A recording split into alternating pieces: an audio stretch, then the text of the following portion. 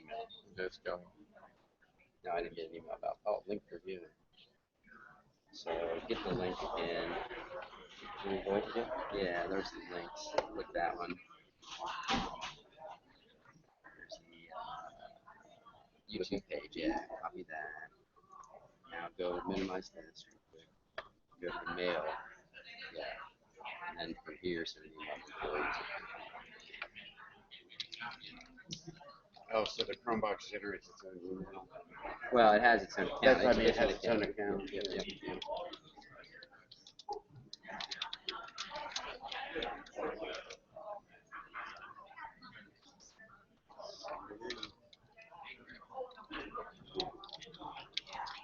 Is there a different one for faculty?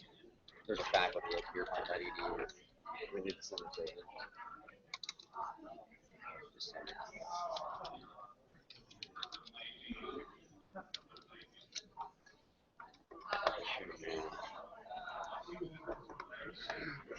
Okay. Now. Bill. Oh, here's an email from Leslie at 554 a.m. That's not good. That's why I sent you. I just. I didn't send you. I sent him a message. And he said no. All right, you guys take off. Well, I haven't got the email yet. I did. Got it. You just got it? Right. Okay, there you go. All right, man. See you at 10 a.m. Yeah. If I don't run away first. Yeah, and you might want to tell people not to, so people would hear it on stream, because it'll slow down the bandwidth a little bit. Yeah.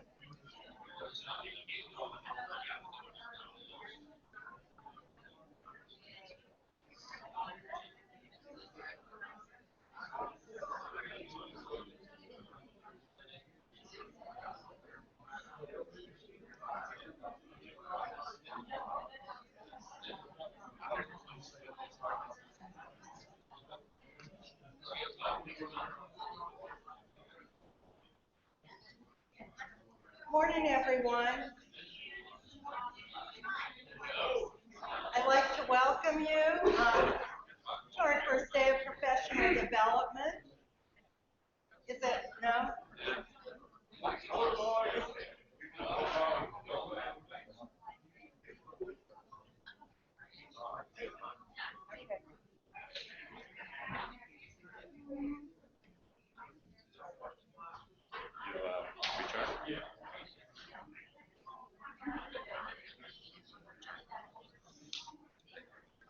Oh, no. There we go.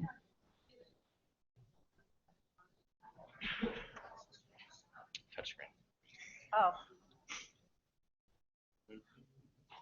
Gotcha.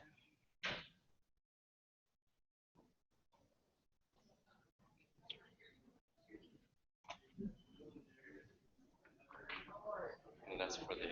That's for. Try talking now. Everybody's actually listening. Good morning, everyone. I'd like to welcome you to Professional Development Day. And I really can't believe how fast the summer went. And it's August already.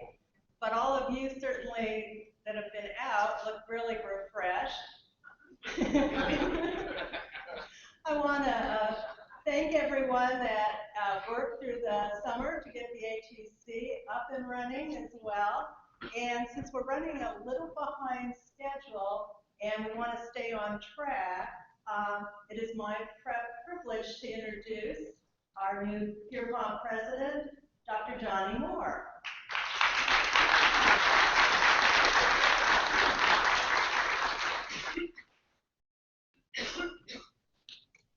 Morning, everyone.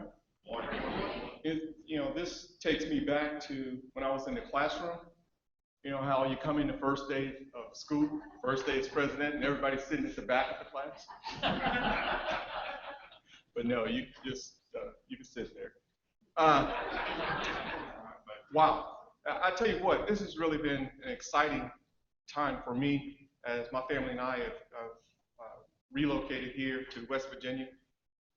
Man, I tell you, it's everything that I thought it would be and more, Mr. Chairman. First of all, I want to thank you and the entire board for selecting me as the president of this institution. and I'm enjoying my time working with you, as well as working with all of you of the Pierpont College family. Really, really appreciate the welcomeness and the love that you guys have shown me thus far. I know it's early, and I know it's a honeymoon period, but no, I really, really appreciate what you guys have shown me. My family and I have really enjoyed our time here thus far. Here's a photo of my family, my wife Sequoia, my son Jonathan and Jana, and recently we spent a little bit of time at the Cooper's Rock. And I tell you what, if you notice in that photo there, you notice my wife, my son, and my daughter, they all seem relaxed. And I'm more in that mode of trying to protect or prepare if something were to happen.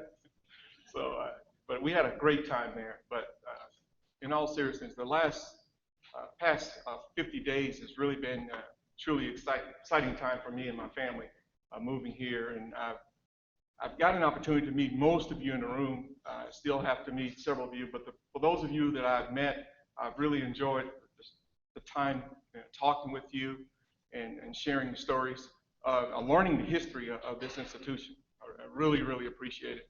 And I look forward to getting to know others that are in the classroom. See, classroom.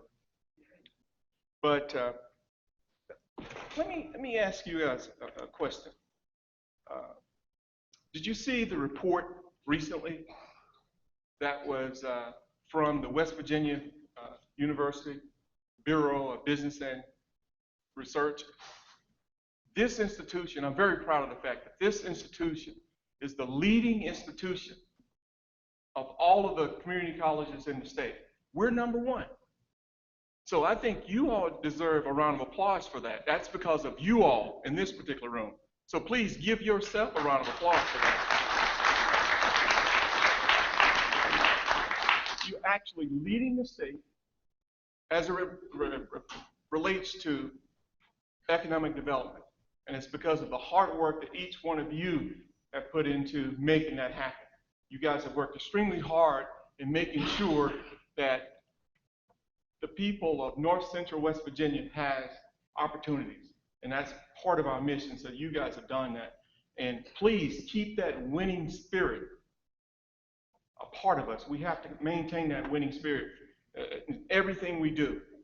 Now, speaking of winning, how many of you know this guy? He knows a thing or two about winning. Bobby Knight. And I know some of you remember Bobby Knight from the chair incident. Partial out effects of the chair incident, this guy was called the General. And he was called the General because of his tenacity on the basketball court. All right, he was coach, for those of you who don't know, he was coach of Indiana University. He won 3 national championships. His teams won 11 Big Ten championships. He won 8 Big Ten conference championships. He was named Coach of the Year 4 times, National Coach of the Year 4 times. Also were named Coach of the Year in Big Ten for about 10 times. He won a gold medal. His teams won a gold medal. And also he was inducted into the College Basketball Hall of Fame. And the reason I want to bring him up on the slide is not so much of what he did on the court, but I respect this individual because of what he meant and what he stood for. And one of his most famous quotes, he said, "The key is not the will to win." He said, everybody has that. He said, it is the will to prepare to win. I mean, think about that for a minute. The will to prepare to win. And think about what we're doing this week in terms of professional development. You know, as a former faculty member myself, especially as a young faculty member, I hated this time of the year in the sense that, that meant a week of meetings. I didn't want to do all of that stuff. But as I got older, I understood the importance of preparing to win. And when I say preparing to win, that means preparing to be successful in your classroom. It's all in the preparation. Think about when you're teaching your students. Think about the message that you send to your students. You know, they come to you frightened and haven't prepared and wondering what they can do and thinking you as a professor can,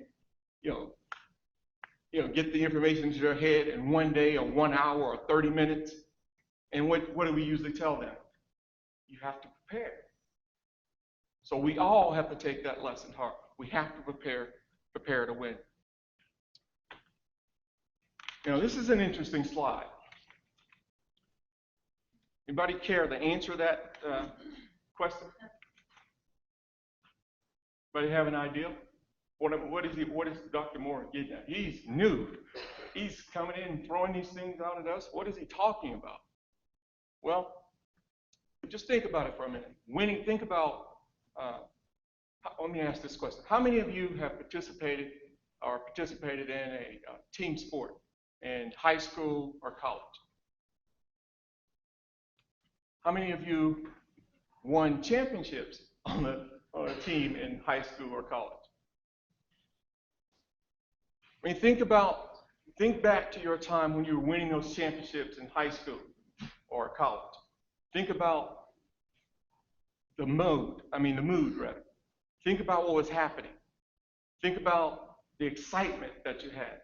Think about, not everything was smooth, but think about how things went about. And the reason I put this up, because there's a strong correlation between sports analytics and student success. He says, what is he talking about? Well, here's what I'm talking about.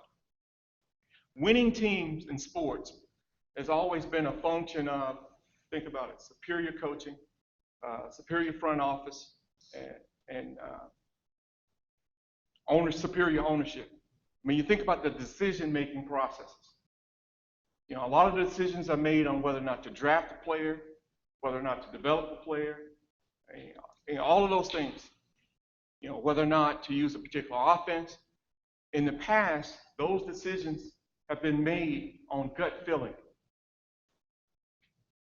And if you think about that in terms of what we do in terms of in terms of academics, a lot of the things that we've done has been based upon a gut feeling.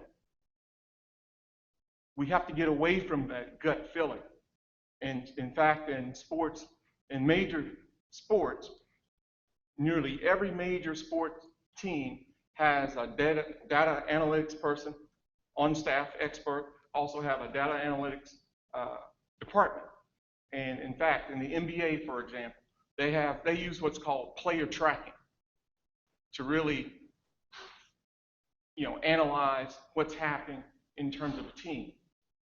And if you think about statistics, you have everybody know that in athletics you keep number of rebounds, number of assists, the number of turnovers. All of those things. But in the NBA teams, and especially in those arenas, they use what's called information technology. They have just a lot of cameras that are stationed all around in arenas on the catwalks, and they're looking at things, in addition to the traditional stats, they're looking at things like, okay, how many times a player touches the ball? How many times an individual run up and down the court? How many opportunities does the player have to get rebounds? How many shots are altered by a player? So they are really analyzing what's happening so they could have that competitive advantage as it compares to other teams, or how to make that team go about winning. The future of sports athletics is sports analytics. Well, the future of higher ed is data analytics. Think about what we as institutions we've traditionally done. We've looked at ACT scores, GPAs, and all of that stuff. We looked at those items to make decisions about the incoming freshman. Well, that's data on past students. So we need to start looking at things a little bit different is the point I'm making. We have to start looking at and analyzing, getting real-time data on the students that we're serving so we can make those instantaneous changes as it relates to those students.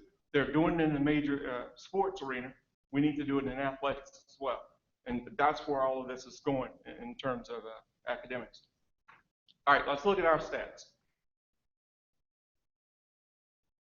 Credit head count. Now this information was taken from the 2015 report card. Credit enrollment has decreased. If you look at this, this is serious.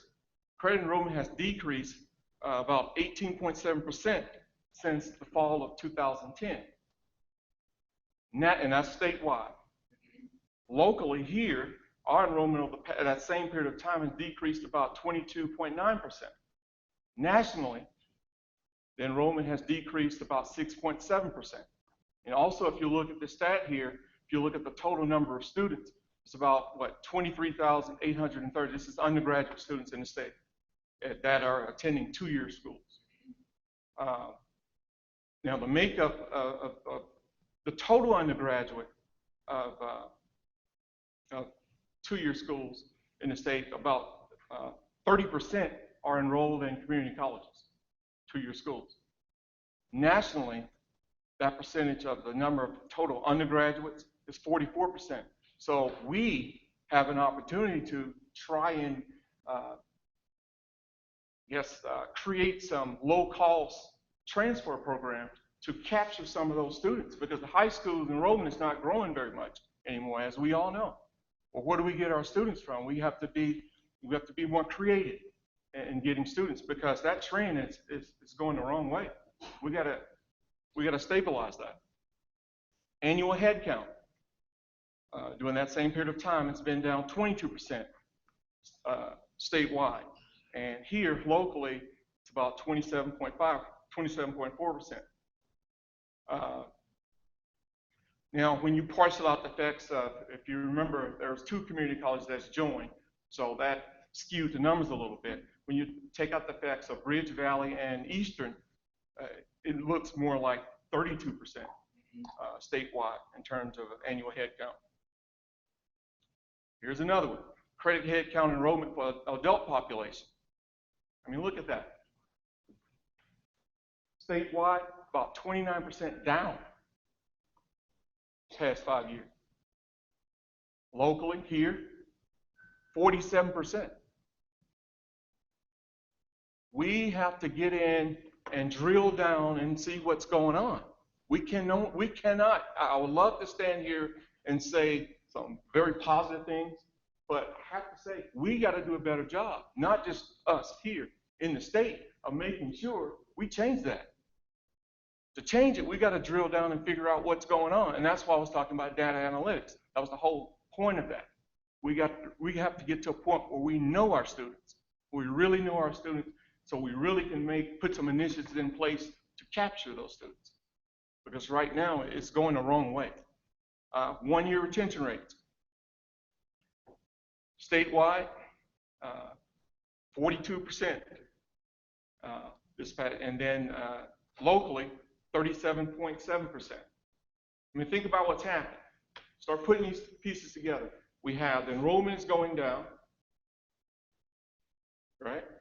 And we have the retention rates is going down.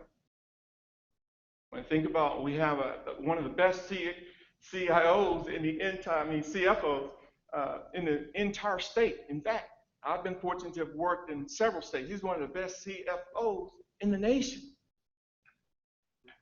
Seriously.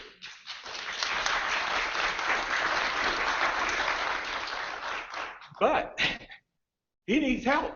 We need help. Dale and I had an interesting conversation yesterday, and one of the first things he said to me this morning, Dr. Moore, did you recover from yesterday? We jokingly said, you recovered from yesterday? We had some good, Dale and I have really good conversations. But we do, really, which is a good thing. You want your president and CFO to have a good relationship. You want that, and I think we have a good relationship. But as you can see, we have some serious challenges that we all gonna fix, and we're gonna fix them, by the way. 6-year graduation rate. Statewide, it's about 24.4%. And then, of course, with locally here, 24.5. And what that's saying is, West Virginia's 6-year graduation rate for students who began in the fall of 2009. That's what that's representing. It's 24.5 and then 24.4. And for us, those students that began in the fall of 2009 graduated rate was 24.5%. So I've said all of that. And so what does all that mean? Well, that means we have some challenges. That does not mean we cannot find solutions to these challenges. That means we simply have to start looking and drilling down to see what the problems are, and we fix it. I'll try our best to, at least. So as you can see, we've lost revenue from tuition and fees because of drop in enrollment as well as low retention rates. I mean, think about it. In fact, I was doing a little analysis with Dale, and in 2013, correct me if I'm wrong, Dale, in 2013, our unrestricted revenue from fees and from tuition and fees were about $13.7 million. 2015, anybody want to take a guess of what our unrestricted revenue from, not you, Dale, tuition and fees? $9 million. None. Now you can see the significance of data analytics and retention. And faculty, that's where you guys can help us as an institution. Is Lila here? No, she's busy enrolling students. Oh, that's right. That was a check to make sure. But it's not, and the whole point of me bringing up Lila, it's not just Lila's job or her staff's job to enroll. It's all of our jobs to enrollment. Meaning the president's number one on that list. We all got to play a role, and we all can play a role in that, particularly with faculty when it comes to retention. And if you see that student who's not showing up, don't just chalk it up, oh, that's one less paper I have to grade. That's the way I used to think as a young professor. No, give them a call. We need those students here, because you can see how it's affecting our bottom line. So if they come here, let's do our best to keep them here. Now, of course, I know there are some students, I don't care what you do, you're not going to be able to reach. But a lot of those students we can reach, because you guys visit those students on a daily basis in your class, and hopefully you're developing a relationship where you can make that phone call and they'll listen to your phone call. But at any rate, so drop in enrollment, low retention, and then of course at the state level, we're getting, and that's nationwide, where state appropriations are getting smaller and smaller. That we cannot control. But what we can control somewhat is the enrollment, especially and particularly retention. So we're definitely caught in a squeeze. We are. So what is the solution? Well, what's not a solution is for us to sit back and not do anything. We do not want to do that like one of our sister schools. They're having some serious issues right now because when they were faced with challenges like this, they did not do anything. And I don't know what was said, but I'm assuming nothing was said to the masses. So I'm going to say it day one. Guys, we got to look at things a little bit differently. We're going to make this work. Here's some simple truths. College students are more likely to complete a degree in a timely fashion if they choose a program and develop an academic plan early on. So early on in their career, if they have a little bit more guidance, if they have a clear roadmap of the courses they need to take to complete a credential. I mean, think about that. It makes a little sense. They need to, you may think students nowadays do not need the handhold. They do. They need it more so than we did when we were in college. They receive that guidance and support to help them stay on plan. They need it. Many colleges have achieved significant improvement through what's called, and how many are familiar with guided pathway systems? Well, a few. Well, where's Leslie? I think tomorrow you're going to be given more detail about how our involvement with guided pathways. All right. And with this guided pathways, what you tend to see is higher graduation rates. You tend to see more students graduating on time. close achievement gaps, as well as, fewer lost credits, because they have a plan, they have a map precisely as what they need and what to take at a given time. And also, we can play a role in that in making sure that classes are offered appropriately. In fact, I did a little research, thanks to the help of Lila and Leslie. Anyway, I can't find that, and usually that's the case. But we have a student. You who are faculty and deans, we need your help. We have a student who's lived on campus, and this student is taking classes at 4 different sites.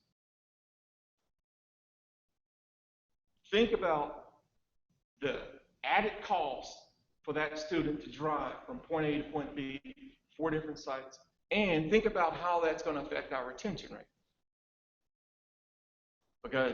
And I'm going to track that student semester long, because I want to see how that student's going to fare.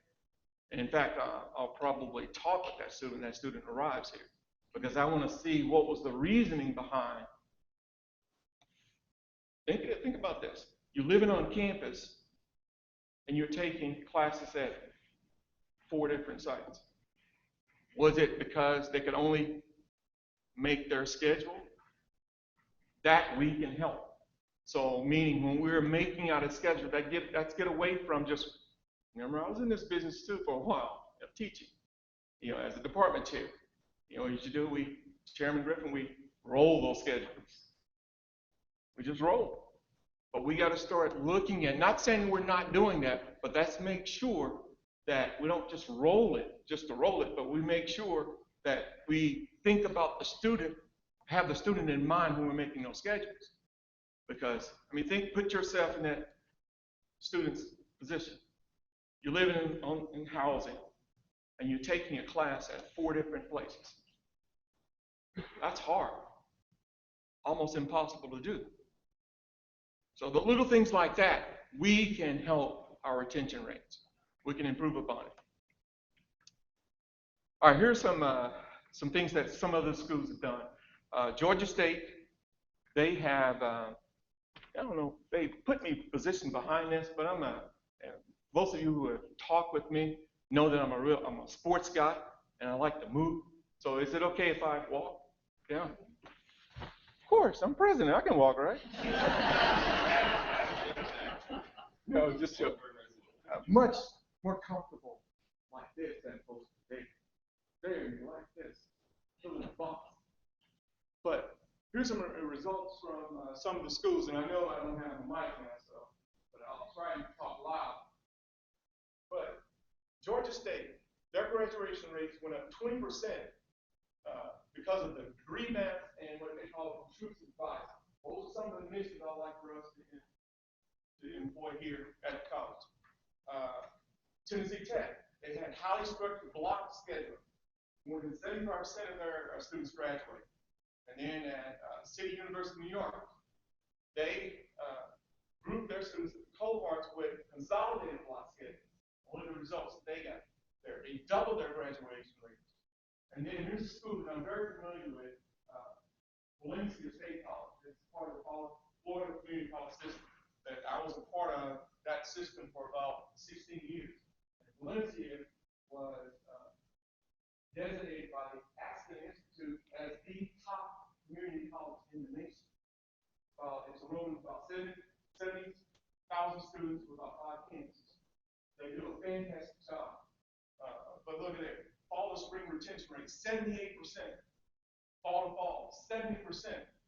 6-year graduation rate, 50%. If you recall that, when I showed you the slide on the stats, and not my stats, the stats that I got from the state report card, our retention rate is what, 37%.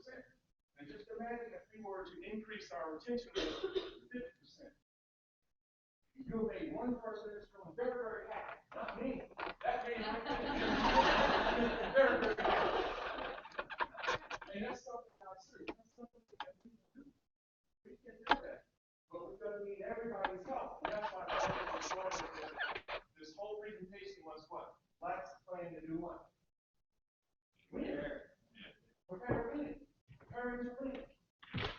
We have to prepare to win, and that's how we prepare to win, by doing those things. Winning, in our case, being successful. Our students being successful. We have to do a much better job overall of being a little bit more student focused.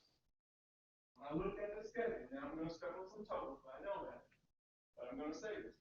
When I look at the course schedule, it's not student friendly. We have to become a little bit more flexible in our offerings. We got to look at online, hybrid, not fully online. I'm not saying we don't fully online, but I am saying we start looking at more hybrid classes. We have to do that. Again, I'm a very competitive person. That's by nature, I am. For us to remain competitive, we have to do things a little bit different. I'm not saying do things different just to be so different, but to improve on what we're doing. We have to do that. We have to do that. But the only way that happens is we do that collectively as a unit. So here's a Reader's Digest version of guided pathways. So semester by semester listening course is designed to help students to navigate through their program of study in a clear and concise manner that leads to completion within scheduled 2 years. And data roadmap for student success. That's all you do. And you'll get more details on that on Wednesday. But this is something we really want to look at. And I've been part of several states. I work in the state of Florida and also in Texas. In Texas, we have what's called my New Mathways Project. So it's a program specifically designed for my math folks. Ready? Thanks, man. No, there's a story. There's always a story. Yeah. Jennifer and I was emailing one another late last week. And I was trying to fit into the schedule to teach class. That's how passionate I'm about student success. That's how passionate I'm about making sure we're doing the things that we do. Unfortunately, because I think you all would want me to attend state level meetings. So it's a couple of meetings I must attend. And I told Jennifer I would love to do it, but unfortunately I have to do the meeting. And of course I was going to be teaching the students really need that class time. That wouldn't be fair to them. Although I and so what we're going to do is I'm going to work with her and others in that department. So I'm going to do some like visiting lectures just to get in that classroom. That's what I love. As you can see, I love here, not there. I love being out. So we will make that happen. So thank you. All right, so top priorities. Enrollment. Enrollment is not just student services responsibility. Enrollment is all, it should be a top priority of all of us, including myself. And again, we will make, we gotta make Dale happy. We gotta make Dale happy. And it will make all of us happy because then we can do some great things in the classroom. Because we have fun. So right now, I can tell you folks, I'll be honest with you, right now, enrollment is not looking very good. Not even where I want anybody to leave out here, moving around these rivers. No, it's got this work, that's all. This work is that enrollment up, but it should be everybody's responsibility. Retention and graduation rates. Think about what we said earlier. Our budget or revenue for unrestricted tuition and fees was what, 13? Think about that. 13.7 million. Last year, 9. Dale was a very creative individual, but there's not a whole lot more creativity that's left. That's what you told me yesterday. But no, all seriously, not a whole lot to do with that. I mean, we're going to have to make some tough decisions. Think about your household. You go from that budget to what do? You have to make tough decisions, right? Well, we're in a similar position here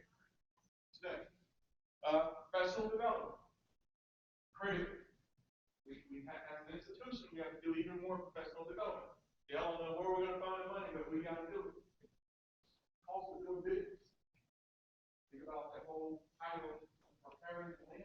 Well, that's how we prepare to win. Through special development. These types of activities, I know as a faculty or young faculty, I hate it. But when you know, you realize the important training.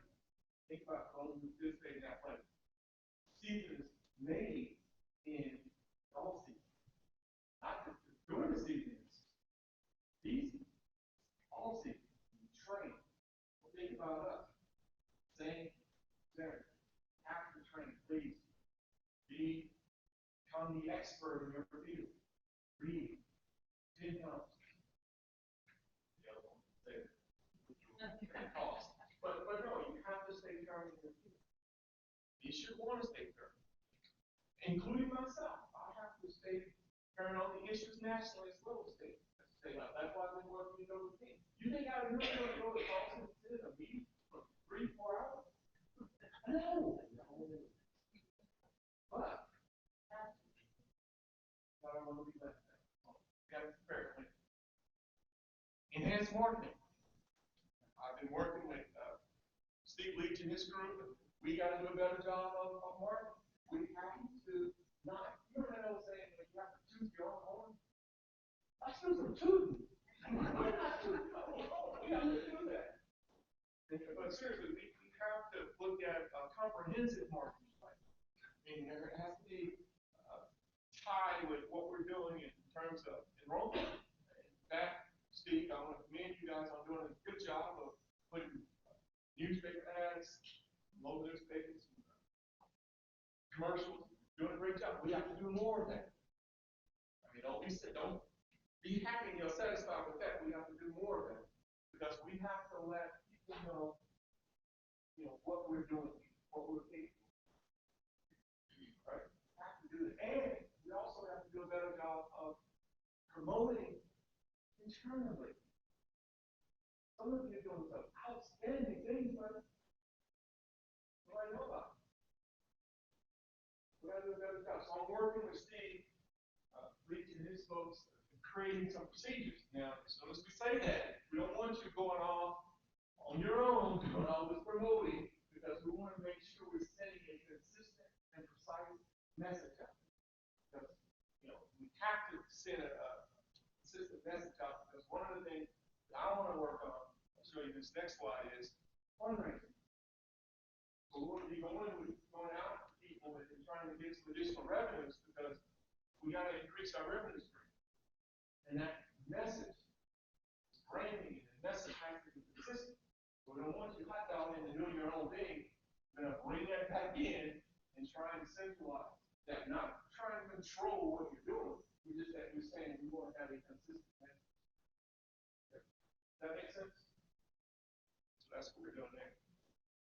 And all of that ties back into, and you'll be seeing our strategic priorities. Brian and Steve did an outstanding job putting together our plan. But it's a plan. Hard part comes in between. Implementing. So we got to implement. We got to get back to focus of the college community on student success. And that goes in saying, remember we were talking about scheduling, all those things. That enhances the chances of students being successful. We have to focus on that. Strengthen our academic excellence. And we have to continuously improve the organization. That ties back into that theme of what we talked about, of what? Preparing to win. Everybody wants to be associated with winning. Right? We're winners. Which means we have to constantly prepare ourselves if we want to maintain that. And then, of course, we have to enhance our relationships with business, industry, as well as community partnerships. Those are things that you all set, which I think are absolutely great, because these, which you all are well aware of, I'm sure, these priorities are aligned with the overarching priorities of the AAC. They're in line. They're in line with that. So it's an outstanding job. Like I said, it's an outstanding plan. Now we have to implement. And that's where that collectiveness of all of us have to come together to implement this plan, to make it work. And I want to finish with this quote. Success is where preparation and opportunity meet. Oh, you know this? You know? For those of you who are not aware, these always won Indianapolis 500, but 3 times. So with that, I'll say, folks, let's go out and win. Thank you all very much for your time.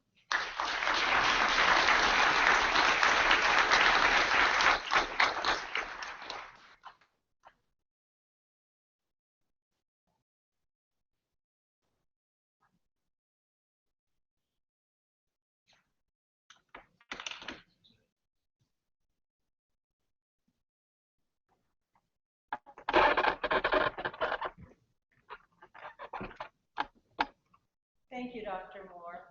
At this time, I would like to call Chairman Griffin up for a brief message from the Board of Governors. How come she didn't use the same word as Dr. Moore? She was free. Say that for Dr. Moore, but it is going to be free. Let me first say welcome to all of you, and I hope that you all had an enjoyable summer.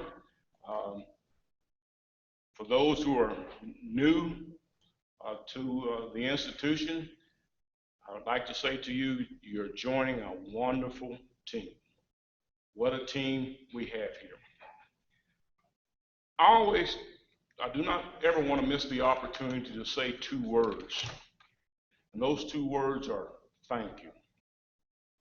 Oftentimes, these 2 words are not said often enough. In the last 6 months, we've went through a lot of things, but you've stepped up to the plate, and we remain a winner. I have some special thanks that I want to give out today. We are going through a transitional period of moving and doing a lot of things. And I want to say thank you to those people who participated in the move. The move from Veterans Square to campus, from Veterans Square to Advanced Technology Center. You've spent your summer making this move possible, and I really appreciate that. I really do. Without your help and efforts, we would not be where we're at today. Sure, things are not the way we would like for them to be, but we're moving in the right direction. And for you to take that time and to participate in that, that says a lot about your dedication to this institution.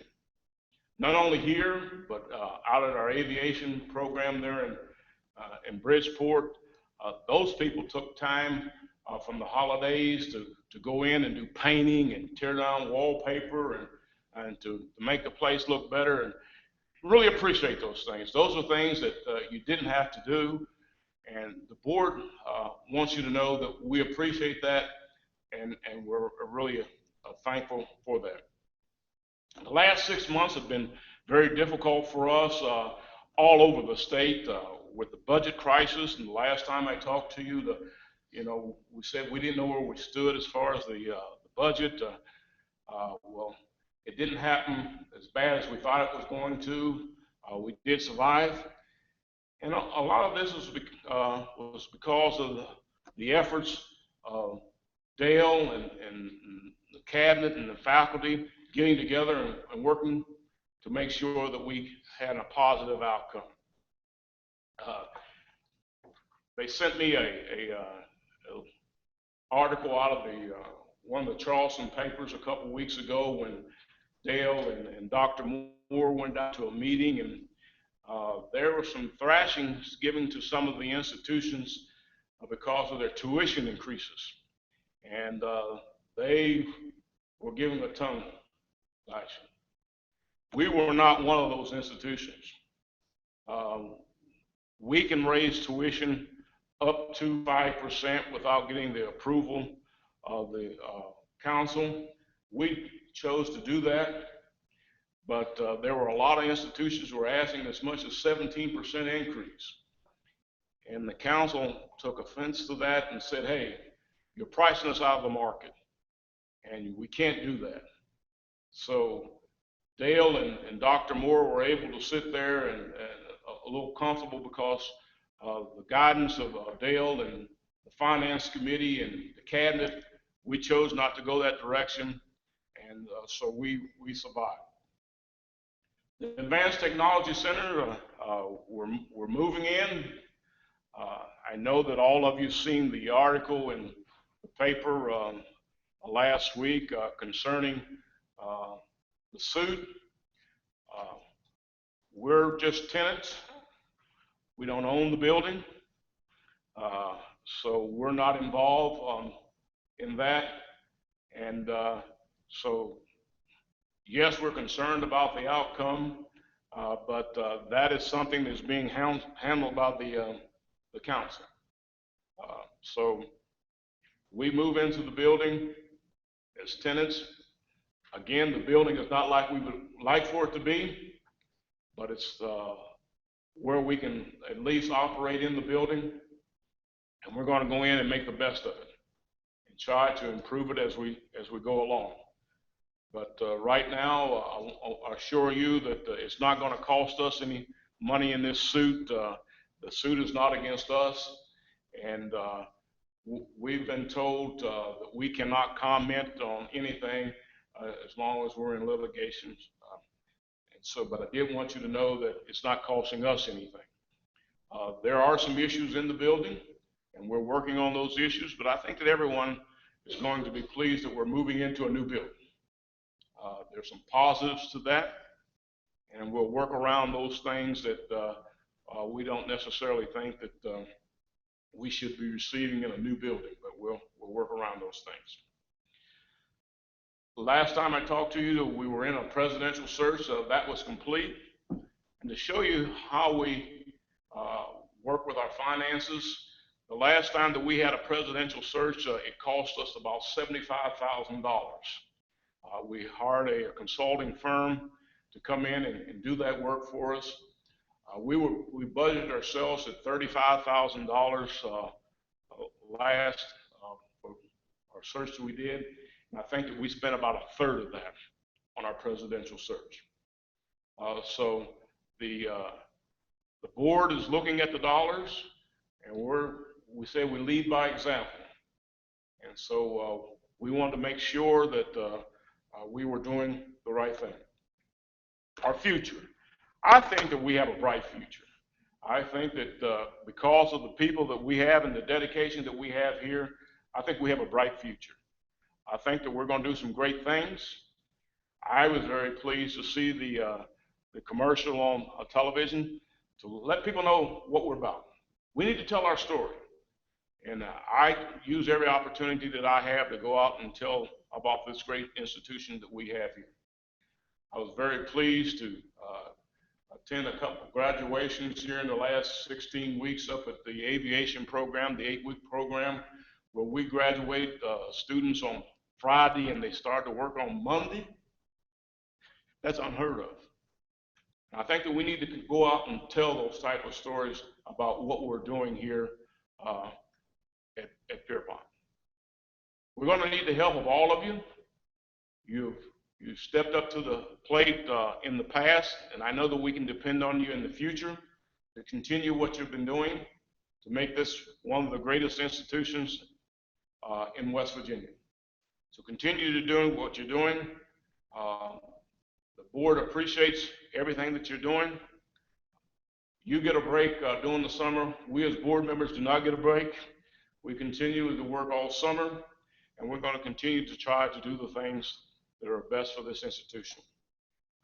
I hope that you have a real positive year, and welcome back.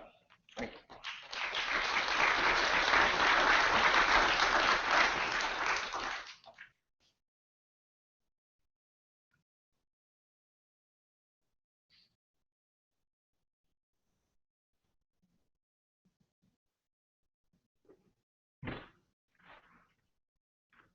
The next thing we'd like to do is introduce some new faculty members or staff that are with us.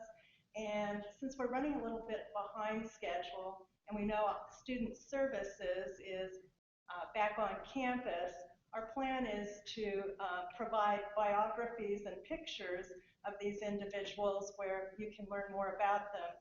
But if you're a dean, or if you know of somebody sitting next to you that is new, if you'd stand up and introduce them. And Rose, we could start with you. Yes, we have two new faculty that are here with us today for the school conference. Can you hear me? My voice doesn't check. Anyway, our first new faculty member that I would like to introduce is Renee.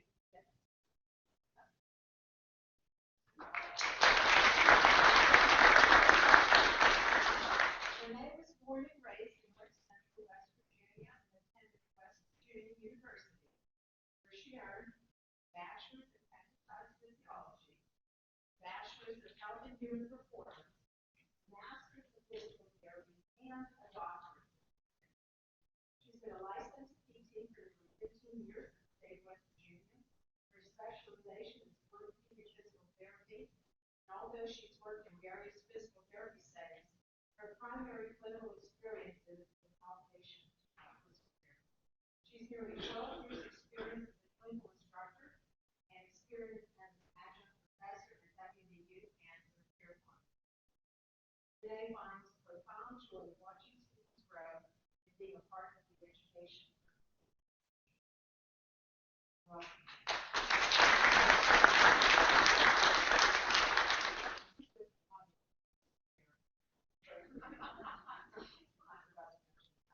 Our other new faculty member is Bobby and Loveridge.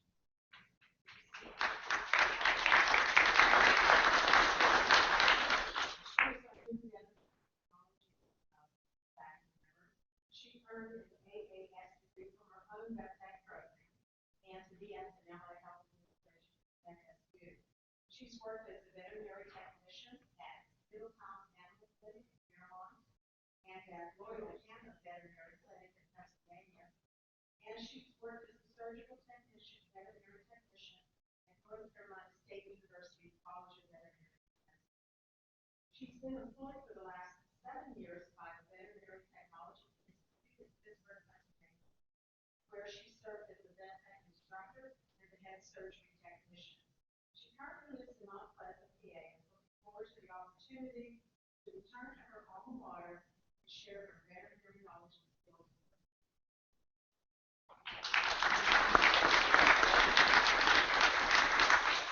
May I go off script for a second?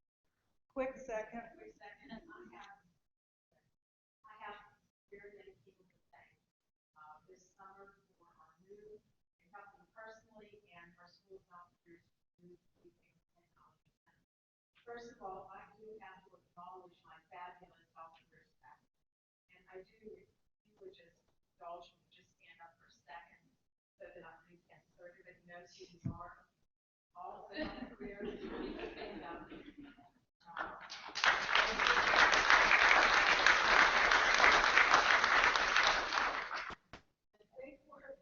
They work so hard this summer and this food. In fact, I don't think Michael will listen to Stephanie ever left. We have, I have to thank the staff and the workforce, Lynn, Kim, Anita, those sellers who are there day and night solving all of our problems, the IT staff for all of the work and getting all of our equipment. This plant is super, they're super hookers. Student services, the provost for all the scheduling they work with. Liberal studies faculty, Jennifer, Jackie Bays, excuse me, Brian Floyd, Jerry Bassa, all of their helping us in scheduling and putting up classes, our registrar, Caitlin, Mitchell Jordan for the help he gave us, the set up our lab. Dale for all his great years and sleepless nights and solving all those problems. And Dr. Moore for giving our students a nice place to sit and do the classes. Thank you all so much.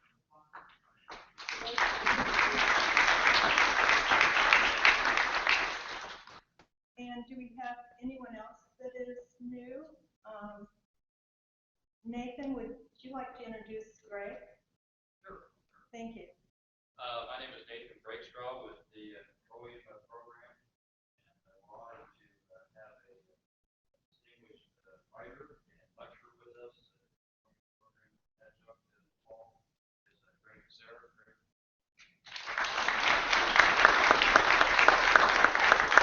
Myself had over 30 years of oil and gas experience. I've known Greg probably 25 over the years. You may have heard Greg on the radio. Greg had been on these committee sessions.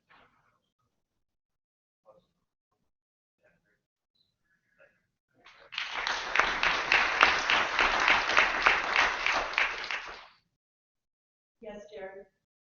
I'd really like to take a moment and just sort of introduce you to some of our changes that we really had out here. I'd really like to introduce Karen Koffendaffer. Dr. Karen Koffendaffer is the assistant dean, and really excited to have her on board, and the fact that she just brings so much creativity to what we have planned in the future. That one of the things we're going to try to do is reinvent the graphics program. We're going to take a hard look at that and sort of get some forward movement to that. And I think one of the examples of that is that she's teaching with Dr. Martina Bacher on a course called Physics of Color and Light. So I really have Dr. Color and Dr. Light here, but I haven't figured out which one is really which. But it just gives me great pleasure to have her on board to assist us as we move forward.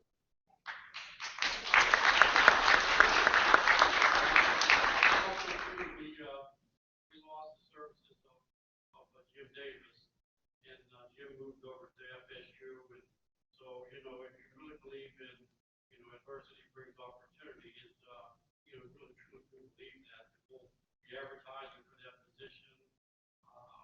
We've already had people step up to really help as far as advising, and we have a large student load over there in Memphis.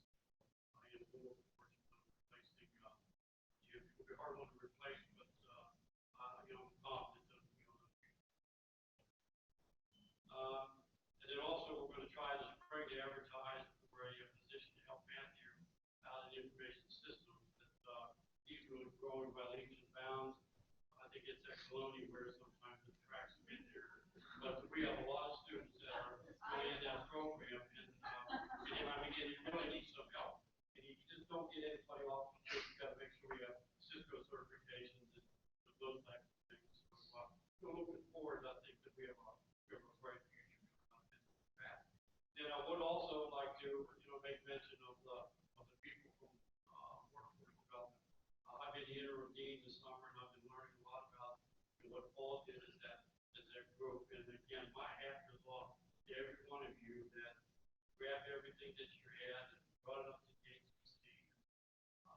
Granted, there's issues, but I'm going to tell you, we had the first group in there. Jay Jones invited us to speak yesterday for UT for the linemen and the substation workers.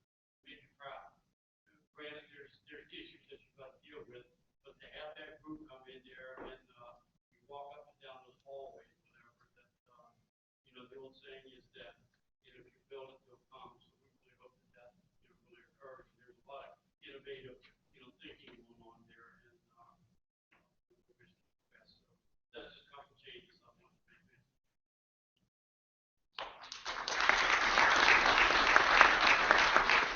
And Pat Maxa, congratulations on becoming a grandfather yesterday.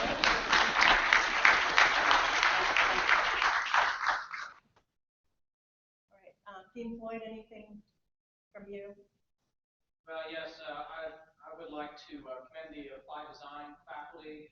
They have gone through a number of transitions from Locust Avenue campus out to Veteran Square, and now from Veteran Square to Bowman Hall, and I'm not sure where they're heading next. It's always creative and positive with those two. Actually, I know where they're heading. They're heading into the virtual world. They're leading in charge of some virtual classes and coursework that I think is going to be phenomenal. I just would echo some of the sentiments of the other deans, and that very pleased with our our faculty moving forward, and we have no new additions nor any losses this year, so retention is the name of services, and we'll stick with that. But very happy to be back in action and looking forward to some of the initiatives that are faculty driven that they've presented to me that they want to move forward with this year, and be rolling out and sharing some of those as we move along. Welcome back, everybody. Thank you.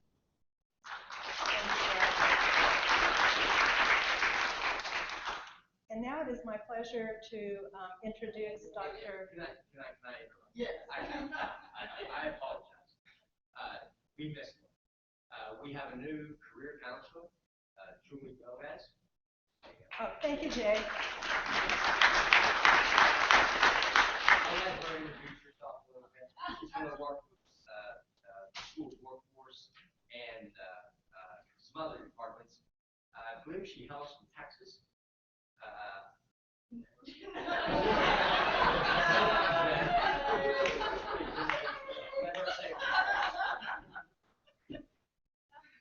morning, everyone. I'm Julie Gomez. I'm from Florida.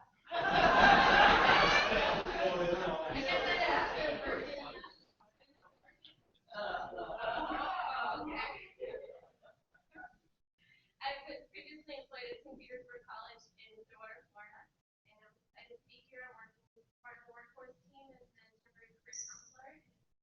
Looking forward to being here.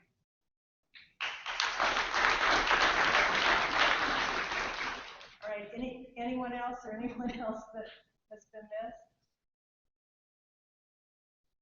All right, well now it is my pleasure to introduce Dr. Mary Stewart, who many of you may already know.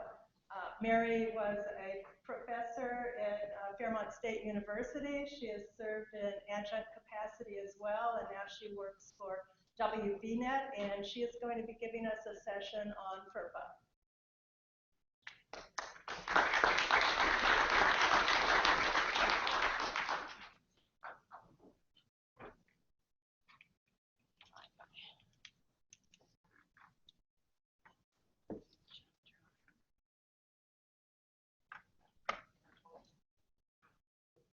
Okay. Bear with me here while I pull this file up. I'm so used to a touch screen now. I'm looking for that. Is there a Slide out. duh. There it is. Thank you very much. Only work in technology. It doesn't mean I use it. All right.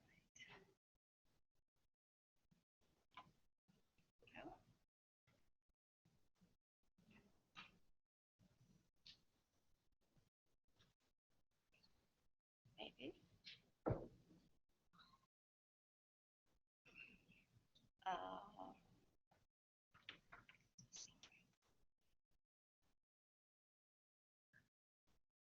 Whoops.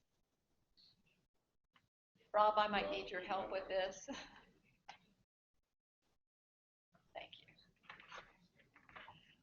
While he's getting me set up, I just wanted to say that I wanted to thank you, first of all, for letting me share with you what I've learned about FERPA in the last 5 years.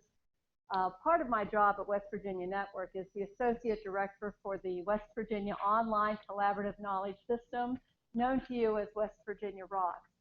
When we started, my colleague and I, Dr. Roxanne Humbert, who many of you know, our pilot was in 2012, and we started with 50 students and 5 courses.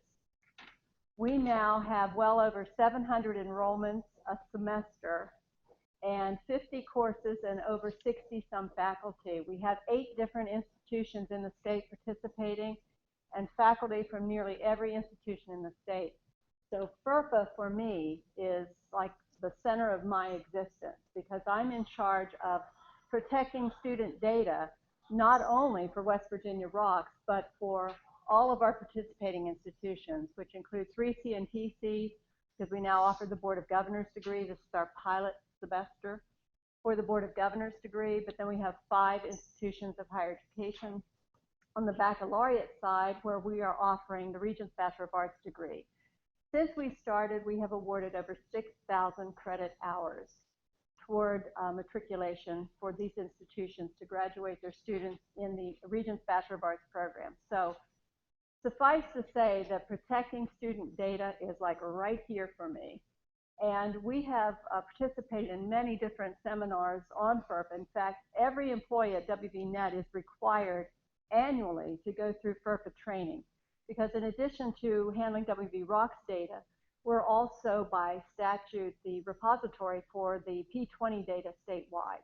So it's very important, and also our NOC members, our network operators who handle your help desk calls, they are all certified and trained in FERPA as well, so that they know how not to reveal a student's identity when they're taking a trouble ticket in. Anyway, I'll touch on that a little bit in a minute, but that's my interest in FERPA, and I want to thank you for letting me share it with you. There, is that better? Thank you, I'm sorry. Okay, FERPA is actually the Family Educational Rights and Privacy Act of 1974, the Buckley Amendment. I remember being a student at, or actually I was either a TA or an adjunct at West Virginia University in the early 90s. And I was walking down the hall, Arnold Hall, where the comm department is, and I saw literally big spreadsheets that had the student's social security number, the student's name, and their letter grade. This was in the 90s, and how many years after this amendment was passed? I knew that that was wrong, and being who I am, I politely suggested that they take it down, because we were entering the age of identity theft, and they just gave them the keys to the kingdom. And they did, and they thanked me for that, but it's very important that we're aware of these things.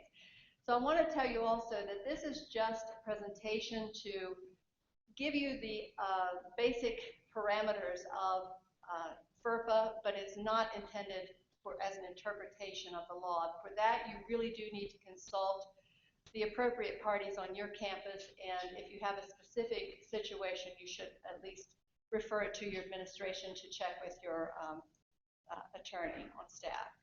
But basically, FERPA gives college students the right in general to control the disclosure of their educational information, their educational record. We're going to talk about how you define educational record in a minute, to inspect and review their educational records, and to seek an amendment of their educational records. So essentially, FERPA is all about protecting students.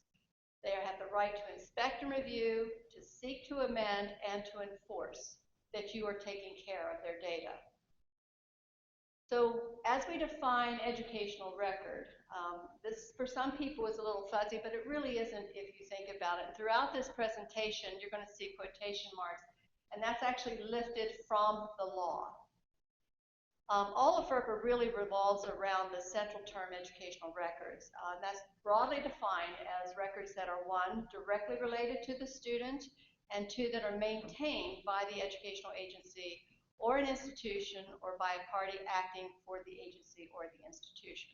West Virginia Network is one of those parties acting as an agent, but that doesn't mean that we have the right to call up your registrar and say, hey, by the way, I need this transcript. That's not within the purview of our legitimate request. Our requests are to protect the data behind the scenes and not compromise that data. The difference is that on your campus, you decide who really has the right to ask for that kind of information. Another point I might add there as well is that it's not like that you're giving those folks access to your banner environment where they can actually pull up the student record on demand.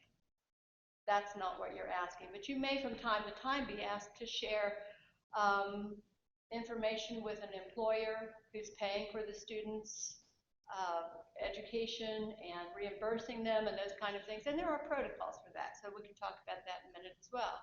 But notice that the definition of educational records isn't necessarily limited to educational or academic records, but to official records. So anything that becomes part of the student's permanent record at the institution attaches to educational records.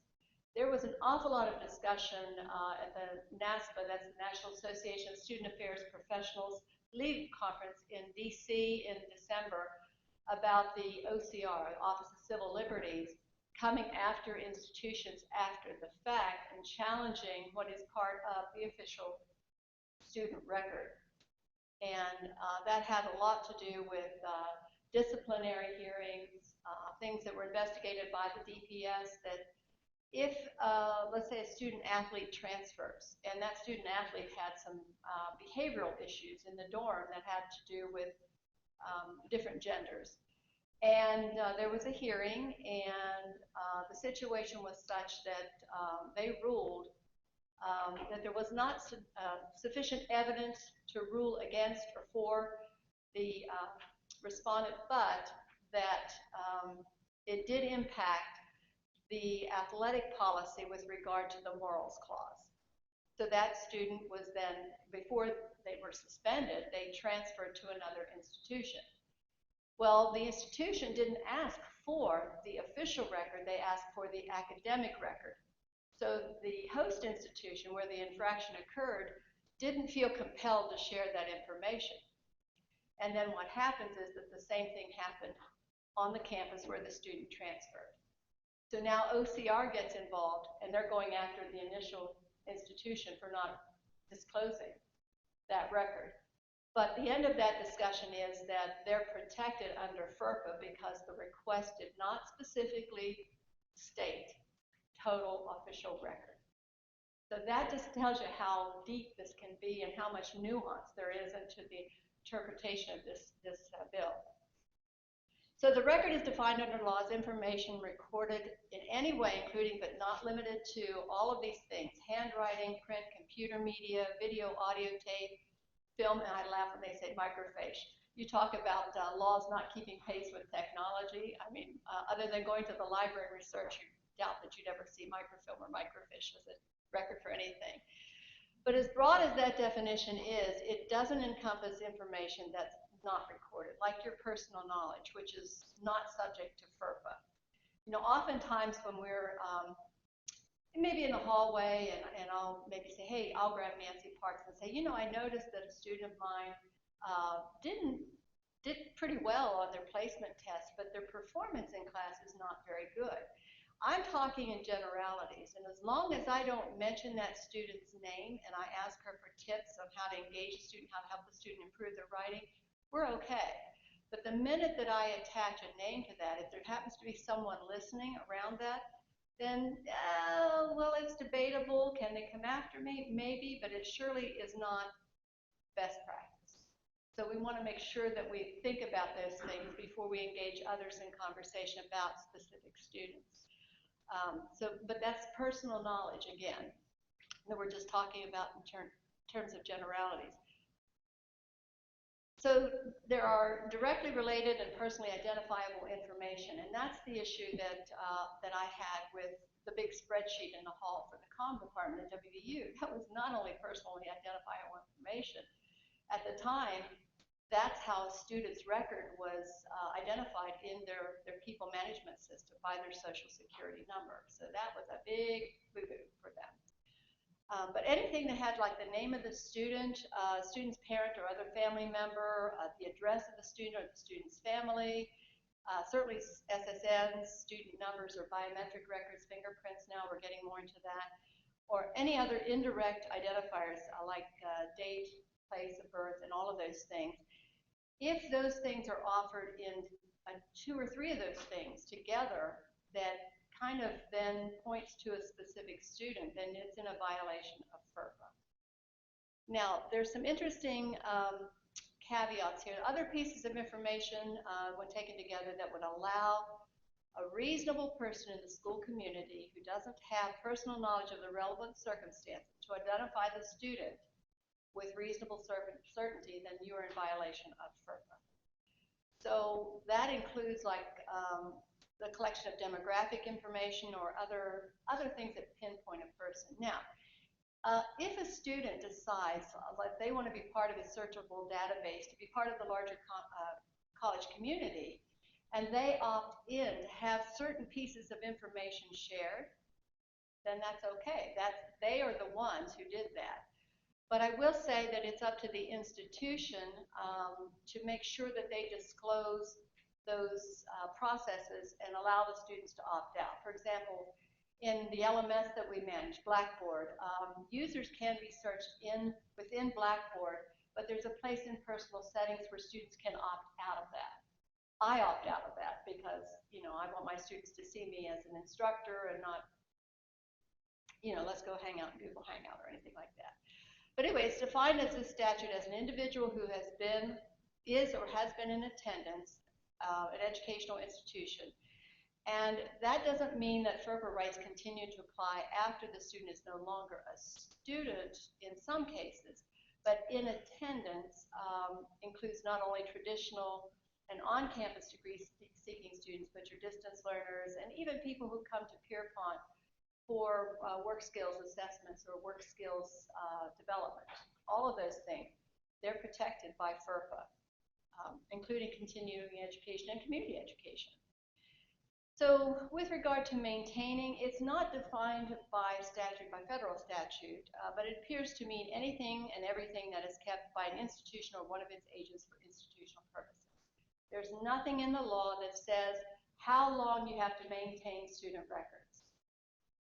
But in practice, we know that with accreditation, we tend to keep those records around a good bit just in case our creditors want to see things. But again, there's no law saying when you have to. There are 6 narrow categories of records. The first is sole possession, and that refers to records that are kept in the sole possession of the maker, and they're used only as a personal memory aid. Remember the days we used to record our grades in our grade book? Remember those days, you know, and we'd keep them from semester to semester, year to year. I remember when I cleaned out my boxes, I had old record books, and I thought, probably should have destroyed those since they were part of now the institution's permanent record. But they're used as a memory aid, or any notes that I might have on a student's paper. They're only for me, and they substitute as a kind of a temporary marker, but they're not part of the student's permanent record.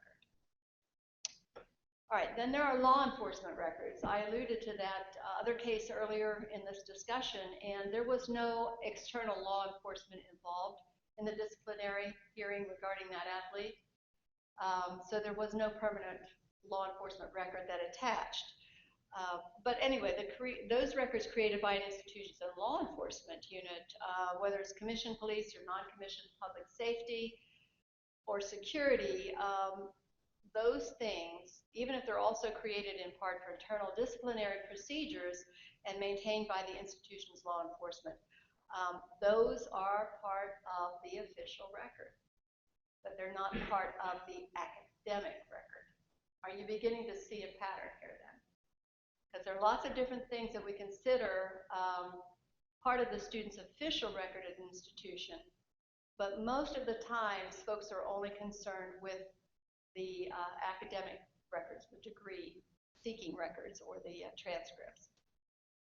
Another one is that of employment. Student employment, in particular, if it doesn't require the student to be in an academic program, then it really doesn't necessarily attach. But I mean, I was a work-study student when I was in college in the way back. When tuition was $112.50 a semester. I kept it and framed it just so my son wouldn't think I was lying to him. But I was a student employment in a work-study student in the education department. But that did not attach to my academic record. That was just in the human resource or student affairs. Those were the only records kept for me then. But now if you think of the reverse of that, a lot of times you have college employees who are taking classes. Again, their employment record is totally separate from their academic or their official academic records because they're not contingent upon one or the other. If, in fact, you had an internship that was paid and it was part of a student's program, then that's a little bit of a different story. Can you see the distinction between those 3 examples? Yes? No? Good. I can move on from that. Another one is treatment, and obviously that refers to, there's a school nurse you probably have access to. Anything that happens there in the treatment of an individual's personal ailment is not really part of the official record. Those are in the hands of the medical practitioners, and your human resources, human services fields will tell you they're covered by HIPAA. Now, there are exceptions there. If something is going on and they see kind of a higher incidence of a specific thing that is related to the good health of the community on campus, then that medical professional is obligated to let someone in student affairs know that, hey, there's an epidemic, and they can do that without revealing any kind of specific information about the student or the initial point of contact. And that has happened several times. I know that in the past there have been incidents of meningitis and other things, especially sexually transmitted diseases now. We have to think about those things. So alumni records, that's another area where these are records received by an institution after an individual is no longer a student in attendance as a student. But the type of information that they get, like address, occupation, that sort of thing, and contact information is outside the student record now because they have graduated the institution, and the Alumni Association maintains their own database. But in most cases, a recent graduate can opt out of having their information listed in the alumni directory as well. But it's up to the institution to disclose that. Another one with peer grades. A lot of times we have peer grades, whether it's in, I've got 10 minutes left. Okay, I've got to rush through this now. If it has to do with critiquing the way you treat a patient maybe, or notes on a paper that you've written, as long as they're not part of the total assessment, a formal assessment, then they're typically not of significance in higher education. So the question is, what records did they miss? In my opinion, I think they missed counseling, and this is particularly important, I think, to advising and other student services of a non-medical nature, like the Americans with Disabilities Act, and whether students need special accommodations. And although these services are not part of the educational record, common sense tells us that they should be afforded the same care with regard to protecting a student's privacy. I think everyone would agree on that note too. There are 16 exceptions. I'm probably not going to get through these in 10 minutes, but they have to do with disclosure and directory information. We talked a little bit about that. It's important that we protect their privacy and protect them against an invasion of their privacy. And there's a whole lot of stuff in here. School officials, how we define school officials. If a guidance counselor from a high school calls and asks for information about a student in a dual credit course that you offer, are they considered a legitimate school official? More than likely, yes. But again, you have put into place a process that they go through in order to get that information. So the best thing to do probably would be to refer them to your registrar, and they would know and recognize that person. But to automatically discuss that over the telephone, or no, I think we all know better than that, I hope. Dependents, this is a tricky one. How many times has a parent called us in our office and said, Johnny's not doing so well, or Mary's not doing so well in this course, and I'm paying their tuition and I have a right to know. No one's ever gotten a call like that, have we? No, I have many of them. And we have to be very kind and patient with them and say, you know, unless your child signs a waiver, I can't really discuss. I can empathize with you. In fact, I've told many parents over the years that I had to surgically attach my foot to my son's behind to get him through his 7-year program at WVU, but that the instructors could not discuss their grades with me. So I really felt their pain. But nevertheless, an institution can, when they enroll a student, give the student an opportunity to say, yes, you can share all of my records with my parents. Or you can ask for their parents' latest tax return that clearly shows that student as their dependent, and then you're covered. Seems like a lot of work to go through, but it's necessary to protect yourself. And appropriate parties. You have to define who an appropriate party is. And they pretty much identify them as articulable and significant threat to health or safety of the student or other individuals.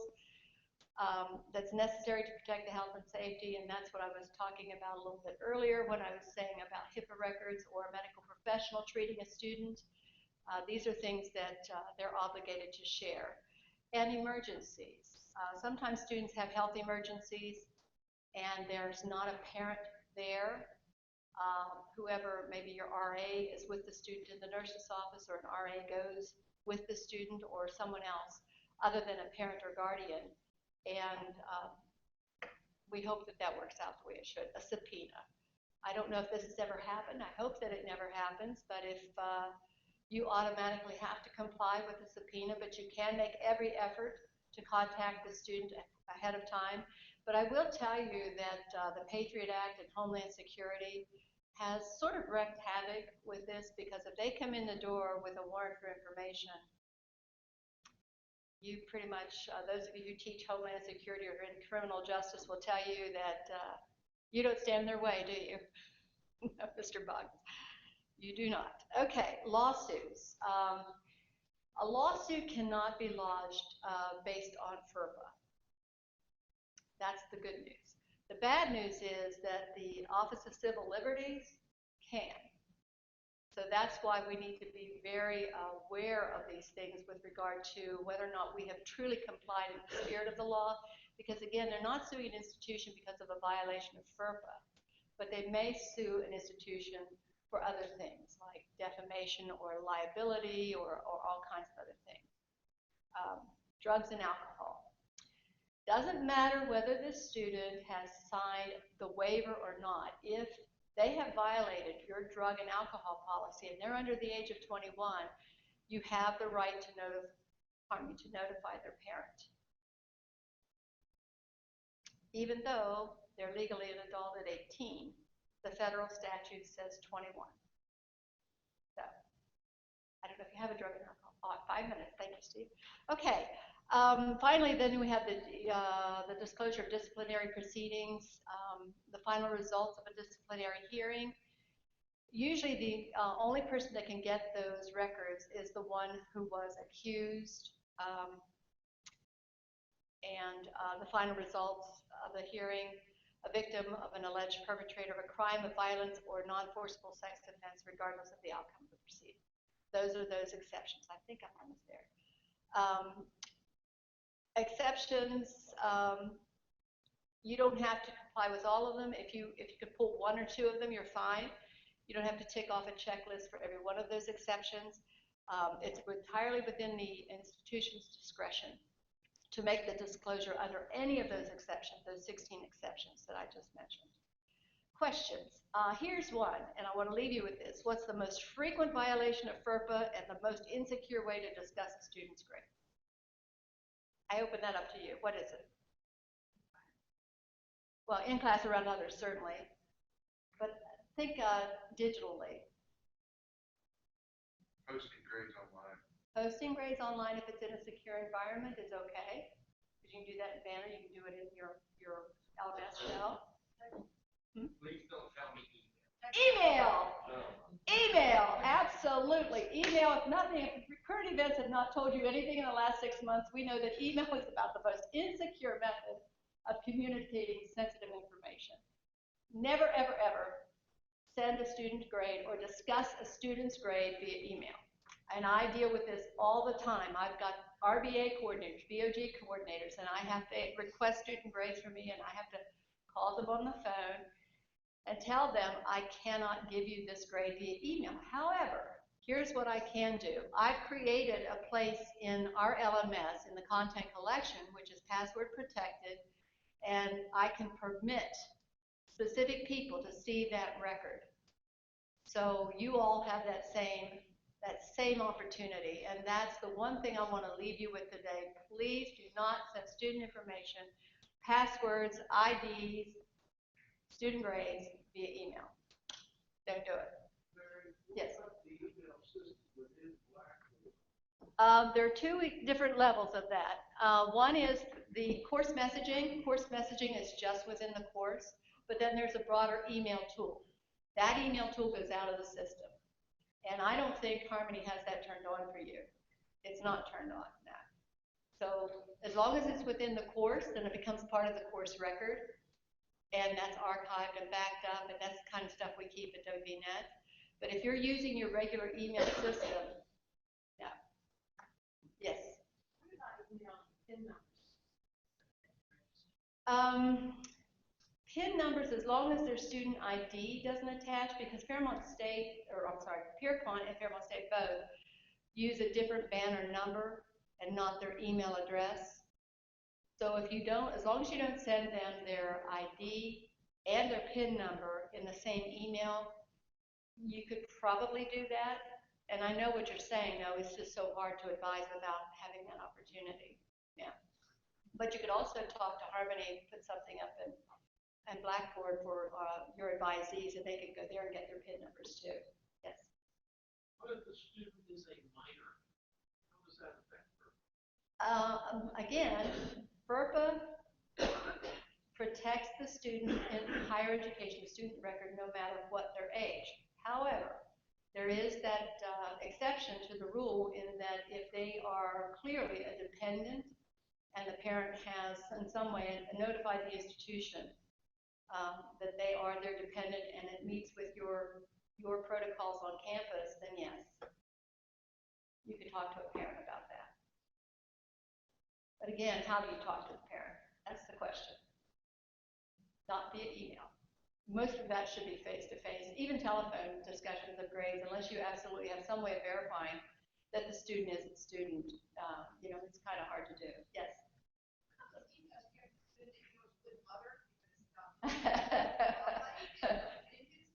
I feel your pain, Dave, but what are you going to do? You mean in the course or outside the course? I would invite them. Oh, I would invite them to come into your office and talk to you in person about it. Yeah, exactly. Yes, ma'am. Is a virtual meeting with Google Hangout with students that's A what now? Is a virtual meeting with the students with Google Hangout that's face-to-face considered secure? I'm going to go to Rob on that. Under FERPA, I'm not sure under FERPA whether they would consider that secure. Who has that? It's just as secure as a phone call would be. Okay, as a phone call. It's whether or not you want that to be part of the student's official record. It's not recorded. Yeah, so there's that. If a student is appealing a grade, how do you bring that into the discussion when it's outside the official channels of communication? But in this case, it is an official channel of communication for the institution. So it's just not attached, like it's not within the course. And as a rule, what we try to do, and I know I'm way over my time, Steve, what we try to do is keep all that communication inside the course. So that way, if in 2 years when they're doing their graduation audit, they come back and they have a question, that's all in the course. I'm not sure how you would document, or if you can download or copy and just keep a record of that. An informal record for yourself probably would not be a bad idea. Okay. Steve's starting to say -5, -10.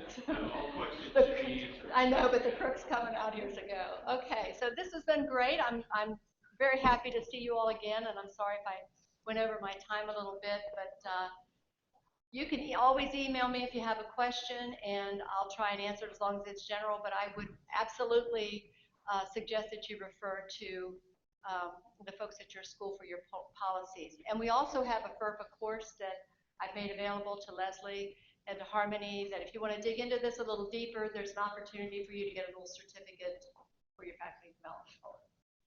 Thank you.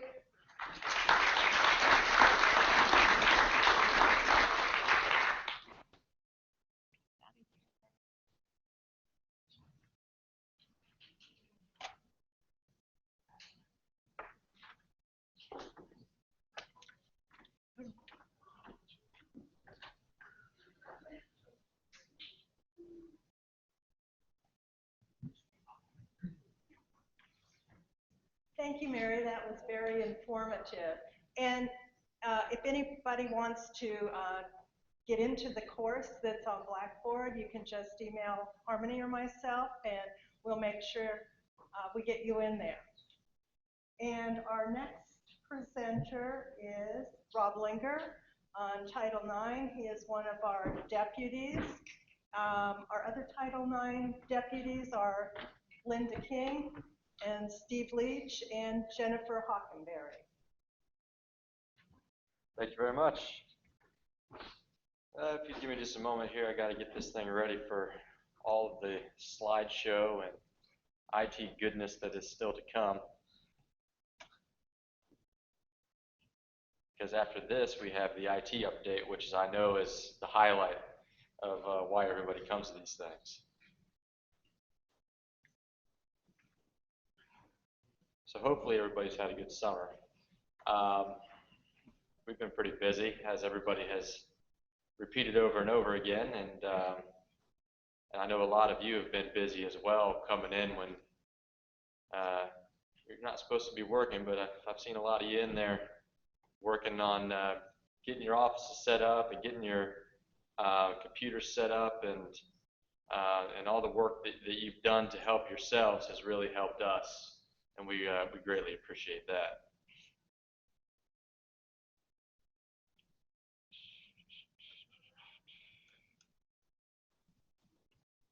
But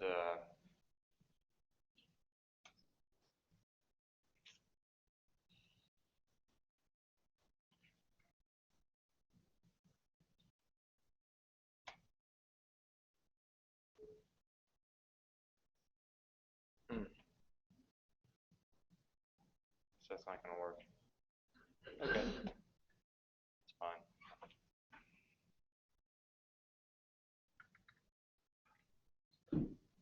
Just got to get on here and get the presentation that Jennifer Hockenberry made for us.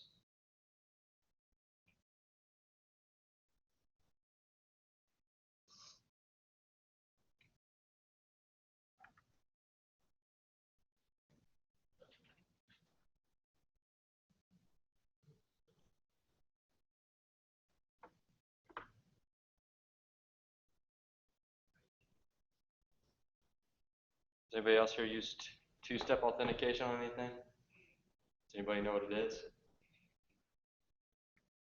Maybe Josh will talk about that in the IT update. For now, we're here to talk about Title IX.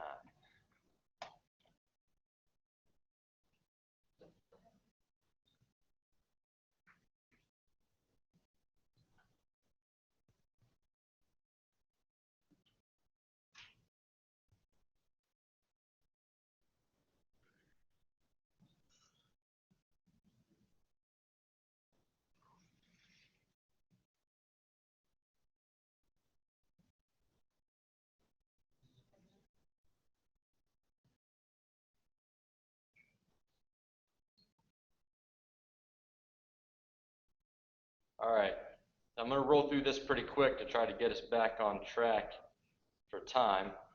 So basically, this summer, a few of us went and did the Title IX training to be the Title IX deputies for Pierpont. We have a quick presentation here, as I said, was made by Jennifer Hockenberry, who is one of the deputies, understanding Title IX. Oops, we have the definition there that I cruised on past, and that's not going to be very helpful. No, there we go. So the definition of Title IX, or the Title IX definition of sexual harassment. And I'll tell you what, I'm failing today at this, guys. Let me get back here. There we go. All right. So any unwelcome conduct of sexual nature, or that is sexual or sex or gender based, speaks for itself. If at any point anybody has any questions about any of this, and I know that a lot of you have seen this a number of times before, this may be new for some folks that are new to the institution, maybe new to Title IX. So if you have any questions, just holler out. I'll stop and look up and see what's going on. The three forms that we spoke the most about at the seminar we went to was quid pro quo, which is usually based on power differentials. So sort of like the you could have the weekend off if type things. creation of a hostile work environment, or retaliation. So quid pro quo is unwelcome sexual advances or requests for sexual favors by a person having power over another. Submission to such sexual conduct is made a term or condition in evaluating an individual's educational or employment progress, development, or performance. And that came straight out of the materials that they provided us. You can tell by the amazing sentence structure. It's great. Hostile work environment.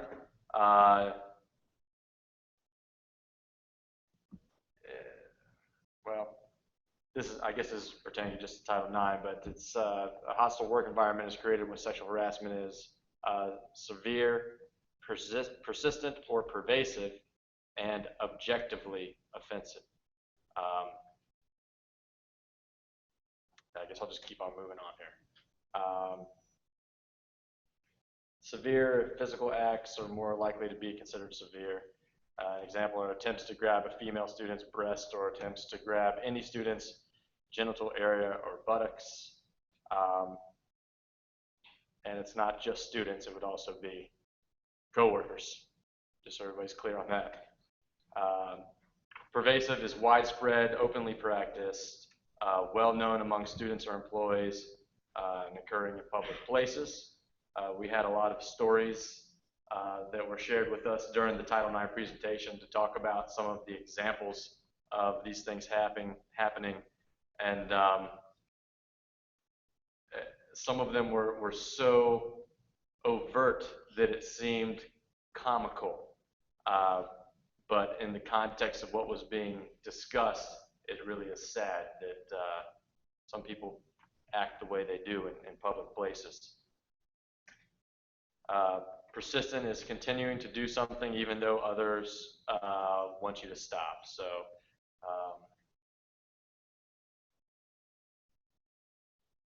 or repeated also has to do with intensity, duration, the welcomeness, and that comes from the ATICSA guide as well. Objectively offensive is reasonable person, standard and context.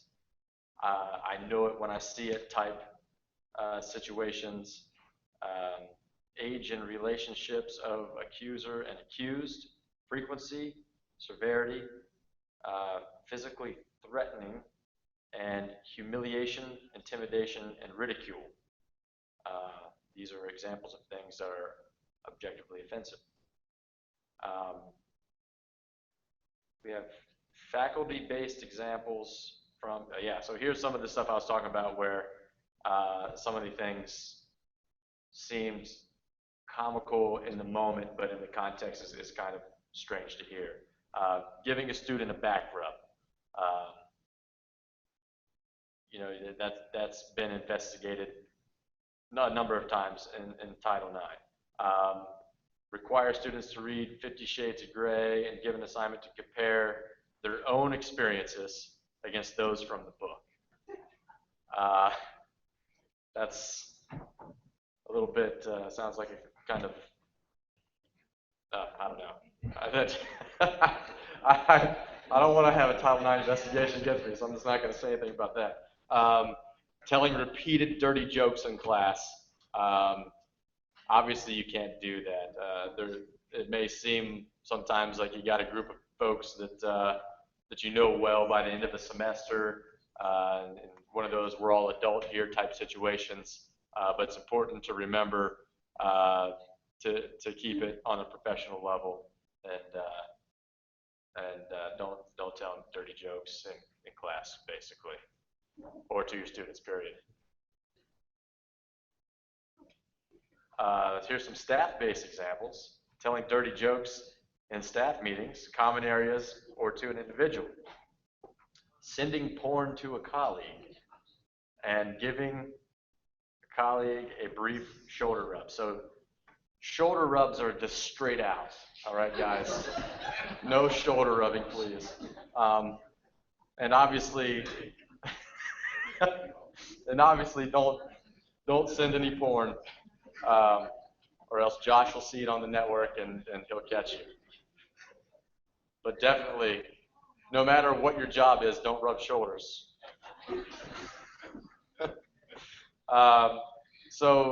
There's a term called responsible employee in Title IX.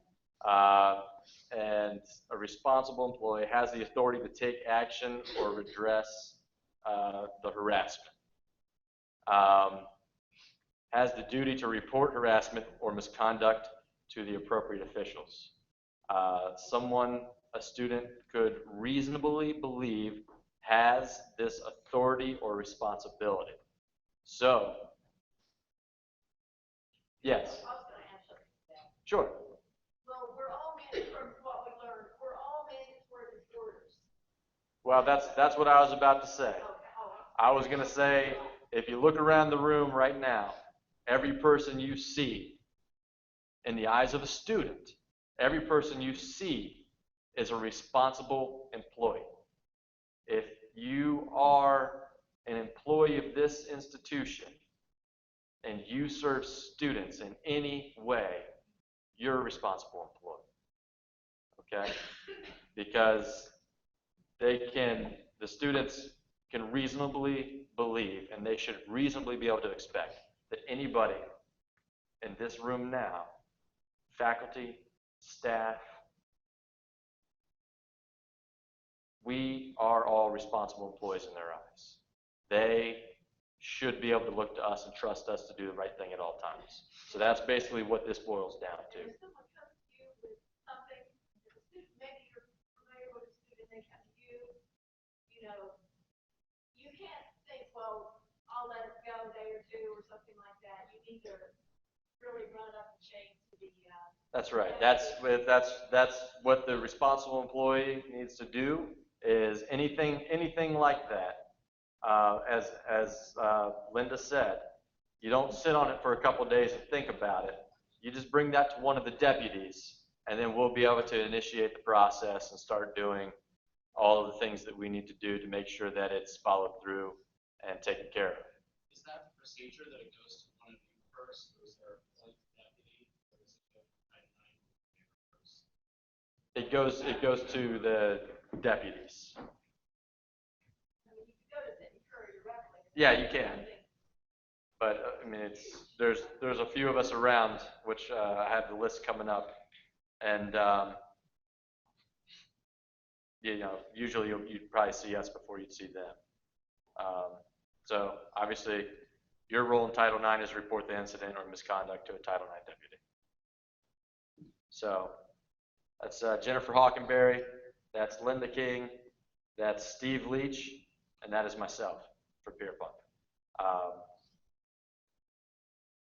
So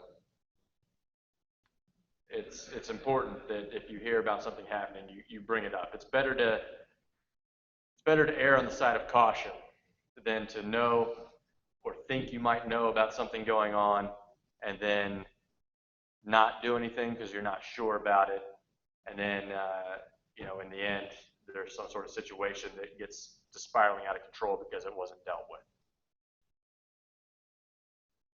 Here's the references. A lot of them come from the TICSA Civil Rights Investigator Practical Skills Training and Certifications course, and they gave us an entire thumb drive full of fun reading materials and some of those interesting example stories that were talked about during the training.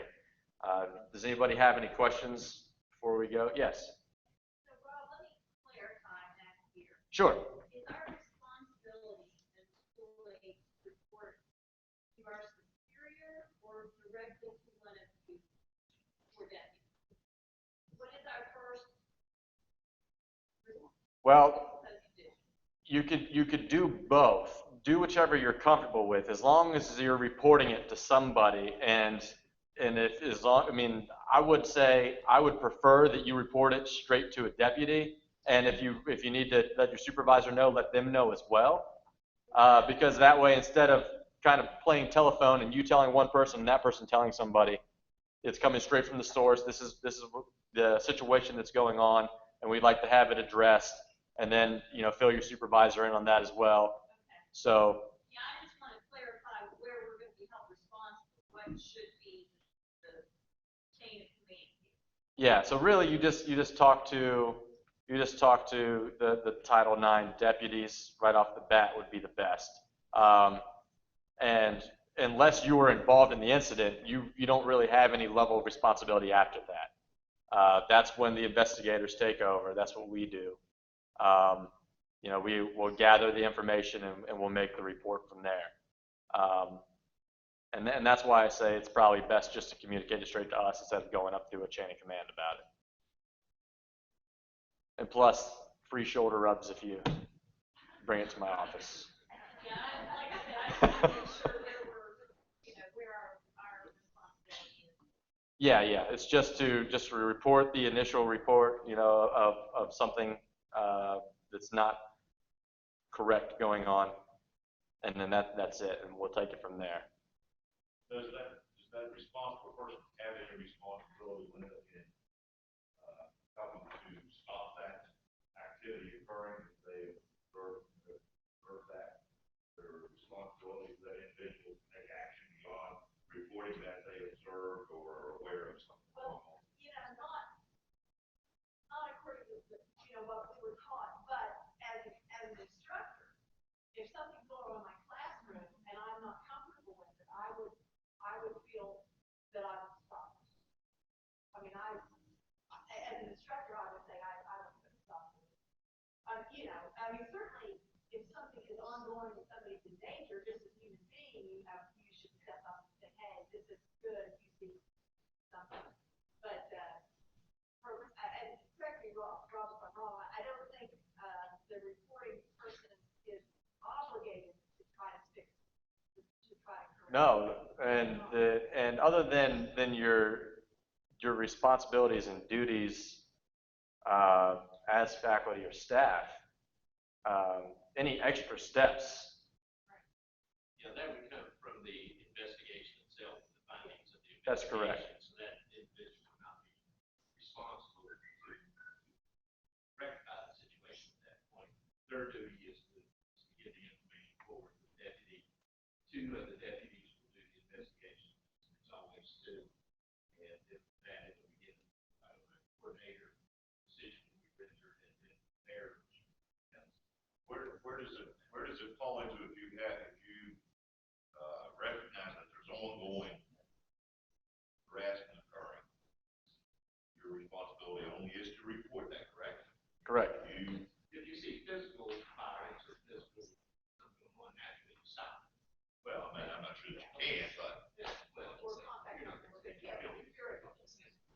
Well, again, that's what I'm trying to establish. I mean, if you see an incident and it's continuing on, there's more than just reporting to the deputy, right? That you as a responsible party should be held accountable to.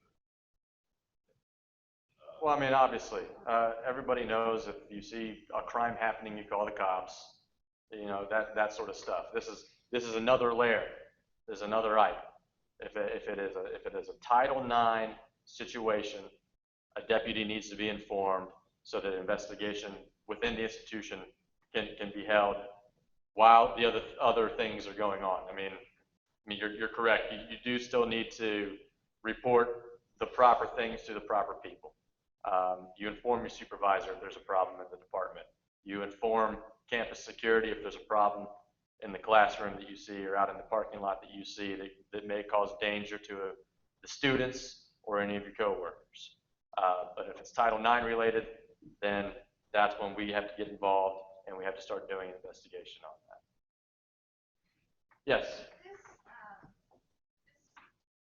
These regulations really parallel saying that you observe when you are mandated to order for child abuse. And an underlying principle is it is not intended to facilitate the bystander.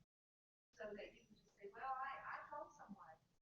So in that case, if you see some very obvious misconduct, as well as reported, you are expected to at least intervene to the point where if it's a classroom management issue, you To the best of your abilities, yeah. Yes. So it's not just to say, well, you know, I've been telling Brian for 2 years that I've been getting shoulder problems.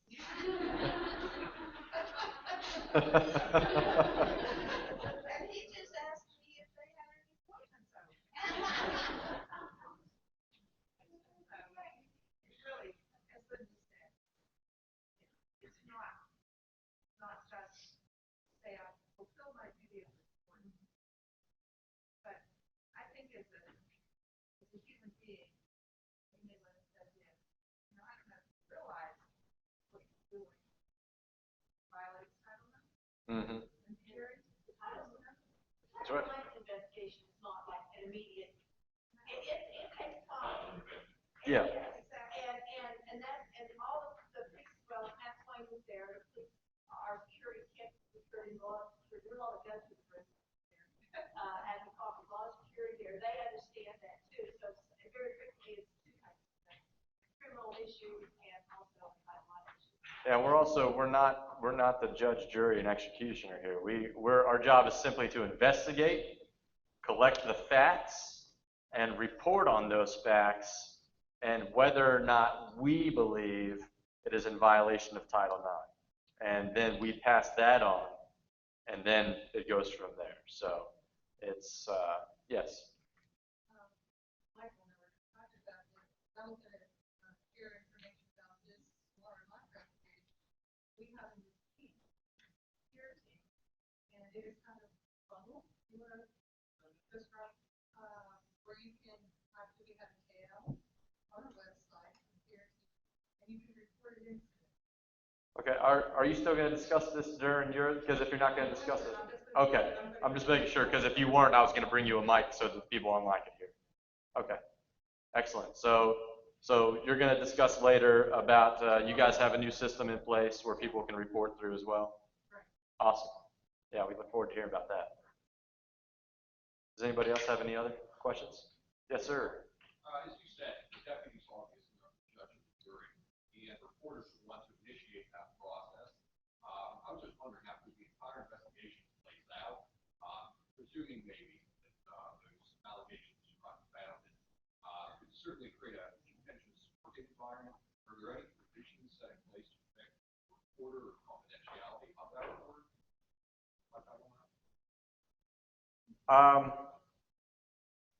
I don't know that we have to disclose the reporter, but if it involves some other folks, whoever it actually involves, their names have to be in the report. So and that's where it kind of gets tricky, because if you see one student doing something to another student, let's say, like student A is doing something to student B, and you report it, and then Title IX has to go down, and we have to talk to student B and say, hey, we hear that student A is doing this to you. You know, is this true? Do you want us to look into this?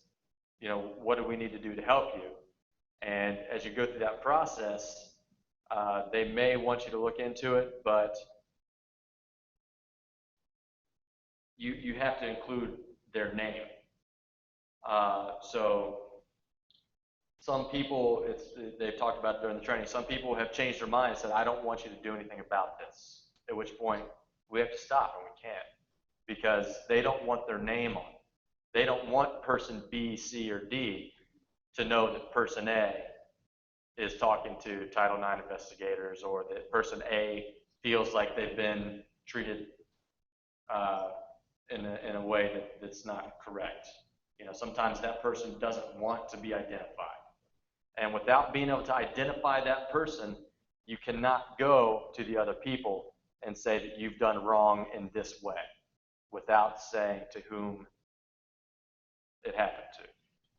So that's where it gets a little bit tricky.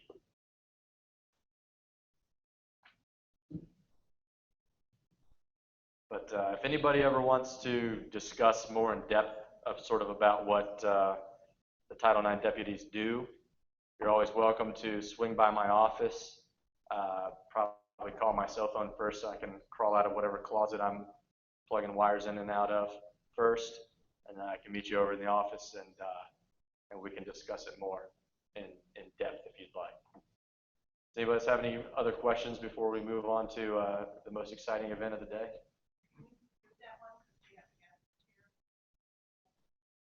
Move it to sure. Yeah, we'll talk about it.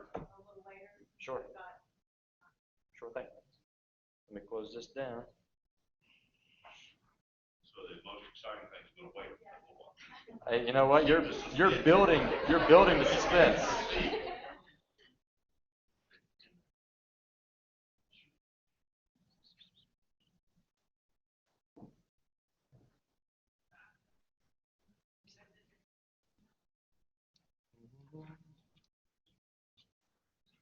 Okay. There you go. Thank you, Rob, and thank you, deputies, for giving your time for Title IX for this year. I appreciate all you do. So we're going to kind of jump ship here and go out of order, but we have Becky Miller and Jolie. No, we don't. We have Monica Cochran and Becky Miller here, and they're going to talk about travel and purchasing P-card hints, which we can all use a short refresher on. So come on up, ladies.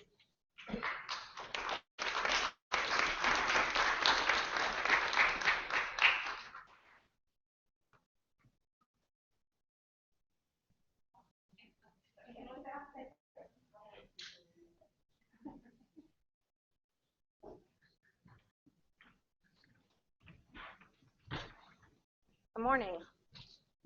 Okay, can you hear me? All right, good morning. Happy to be here. Hope we have some information that we can share with you. We're going to be brief. I think we have about a half hour slotted. Just want to say that we do have updated travel, purchasing, and P-card policies. We're in the process of updating our webpage, so they will be out there shortly. But in the meantime, if you're interested in, if you don't have a copy of the current procedures, just let Becky or I know, and we can email them to you, but they will be on the webpage hopefully within a few weeks.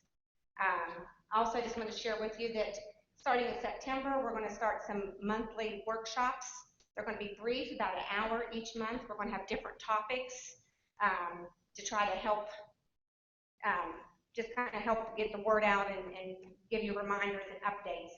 Some of the topics we're considering right now are travel, P-card reconciliation tips, account codes. That's one of our big problems we have with P-card is people choosing the wrong account codes, and then it requires extra work on your part and our part. So we're going to do a little workshop on how to choose the correct object code. Agreements, contracts, and we're open to suggestions. If there's a topic that you'd be interested in hearing, let us know and we'll develop a little workshop. And they're intended to be just short, 1 hour. We're going to do them the same time each month. We haven't picked a date yet. It might be like the 3rd Thursday or something like that. And it's just whoever wants to attend. They can be one-on-one. If only 3 people show up, then we'll just talk and work with the 3 people that are there. So hopefully that will help spread the word on some purchase stuff. I'm going to let Becky go first because I know Vicki had mentioned they wanted some P-card and travel stuff, so she's going to cover that first, and then I'm going to give you some general purchasing updates.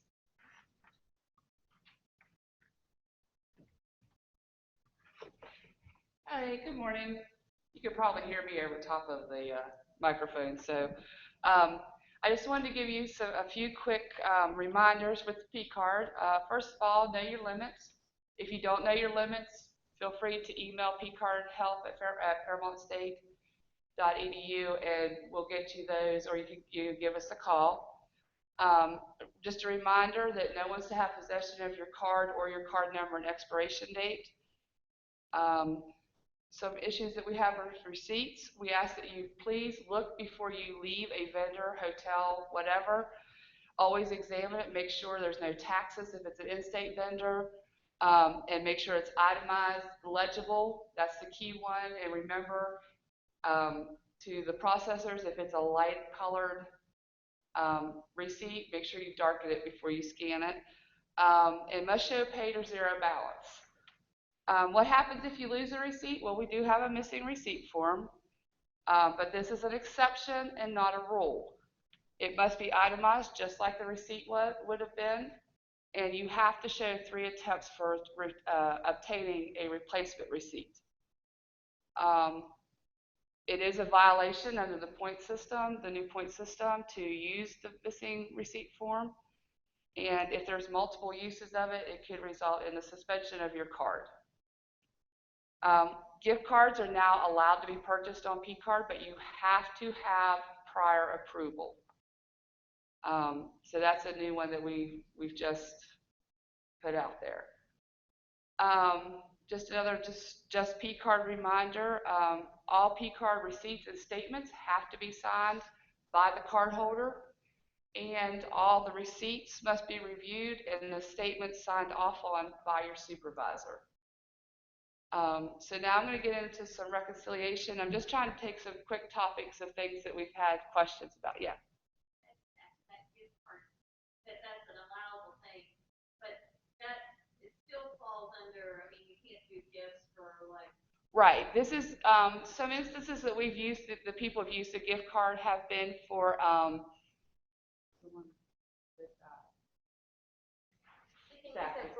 For giveaways, for student student activities, prizes, giveaways.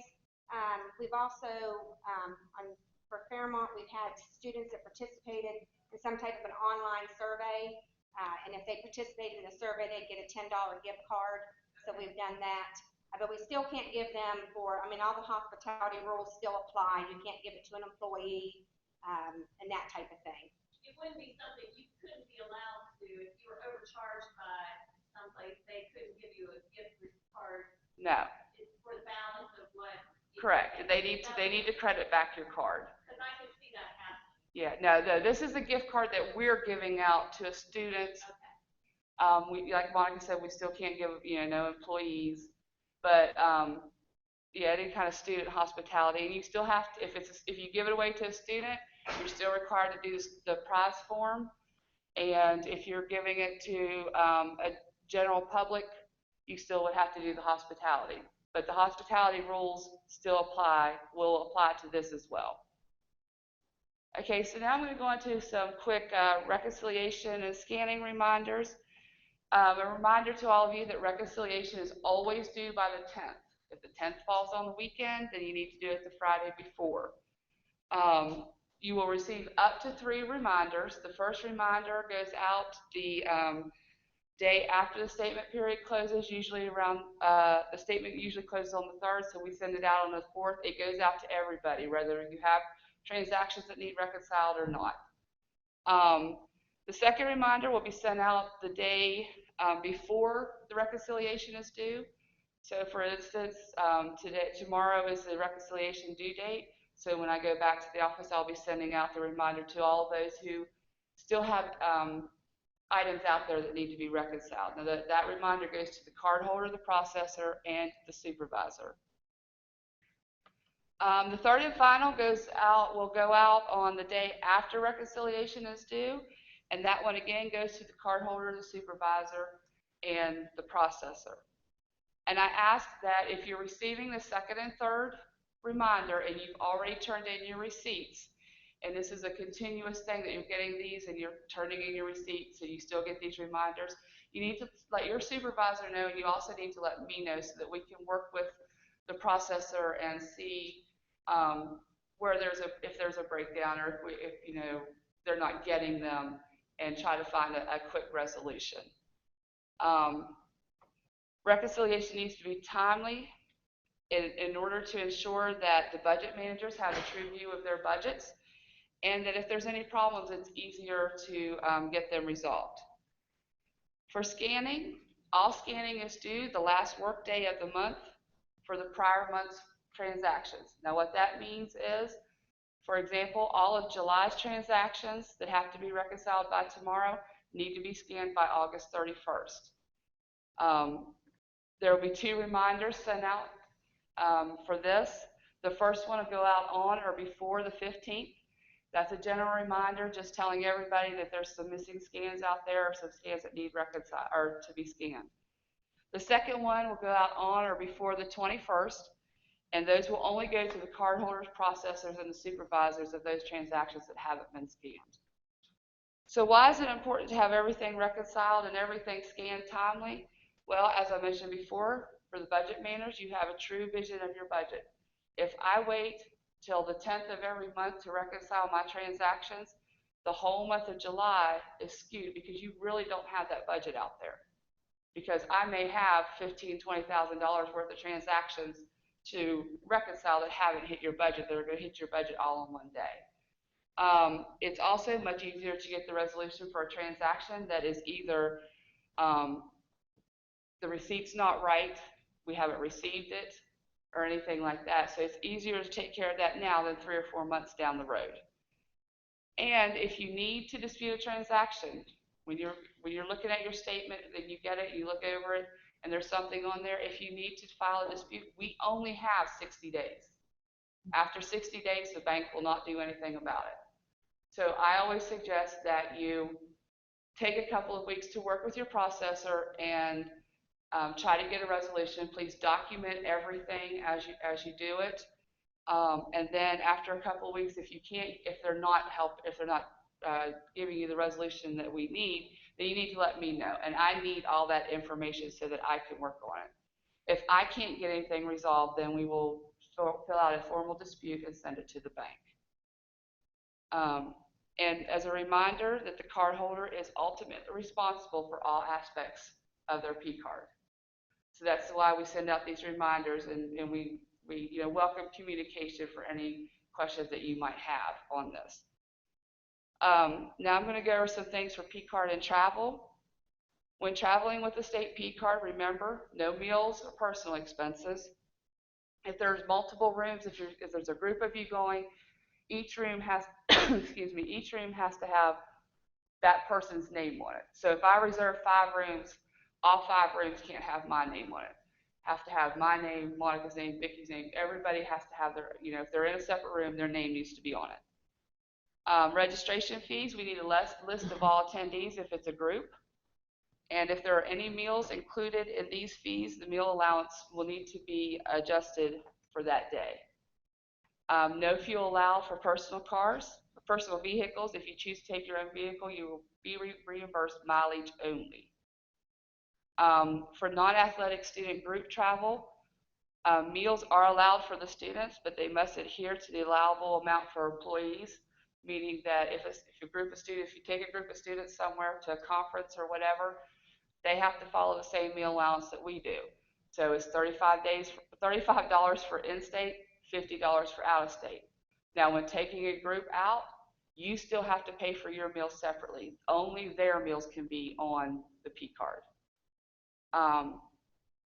And then also there needs to be, we require a backup for these meals. So if you're taking students to a function or to a conference, we need a copy of the registration for the conference fee. Rental vehicles, anything that is over the amount of $31.92 will require a justification. You can use a state P card to put fuel in the rental vehicle, and there must be a copy of the rental vehicle for each fuel receipt. And now I'm Jolie. I'm going to talk about travel. Always use the travel form that is in the forms repository. That is always the most up-to-date and has the most current mileage reimbursement. Make sure that your address is correct on your settlement, that you provide either your Social Security number or F number. If you do use your Social Security number, we will wipe that out before we send it anyplace else. And please provide the correct headquarters. As an example, most of us here, I don't know now, I don't know where any of you are, but Monica and I, for example, would use Fairmont because that's where you went to. If you're in Fairmont, Fairmont is your headquarters. And we also ask that you please use the state contracted travel agency of National Travel. Some of the reasons is they provide customer service, the refunds for unused airline tickets for future business travel. When new travel software is rolled out, you will be required to use National Travel. And third-party travel sites might have hidden fees that we don't know about, such as travel insurance, which we are not allowed to put on the P card. We've had some instances of people using a third party where it's an airline ticket, can't get a reimbursement for it. Sometimes we've had hotels charge us and the travel agent charge us. So we've got some, if we go through national travel, it just goes much smoother. It is the responsibility of the traveler to provide all required and requested receipts. The exception to this rule is we do not require meal receipts or receipts for miscellaneous items less than $75. Now, these meal receipts are receipts where you bought your meal and you're seeking reimbursement. And any travel expense on the P card will require a copy of the itemized receipt with your travel settlement. Our regulations state that you will be reimbursed 1 day prior and 1 day after a conference. If you choose to extend your trip to include personal travel, all expenses, for those days will be considered personal and need to be charged or paid for by personal means. Beware of upgrading, either hotels, airlines, car rentals. You will need to provide a justification for the upgrade, and it may be determined to be unnecessary and become a personal expense that will not be reimbursed by the state. So it's a good idea if you just have any questions about P card, travel on P card, or just travel, just call the procurement office and we will let you know what you need to do. And that is all I have.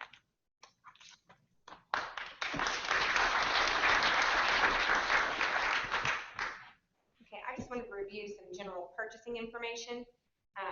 First of all, our bid limits. The current bid limits, if it's less than $5,000, the preferred method of purchase is on your departmental P card. Each department should have at least one cardholder with a $5,000 credit limit. Most cardholders have a $2,500 limit, but your processor or one person should have a $5,000 limit. That's the preferred method for less than $5,000. Between $5,000 and $25,000 needs to be submitted to procurement on a requisition form. Bids are not required, however, they're recommended. I don't think too many of you would go out and buy something personally for $25,000 without seeking quotes or looking for the best price. We want to do that here as well. If you send over a requisition for $24,000 or maybe even $20,000 or $23,000 and you don't submit any bids with it, we reserve the right to go ahead and seek bids. That's pretty close to the limit. That's a large dollar purchase. So we want to make sure we're getting the best price. And 9 out of 10 times when we seek bids, the price always comes in cheaper. Even if you send it for a vendor and they say it's going to be $23,000, once they know that they're competing for the business, their price tends to come down. So if you're doing a purchase between $5,000 and $25,000, especially if it's on the upper limit, I would recommend just speed the process up. Feel free to call around, get a few quotes, they can back them to you. I'll review them. If everything looks okay, we'll just approve it as is. If they come over without quotes and it's close to that limit, then I may need to take the time to get bids to make sure we're getting the best price. We do have high dollar credit cards in the procurement office. So those orders up to $25,000, if the vendor takes P card, we will place the purchase on your behalf and pay on one of our P cards. If they don't, or depending on the circumstance, then we may issue a PO. Orders over $25,000 require formal written advertised bids. So in that case, you would need to submit a requisition to procurement. We would have to advertise that, put it out for bid, wait the necessary timeline for bidding. Then when the bids come in, I will send them back to the requesting department for you to evaluate, check, make sure it's what you want, everything looks okay to you, and then we will award a purchase order at that time. Any questions on bids or bid limits? Yep. Okay. Next thing I wanted to talk briefly about was agreements and requisitions when you're submitting the requisitions. I just wanted to stress, it seems like over the past couple of years, we've gotten very lax, and a lot of the requisitions I receive are after the fact. meaning you already have the items, the service has already occurred, and then the vendor's calling wanting payment. I just wanted to stress that the only individuals who can sign contracts or obligate university funds is the procurement office, the president, and the CFO. So department folks can't sign contracts. You don't have the authority to obligate college funds. And a lot of times those contracts they need to be reviewed by procurement, because a lot of times they contain terms and conditions that are in conflict with the state's terms and conditions, and they might require extra paperwork. So anytime you have a contract or a purchase, you can feel free to email it to me, stop by the office to see me, and I can review it real quick and let you know what additional paperwork might need to be completed to make that purchase. So basically just keep in mind to submit things prior. A lot of agreements we have folks come in and maybe do a workshop or do a presentation for a class, and a lot of times we get those. We've had a few this year that I received in June, and the service was from September 1 through May 31st. So someone had been performing for us for a whole year, and nothing had been approved or signed. And then the vendor has to wait for payment. Once it comes to us, there might be more information that's needed, so then they have to wait longer. And we want to pay our vendors and we want to pay our individuals timely. We don't want to have the reputation of it taking 6 weeks to be paid. If you submit paperwork up front, we can ensure that they get paid timely once the service is completed. Any questions on that? Okay. Hospitality, Becky, we talked about that briefly when we were talking about gift cards. Just want to, generally hospitality is defined as the expense of state funds for the reception of guests for a specific event or function which is necessary for conducting state business. The key words is reception of guests. We don't feed ourselves. We don't do working lunches, business meeting lunches. It's for the reception of guests. It's not appropriate to use hospitality for employee recognition or department meetings. I can't really have a staff meeting, and I think Becky's done a great job over the past 6 months or a year or whatever. It wouldn't be appropriate for me to buy a gift card and say, Becky, you've done a great job, and give her a gift card. That would be inappropriate. It's for the reception of guests. Even though she deserves 100 gift cards, wouldn't be appropriate. If you have questions, we do have detailed hospitality guidelines. They're in the manuals that I spoke about earlier, and you can refer to those for more information, or you can call the office. Out-of-pocket reimbursement, we had said that P-card is the preferred method for payment, and that is true. However, we recognize that at times it's necessary for a faculty or staff member to purchase something and pay for it by personal funds. They might be traveling and they don't have a P-card, and all their arrangements were taken care of by their administrative assistant, but when they're there, they may need to purchase a book, or there's something they may need. They're doing a presentation, and they need a thumb drive or something, and they could pay for it out of pocket, and we can't seek reimbursement. There are 4 forms that are required if that happens, so it's a lot of work when you come back. You have to have an employee reimbursement form, a receiving report, an itemized receipt, and your supervisor's approval. So just keep that in mind. If you have a P-card and you're traveling and you need something that's a true business expense, use your P-card. Don't do out of pocket. And same way here, if you're on camp, if you're here working and you need something from Walmart or whatever, there's someone within your area that has a P-card. The preferred method is for them to make that purchase for you. Okay, association dues and memberships must be on our approved expenditure schedule. They can be paid on P-card, but they need prior approval so that we can make sure they're on the expenditure schedule. Best way to do that is if you have a membership or association dues that needs paid, send me an email or call me. I'll check the expenditure schedule. We'll check the rates, the cost, to make sure everything's okay, and then I'll send you the expenditure schedule page for you to use as backup with your P-card receipt. If most of the memberships that we belong to are institutional-wide memberships, but occasionally, especially, I don't know so many in Pierpont, but I know for Fairmont State, a lot of like athletics, there's a lot of individual association dues. we can pay those. However, there's a form that the employee is required to sign. It basically says that if they separate employment during that year that the dues was paid for, that they will reimburse the college a prorated amount when they leave employment, because that is an individual dues and not for the whole institution. Those forms are available on, any of the forms we've talked about are available on the forms repository. And one last thing, I'm going to talk about student trip insurance. I know some of you are real familiar with that and process the paperwork. We have a vendor, American Income Life, that provides coverage for accident and illness insurance for student trips that's not covered by BRIM. It's very reasonable. It's 30 cents per student per day, and there's a minimum charge of $4. I can send you the detailed information, but basically you need to call them or go online and complete the information. They need the number of students, the number of days, and the destination. They do not need student names, just numbers. And this means that even if the students drive themselves in their own cars, correct? Correct. This is student trip. Or even if they drive with you. Yes, any students that's traveling on behalf, if you're going on a field trip or whatever, yes. If they're traveling on behalf of the college. So, can I clarify? Yes. Because I understood earlier that if they travel on their own, they had to sign a waiver saying that they were not covered by our insurance.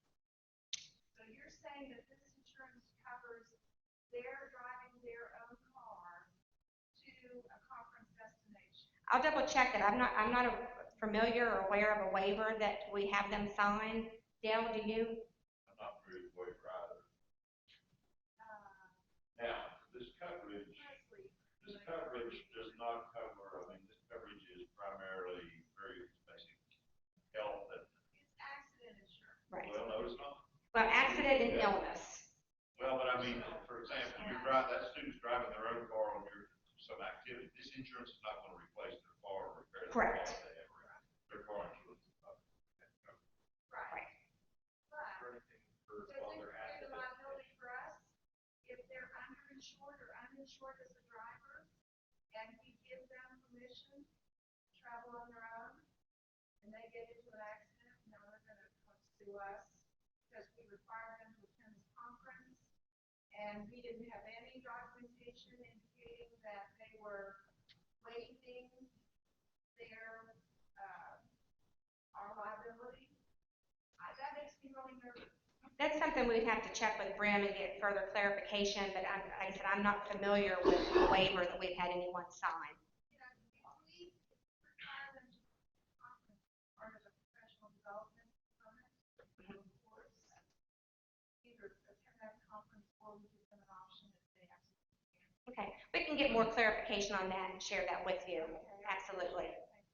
And the other key component on the American Income Life, after the trip occurs, when you call them or you go online, you'll get what looks like an invoice, and it's based on the estimates.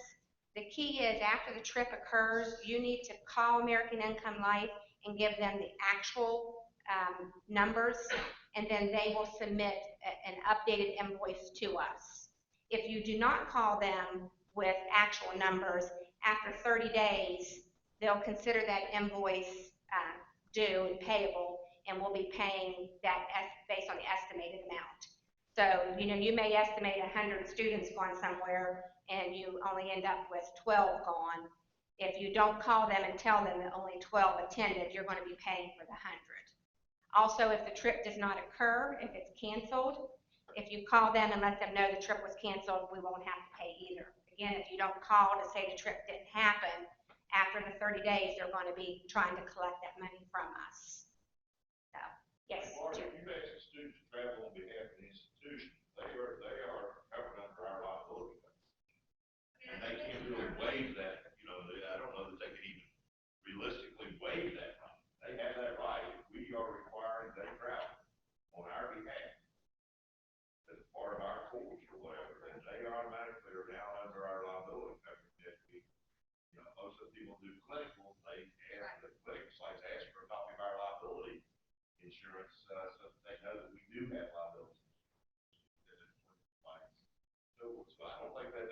could even waive that right, quite honestly.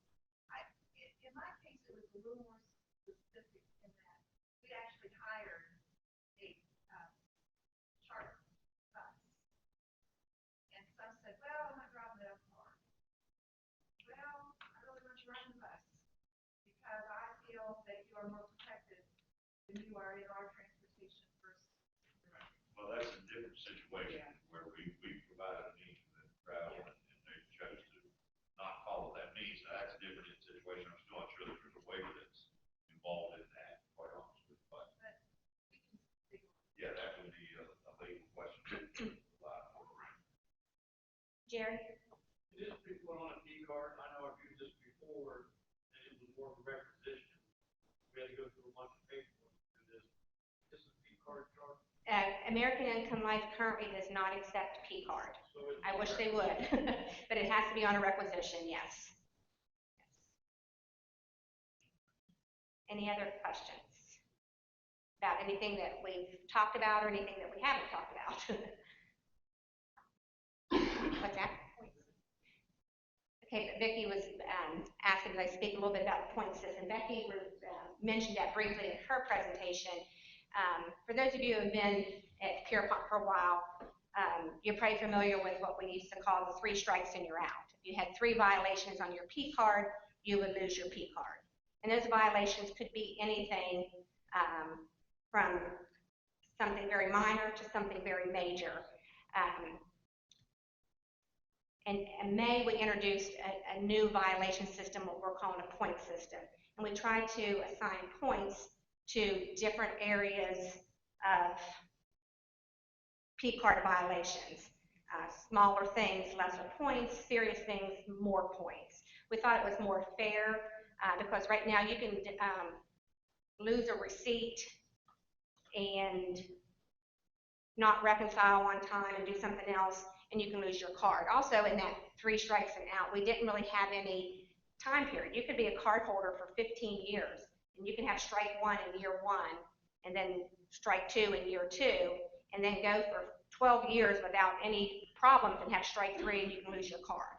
And we didn't think that was fair either. So we've developed, and in the manual, we have all the different violations and the points assessed for those violations. And you get 150 points, and it's over a rolling 3-year period. So it continuously rolls. So as the time goes, the points drop off. Now, of course, it goes without saying that if it's a major violation, you can go straight to 150 points. If you use your card, if you go and pay your electric bill and then go out to dinner and go shopping and buy shoes, your card will be gone. So there won't be any points assessed, it'll be over. But things like not reconciling on time, and I know some people have expressed some concern about that, but if you think about it, there has to be some consequences, there has to be some way to enforce compliance. And we're under scrutiny, and we have people looking at us, and we're audited, and so we have to make sure that we do what is required by policy and procedure. And to help us enforce that, we've assigned the points. As Becky mentioned, I know we've got a little bit of flack or a little bit of grief from a few people because the points are assessed to the card holder. And if you think about it, the card is in your name, the card holder's name. So ultimately, you're responsible for that card. You need to make sure you turn your receipts in.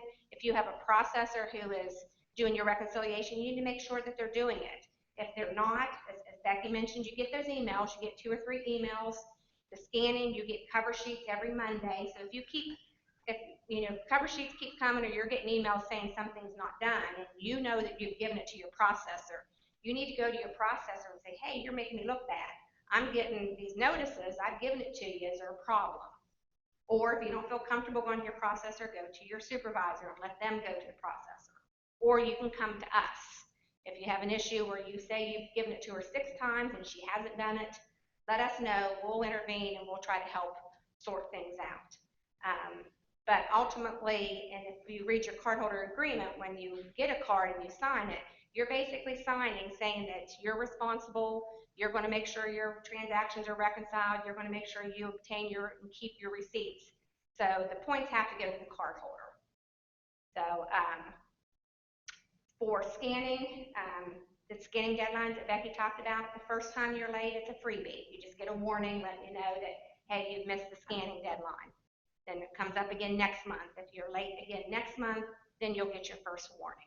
I don't have those points memorized, so I don't know what they are, but it will take a while before you reach 150 points unless it's something major, unless you buy something that's prohibited. So, questions about that, concerns? Yes.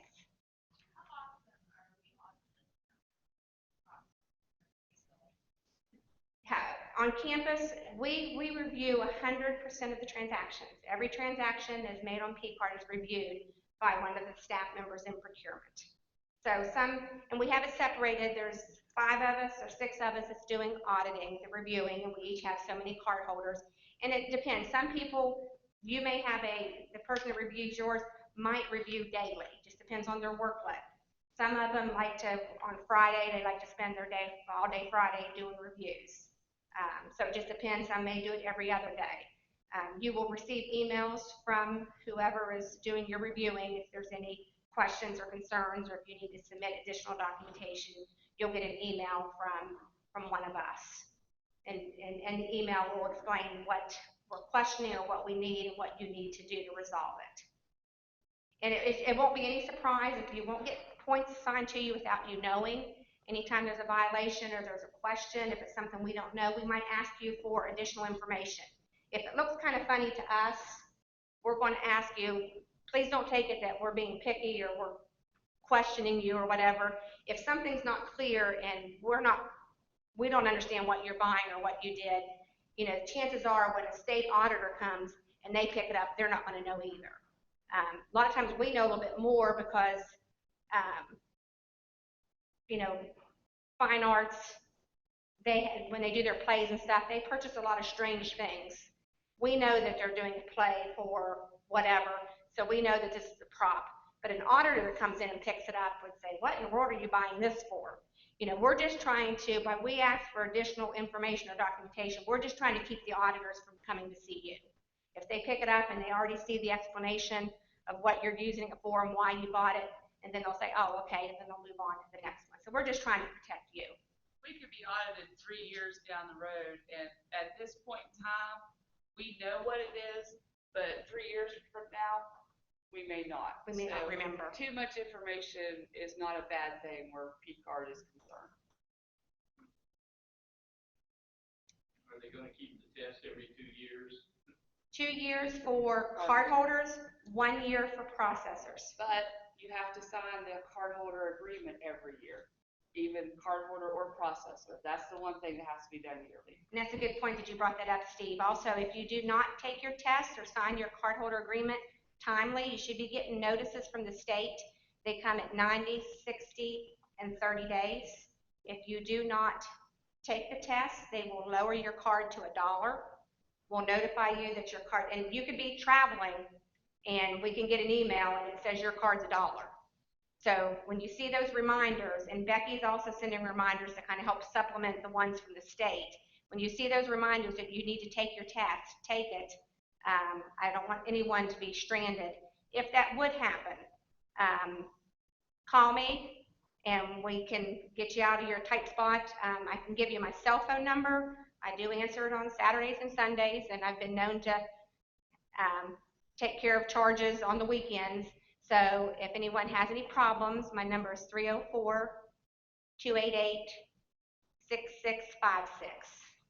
288-6656. So if you're stuck and your P-Card declines and you have no other means to pay for your, your hotel or whatever, give me a call. I can call the bank. We can get things resolved for you.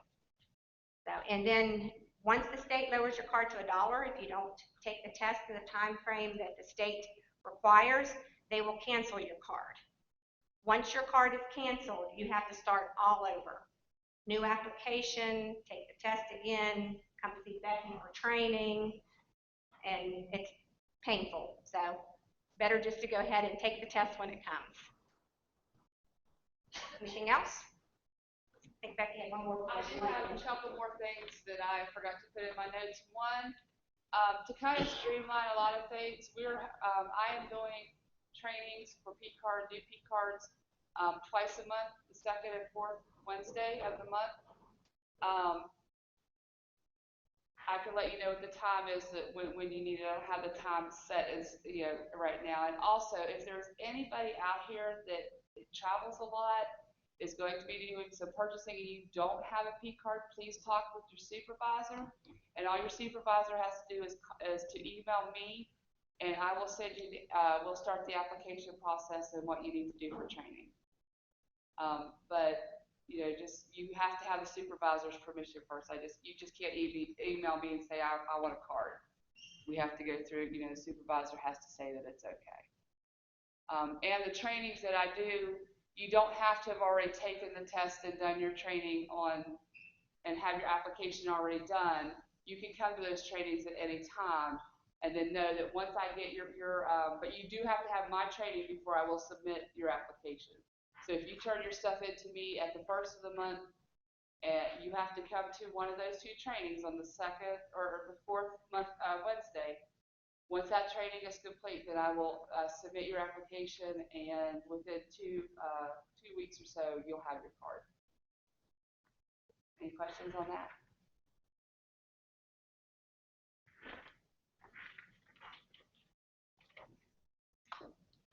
Thank you for your time.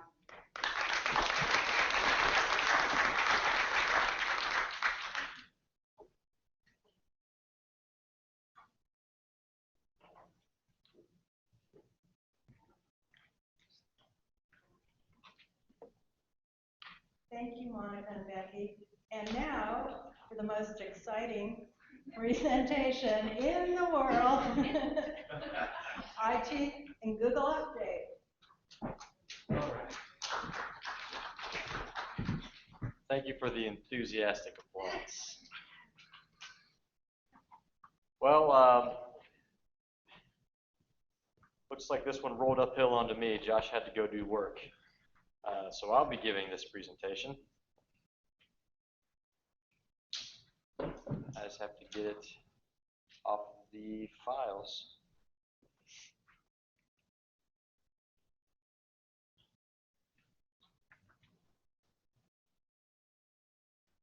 Hope you guys are all ready to have your socks knocked off.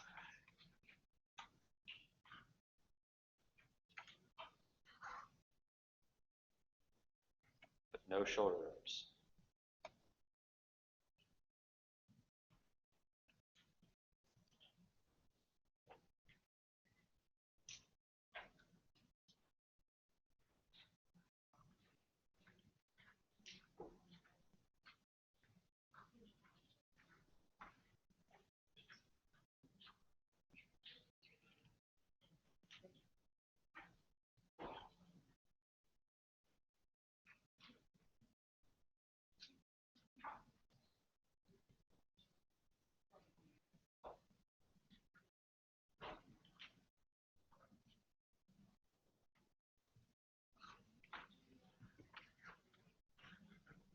All right. So you're gonna have to bear with me a little bit because I don't even know what's on some of these slides. Hopefully it's nothing too bad. Yeah, so we can all identify with that look right there. We've all had those days. So here's the Pierpont IT update. So one big thing, the help desk has moved to a new location. It is now located over in Coal Bank, where we had more room to have students come in instead of having just a tiny office over in the library building. Now we're in Coal Bank in the 104 suite. So if you go into the lower level of Coal Bank there, go through the double doors and then in past the lobby way, you turn right immediately. And you'll be in the help desk location. So we have a couple help desk guys there. Paige, the webmaster, is located over there as well. So we're working on setting that up to make it a better environment for the students and also for you all to come get help whenever you may need any type of assistance. The phone number's listed here. It's the nexus for your IT request. And that's something that I know that Josh wanted to hit on, was that anytime you need anything at all, the best method is to call or email the help desk, because we have it set up so that an email or a voicemail that goes to the numbers and the email addresses here automatically creates a ticket in the system that allows us to track anytime there's an issue. So if we can track it, we can make sure it doesn't slip into the cracks. And if it's sent through that source, we can make sure we get the best person for that particular job to get back to you and help you out. Because each person in the department has a skill set that is sort of specialized in one area, but we all sort of try to cross-train on as many areas as we can, so that when somebody else has something they need to do, the other guy can stand up on stage and present the other guy's slideshow. So, Google in the digital office. This is a big thing we like to talk about this time of year all the time, to remind everybody about, obviously your email. Everybody uses their email, and that's in the Gmail format. But you have Google Drive with unlimited storage. You have your calendar that you can do a lot of different things with: Hangouts, Docs, Sheets, Slides. This is a Google slide, for example. You can create shared calendars. You have unlimited online storage. You can do video meetings. You can stream things live to YouTube.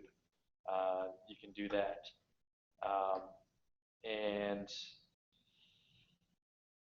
yeah, there's Save to Drive. That option, you can find that option just about anywhere. And let me show you what he's talking about there. I can show you an example. So basically, if you're in your email and you're looking at a document or an email that has a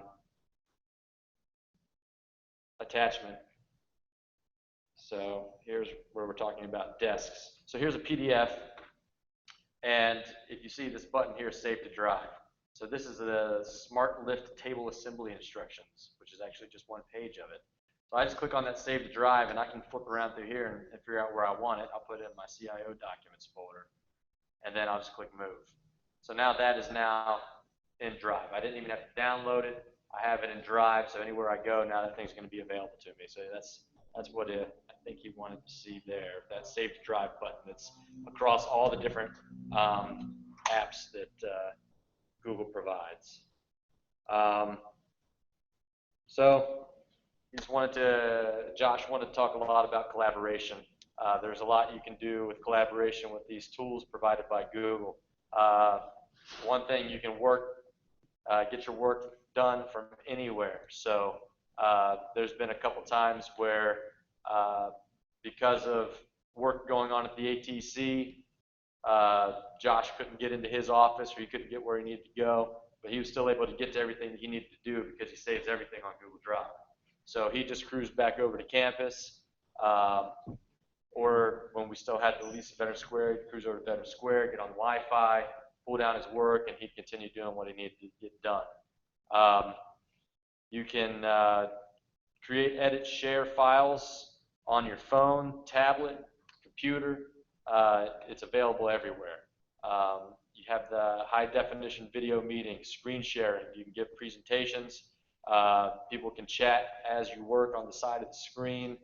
Chromebox for meetings. You can make any room a conference room. And basically that's what we have setting up here. It looks like a mess right now because we set it up in a hurry this morning, but the little black box over here is the Chromebox, and all you do is you plug that in, and if you already have the meeting scheduled, you log into your account. On the side, it brings up that meeting is scheduled there. You click it, and it fires up the meeting on the video, and other people can join. This one's a little bit more advanced because we're doing the actual live streaming to YouTube right now, which live streaming to YouTube is right there, the next thing. Imagine that. So the thing to remember about that is there's actually a little bit of a time delay when you're doing the live stream. So me saying live stream right now, people watching it on the live stream won't hear me say live stream for about another 4 minutes, because this has to upload, process, and then they have to download. So there is a slight time delay.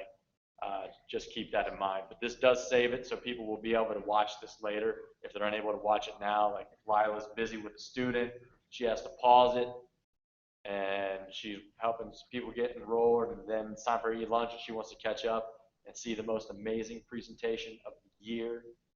Then she can just hit play, and then here I'll be giving this amazing IT update. So there's Google in the Classroom. I don't know where, Rachel, were you going to talk about this today? Okay, so I won't talk much about this because Rachel's going to talk about it. She's been doing a lot of great things with her classes and using the tools provided in Google. So that'll probably be like the second best presentation of the entire year that she'll give. The malware ate my homework.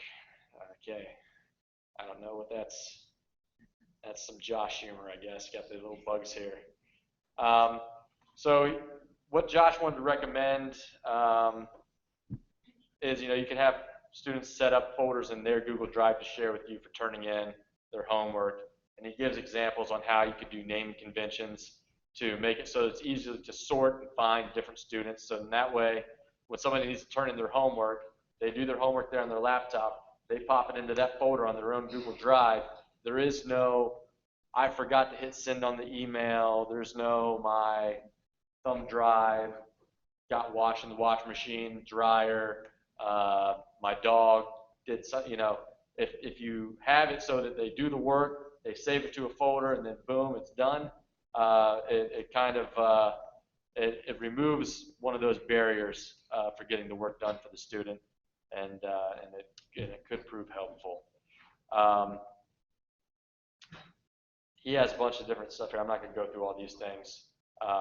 We'll share this presentation if anybody wants to see it, and I'll have him send out links to some of the information that he is referencing in here, because I'm not sure if he added those to this slide or not. But basically he's saying you can get notifications or not. You can turn them off for when homework's turned in.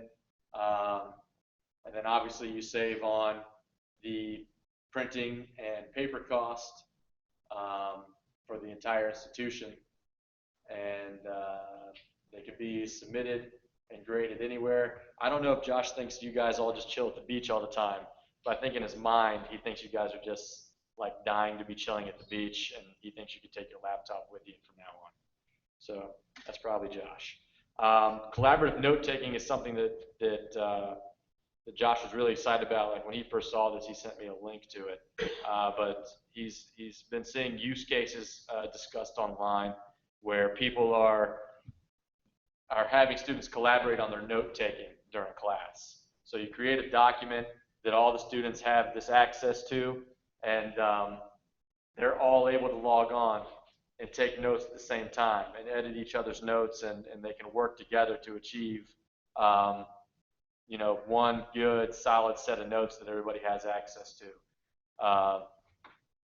So he was excited about that, and it pointed out all these different things. Good note-taking skills can increase student performance. But if you're interested in that, let us know. We'll show you how to make that happen. Then he ended it with the let me Google that for you. More information on collaborative note-taking at ISETL. Yeah, here's the thing where we'll actually send you some links. Using Google Drive in the classroom. Get started with Google Drive Docs Sheets. These are all the types of things that he reads up on. And we'll make this presentation available for everybody, and we'll add some links to some of this content that he refers to, including his amazing clip art, so that you can make your own world's best presentation. Anybody have any questions, or are we all just ready to get some lunch? There's still another session. Well, I tried to get you guys lunch. I'm sorry. Any questions, anybody? Yes.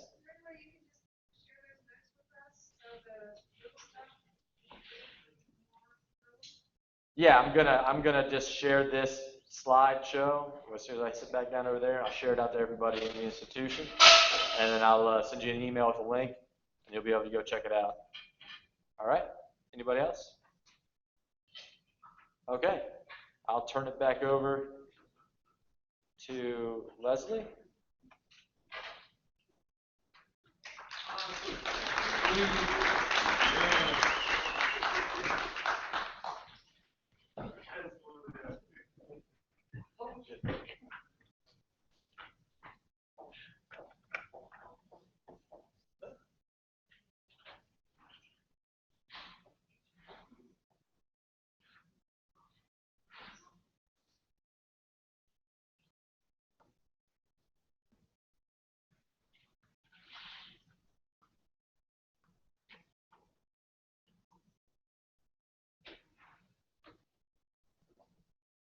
All right, I will try to talk quickly so we can get to lunch.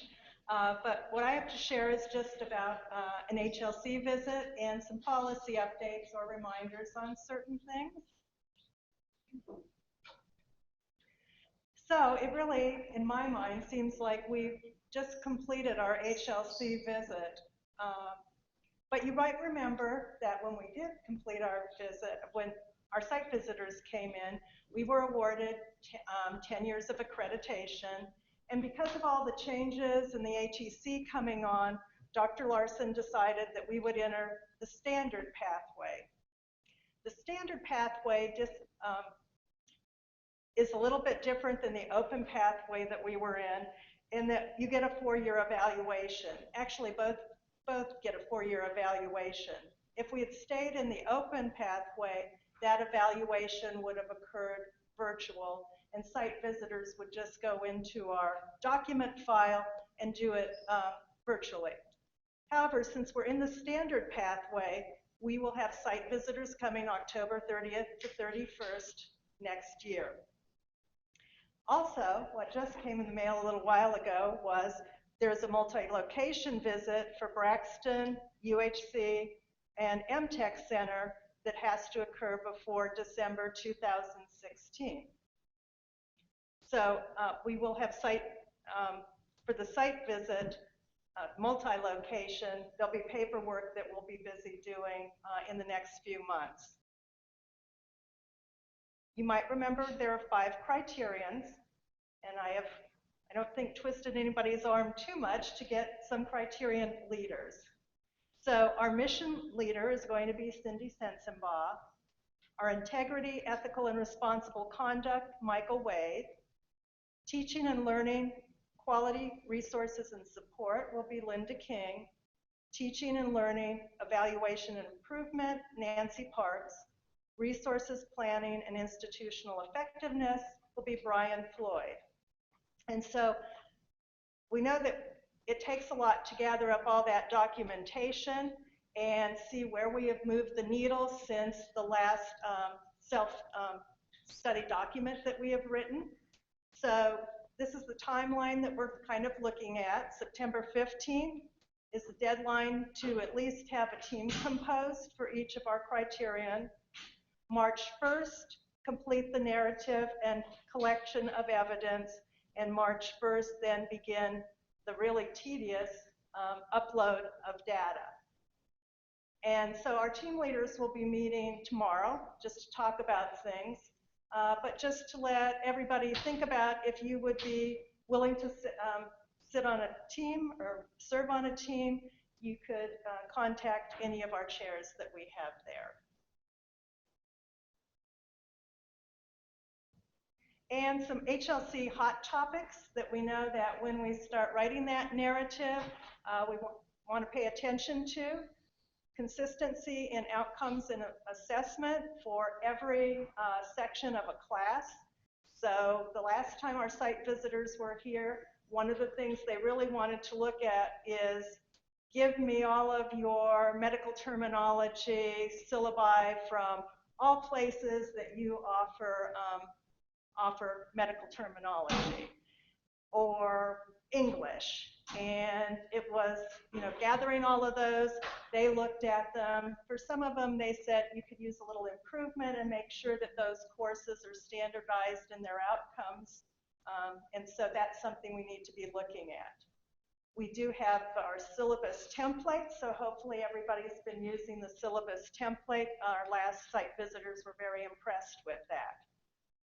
The other thing that's a hot topic right now is faculty credentials. And so when you read their literature, individuals need a degree in the field in which they teach, a master's in the field, or a master's plus 18 in the field for general education. And good practice is you've got a degree one level above the program in which you're teaching in. They're particularly concerned about dual credit and individuals that we have out in the community that offer our dual credit. So we have Lisa Phillips right now working on that and reviewing credentials. For example, a lot of dual credit is often taught by a high school teacher, and sometimes they have a master's in education, but they might not have the background in the field in which they're teaching. It might be okay at the high school level, but they might not, for example, have a strong science background, but yet they're teaching science. So those types of things need to be looked at, and we need to get our house in order by next September 2017. It's mandatory that that all be in place. But we do know from other community colleges in the state that have had a visit since our visit, a lot of the site visitors are extremely strict in flagging them on credentialing. Oh, and I should say you can stop if you've got any questions at any time. And some things for students. Be sure to check your class rosters for accuracy. Sometimes we still have students that sit in the class for a whole semester and they have not enrolled in the class. So please go back and make sure that everyone that's sitting there is actually enrolled in the class. For satisfactory academic progress, you might have been asked as an advisor to send something to financial aid and just to review what those flags are that flag for financial aid. If a student has more credits, 150% of credits in their program of study, it's going to flag for financial aid. So for example, you're in a 60 credit program, you've got a student that's got over 90 credits, you're going to be asked to submit a plan of study for that student. As we talked this morning, we want students to stay on track. No, just trying to lost my screen. We want students to stay on track, and we want students to make sure that they're following through with things. I have to read small now. 66.7% every semester they look to see that a student has completed 66.7% of their coursework satisfactorily. And sometimes if you forget to report a grade, you just don't do it, and they've got a non-recorded grade, or you're somebody that gives a lot of incompletes, that's going to affect the student because those are counted as non-completion. And GPA standards, and in the catalog you'll be able to see as a student earns credits what GPA they need to earn to be in good financial aid standing. And so there are little check boxes on those forms that you would get, and then what you would do is just, student has to stick and only take what's in their model schedule. They can't go outside and take other classes, so that is something to remember as well. If a student is signed up for 12 hours in their model schedule, they could take something in addition to that, and financial aid is okay with that. And if you teach a course that's outside of term, you need to contact the registrar so that they can build that in the schedule. For example, if you have internships that are still going on past August or July 31st like this year, you need to tell them so that they can be aware of that, and that way the student will not get penalized.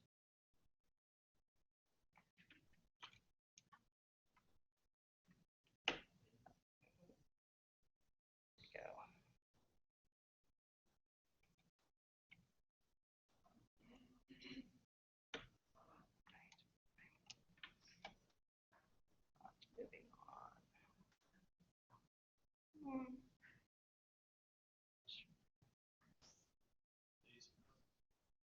I just need to get. There we go. No, I just need to advance. I lost my screen, so I've.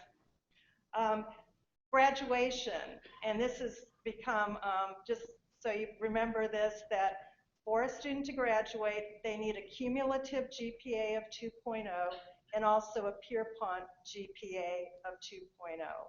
And the cumulative GPA includes transfer credits. So you need to be looking at both of those and advising students as to what they need to do. Students have to fill out a graduation form, and if for some reason they don't graduate in the term that they've circled and sent to the registrar's office, a new form must be filled out if that date of graduation is missed. They don't move the forms up. And also, you need to be sure that all substitution or articulation forms have been filed with the registrar's office. So any questions there?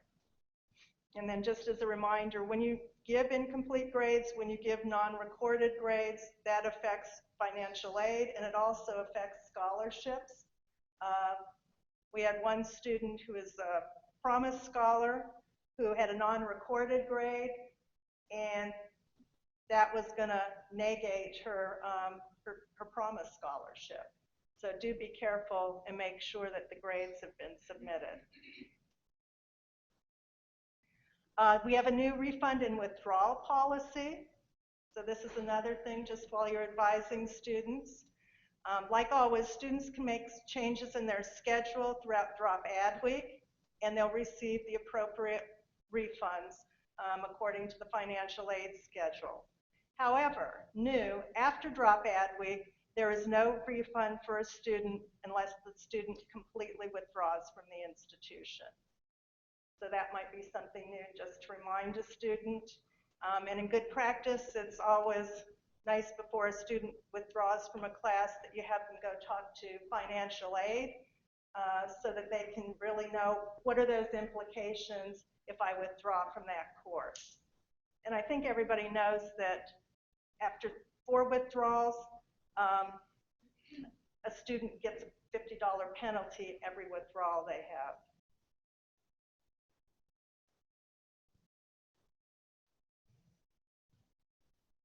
Okay, sometimes you'll call me about where are forms, academic affairs forms located. So just as a reminder, and for those of you that are new, there is an academic affairs webpage. There's a link, and it's located, or the way that I always get to it, there's a link at the bottom of the right, on the home page under faculty and staff, and that's how I always get to it. On the left-hand side, once you're in there, it has a forms link, and you can find syllabus statements, academic misconduct forms, course substitution forms, curriculum proposal directions, and a whole bunch of other things.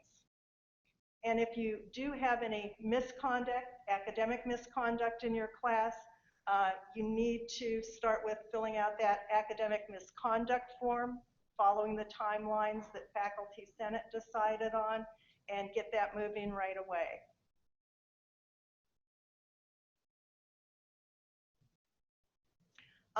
Some news about transfer credit.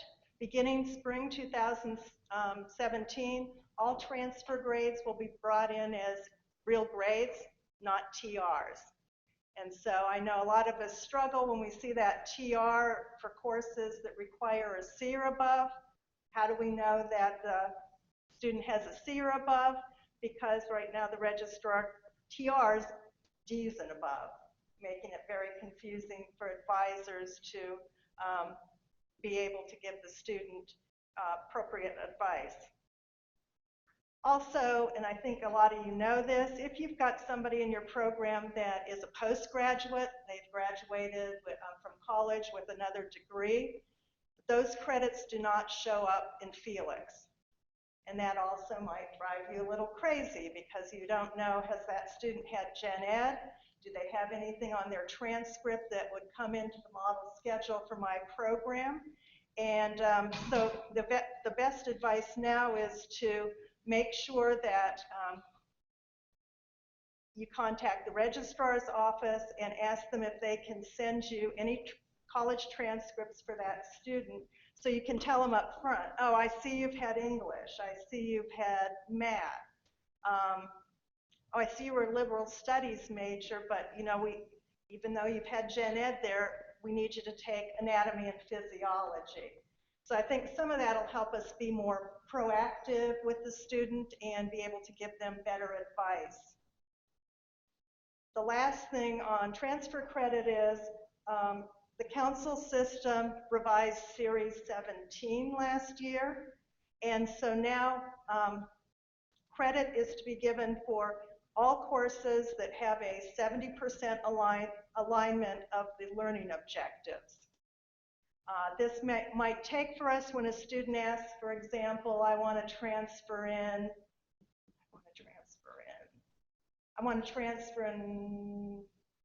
petroleum class. And you're trying to decide, well, is that class you took over there, does it have the same content? Sometimes you can't just tell from a course description. You may need to actually call for the syllabus and make a decision that way. Students will, according to this policy also, if we say no to a student, which is not necessarily a bad thing, they do have a chance to appeal that to the state, and the state will make a decision on if the course is equivalent or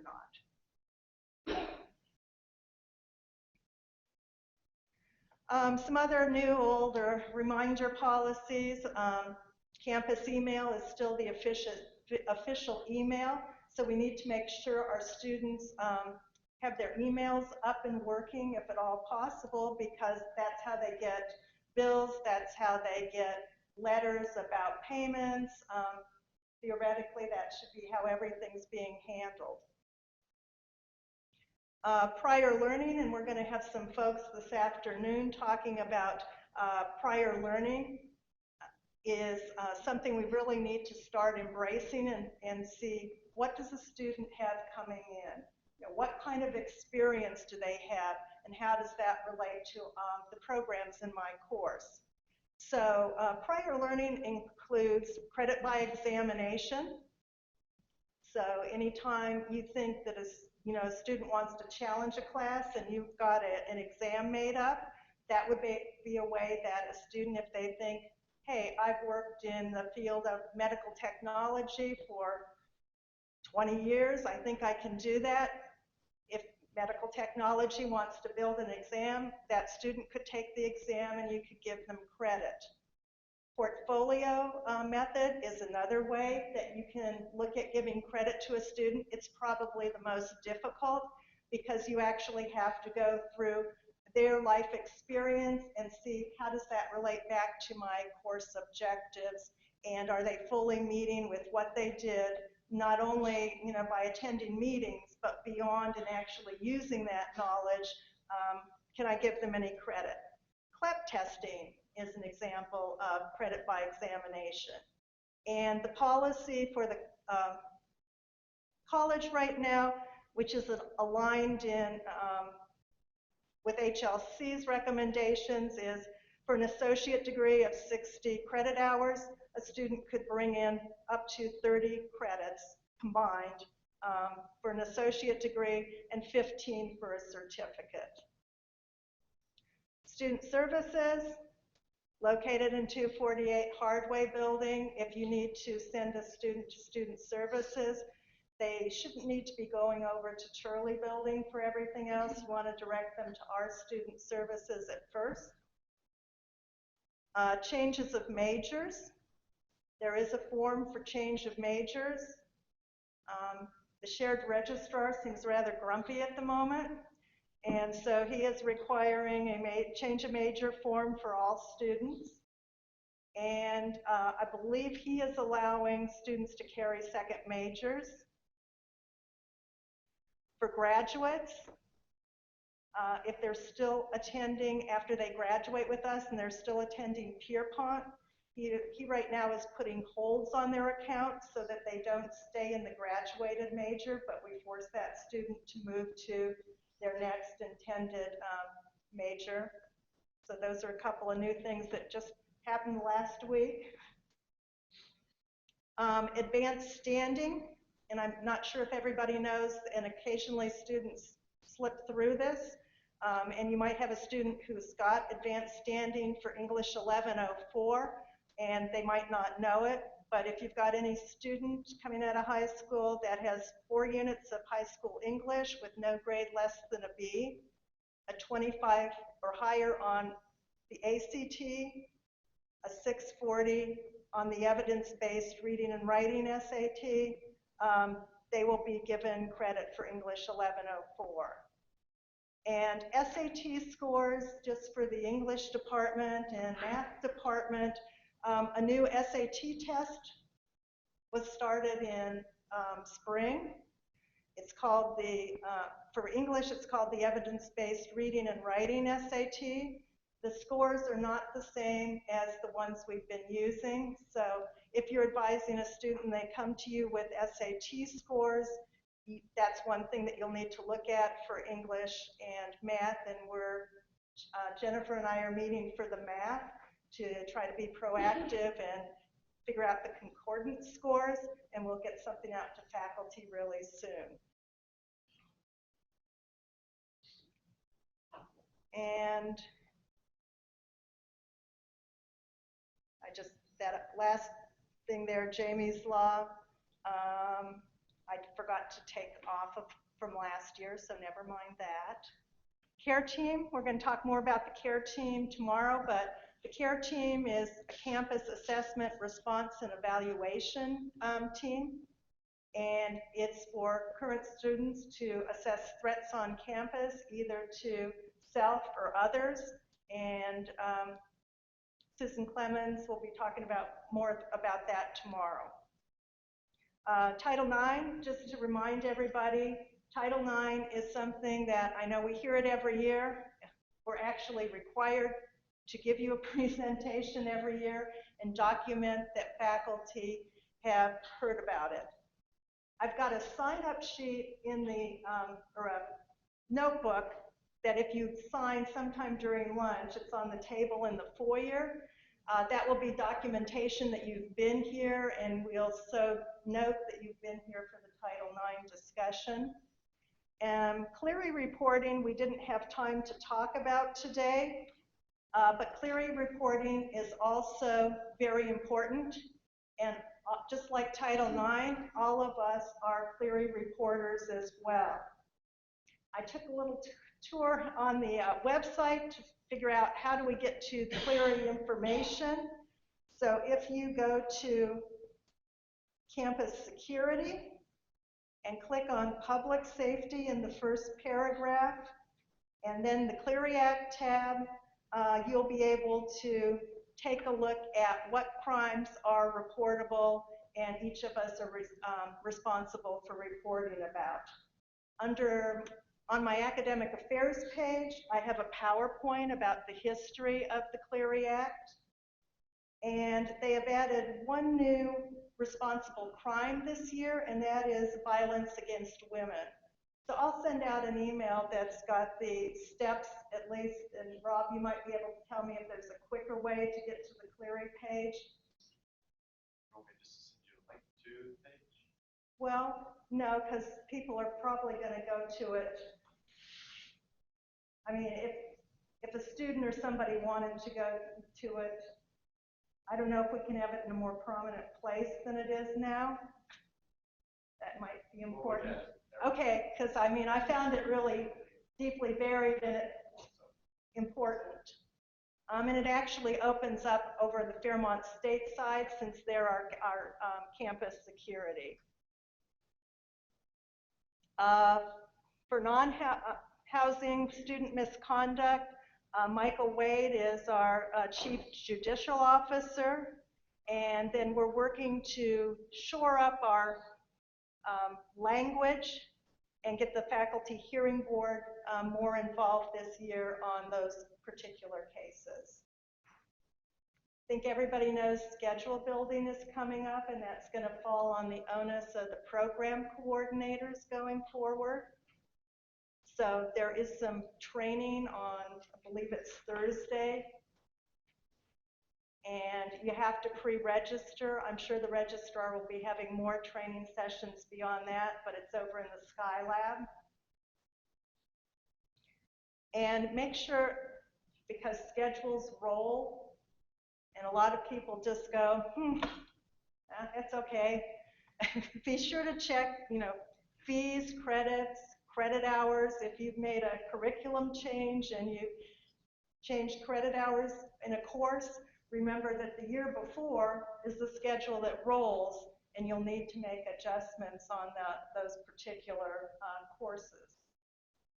Just wanted to remind everyone regarding the fees for courses. You know, we really did away with all of our course fees for Pierpont students. We have program fees for now in place. But we still share classes. In many instances, an FSU student can still sign up for a class card.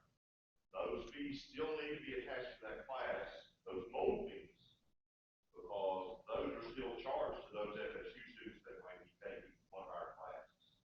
So we haven't done away with that, and we won't go away with that until we move into a separate database, which we can set our own fee structures for those students to do. But just a reminder, I know I was talking to somebody recently about what fees apply to where, and need to make a statement again to the registrar and the billing office that these fees still apply to Fairmont State students. So that's just something to watch for as you're doing your courses, making sure that those old detail codes still apply related to those fees. So they're in a 2+2 program. They're enrolled in 4-year. Those fees going to Fairmont State, or are we getting a portion of those fees for those students enrolled in, say, the aviation course? Those depends on which fee you're talking about, Brad. It's not that simple. In other words, if it's a course fee, that's a Pierpont course fee, then and it's attached to the course, then we should be receiving that fee. I think you're probably talking about the technology fee, Right. that's Derek Bay Center, and we are not getting those for FSU. That's not really a course-based You're fee. going to FSU? Those go to FSU, so those FSU students. That's correct. Or they should. Should those students be talked to about? Well, I think that's a bigger discussion, and we've talked many times. Students in a 2+2 program, but really the first year they ought to be Pierpont students, but we get no tuition. That student is not ours. All we get is a little bit of money back on the cost of instruction, which is nowhere close to the actual cost of instruction. But that is not something we can necessarily force. Excuse me. I can't speak out of it. Seems to be able to talk to it. I think it was something that I drank over here. No, this morning, right here. And I think the codes for the course fees are, you should have a UG and a GR on there for course fees on those courses as you build them. Michael? Is the schedule building for this spring or next fall? I believe it starts in spring. I'm kind of out of the loop on that, but from what I've heard, the registrar is intending that it's for spring schedule building. So at the bottom of the website now, our website, you scroll down to the bottom, all the way to the footer, there's a Title IX information link, and now right next to it, there is a Clery Act link. Yay, thank you. That'll definitely be useful. And then just the last thing that I had is on adjunct faculty hiring. And I'm sure you've seen numerous emails come from HR and Cindy Curry. due to Department of Labor laws, which indicate that if an employee works 30 or more hours, they're entitled benefits. And with OASIS going in, all the public institutions are now under one FEIN. Be very careful as you're hiring adjuncts that are working part-time in places. Or on campus, if it's an classified employee that is non-exempt, they would also be getting overtime as well, because they'll have to clock in and out of OASIS when they're teaching. So, any questions? Vicki? What's that non-hourly student misconduct? Did I just talk about that? Oh yeah, Michael is our Chief Judicial Officer to handle any non-housing student misconduct cases. And Dale can also add some commentary, but the separation of the university from the college places housing-related misconduct issues into the hands of the Fairmont State Judicial Officer. This came to light over the summer with some issues impacting some of our Pierpont students who were living in dorms and whose housing-related decisions were impacting their academic matriculation at our college altogether, not just living in the dorm, but their entire presence on our campus as they found themselves without housing, they're homeless, or not able to return because of that housing-related decision. I know after speaking with President Moore that one of his shared concerns is that our Pierpont students living in those dorms for judicial matters have some form of representation from Pierpont in that process. And I think that that's the direction that we're working toward. But until then, any misconduct or violation of the student code of conduct is adjudicated by Fairmont State's judicial officer. Historically, Pierpont's judicial officer, Price, was involved in that process. But as a way to make the process more fair for our students, we hope to work. We're scheduling a meeting with Dr. Oxley, the Fairmont State's judicial officer, to work on seeing how we can be more proactive for our Pierpont students living in the dorms. So presently, to avoid confusion, any non-housing related violation of the student code of conduct would come to me. But also, it's a little murky because and we've shared this with then interim President Bradley, now President Moore, that a lot of issues that are coming up as housing-related misconduct could also be student conduct that may, perhaps should impact a student's matriculation. So we want to clarify that process between both institutions.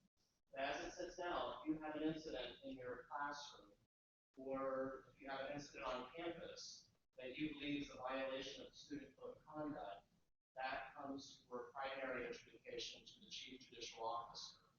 If the student wants to appeal that, we'll be working with Faculty Senate and clarifying that student hearing board, which is still on the faculty handbook, whose purpose was to adjudicate, calling together a group of faculty for the purpose of adjudication may not be as expedient as necessary. So one of, I believe, Dr. Moore's and Lyra's and my hope is that student hearing board become like the academic appeal board for conduct-related issues. So the student now has a fair process to appeal any misconduct on. Thank you, Michael. Any other questions? And, yes, Jay. I may have missed it. Is that presentation you have going to be made available? Sure, yes. And while Michael was talking about committees, I promised Carrie Coffindapper that I would put a call out for individuals interested in serving on the institutional research board. We have a request that's come in from a company, and right now we just have one person on that committee, which makes it really hard to review the case. Also, we know that you need specialized training for that committee, and my office will be happy to pay for that. So think about that. Let Carrie know if you're interested in serving on that board, because we'd really like to get it to a meet as soon as possible, so that we can review that. Yes, Carrie? If you are a psychologist or a medical person who already has IRB training and certification, and you'd like to extend your certification,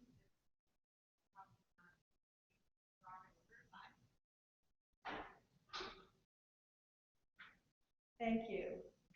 All right, let's eat.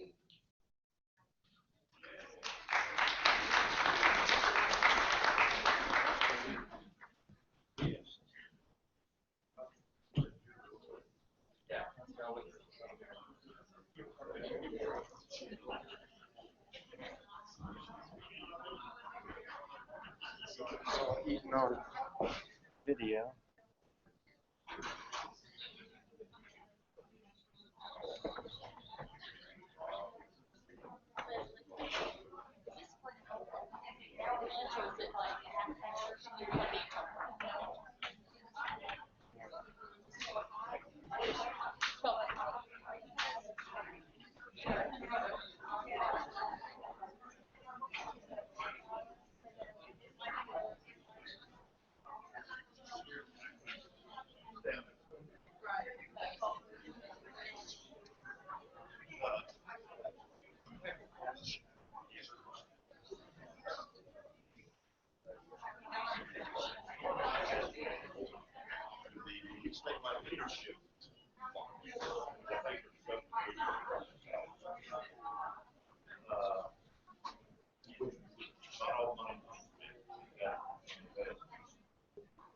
She particularly called us because we've got 40 pounds last year. She's given us some good advantages, good budget. She specifically brought up you need to make a distance for each thing. Whatever we use the money, we'll have to have statewide possibility. Exactly. So she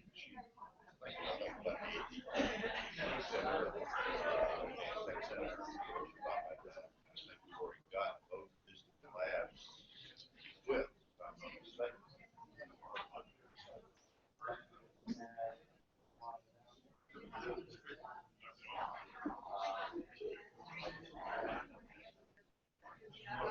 Let her know something about wrong. So I didn't know if there was any other distance labs that they were interested in or needing to engage.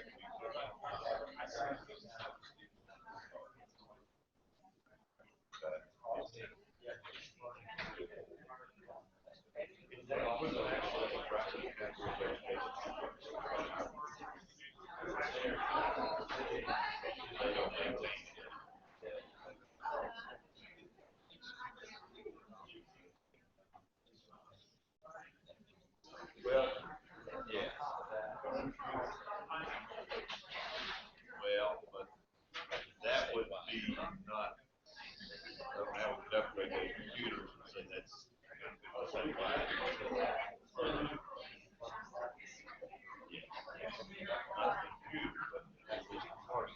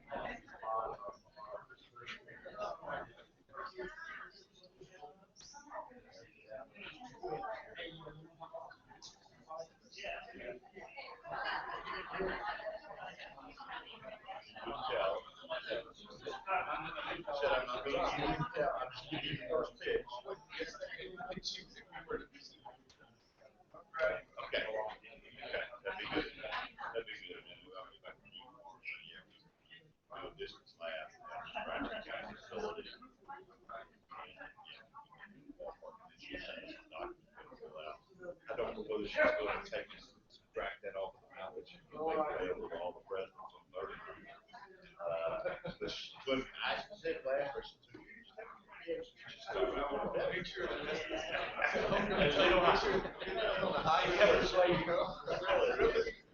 Okay, good. That's what we need.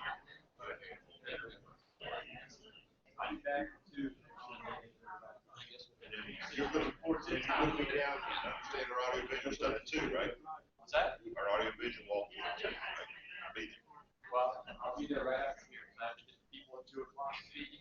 I got to go back to He's wanting to know about positions and things and so forth. Oh, yeah. Yeah, Tom. Yeah.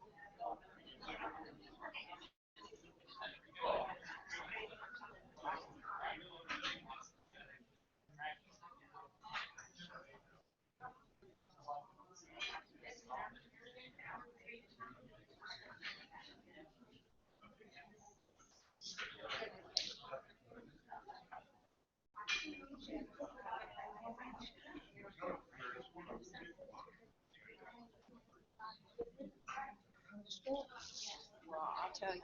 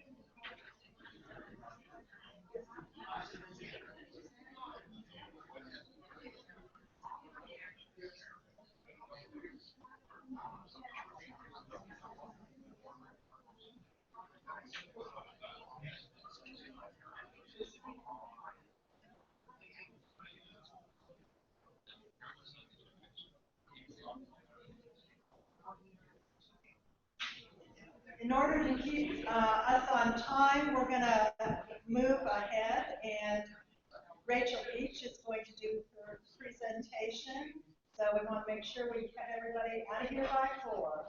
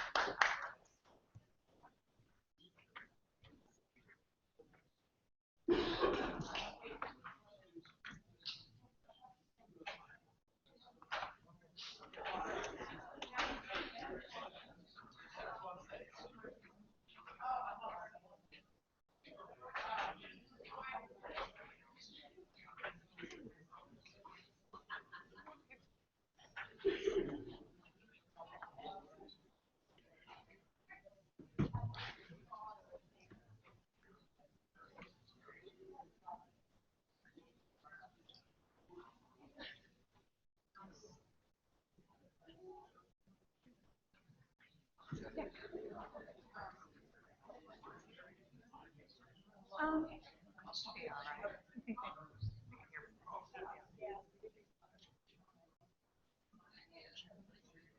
very nice. Okay.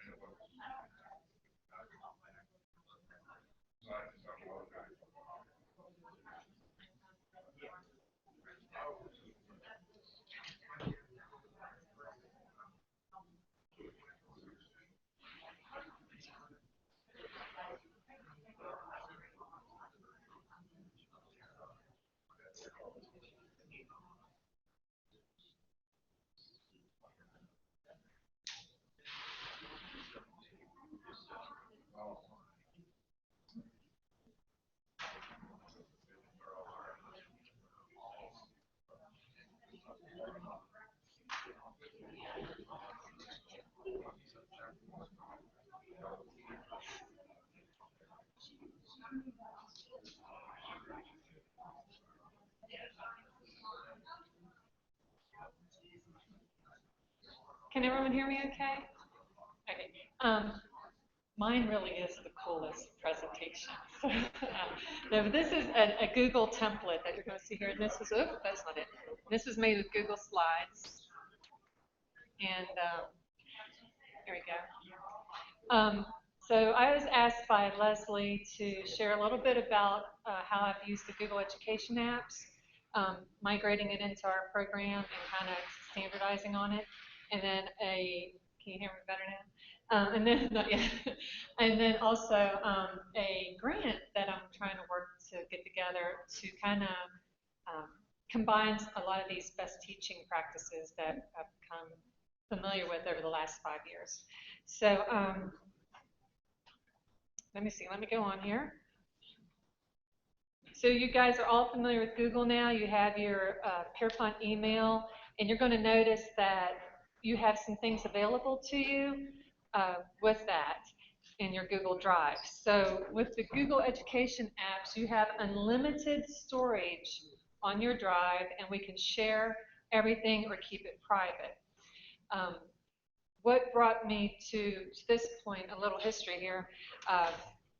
In 2013, we had stayed with Blackboard and the normal Outlook MS Office stuff.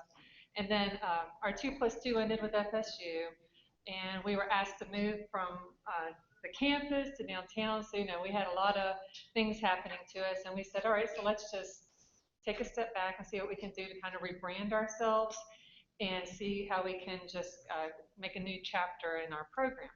So by doing that, we wanted to, a few of our goals was to have a 2+2 agreement with WVU, and that ended up requiring adding a new degree to our program and some new courses.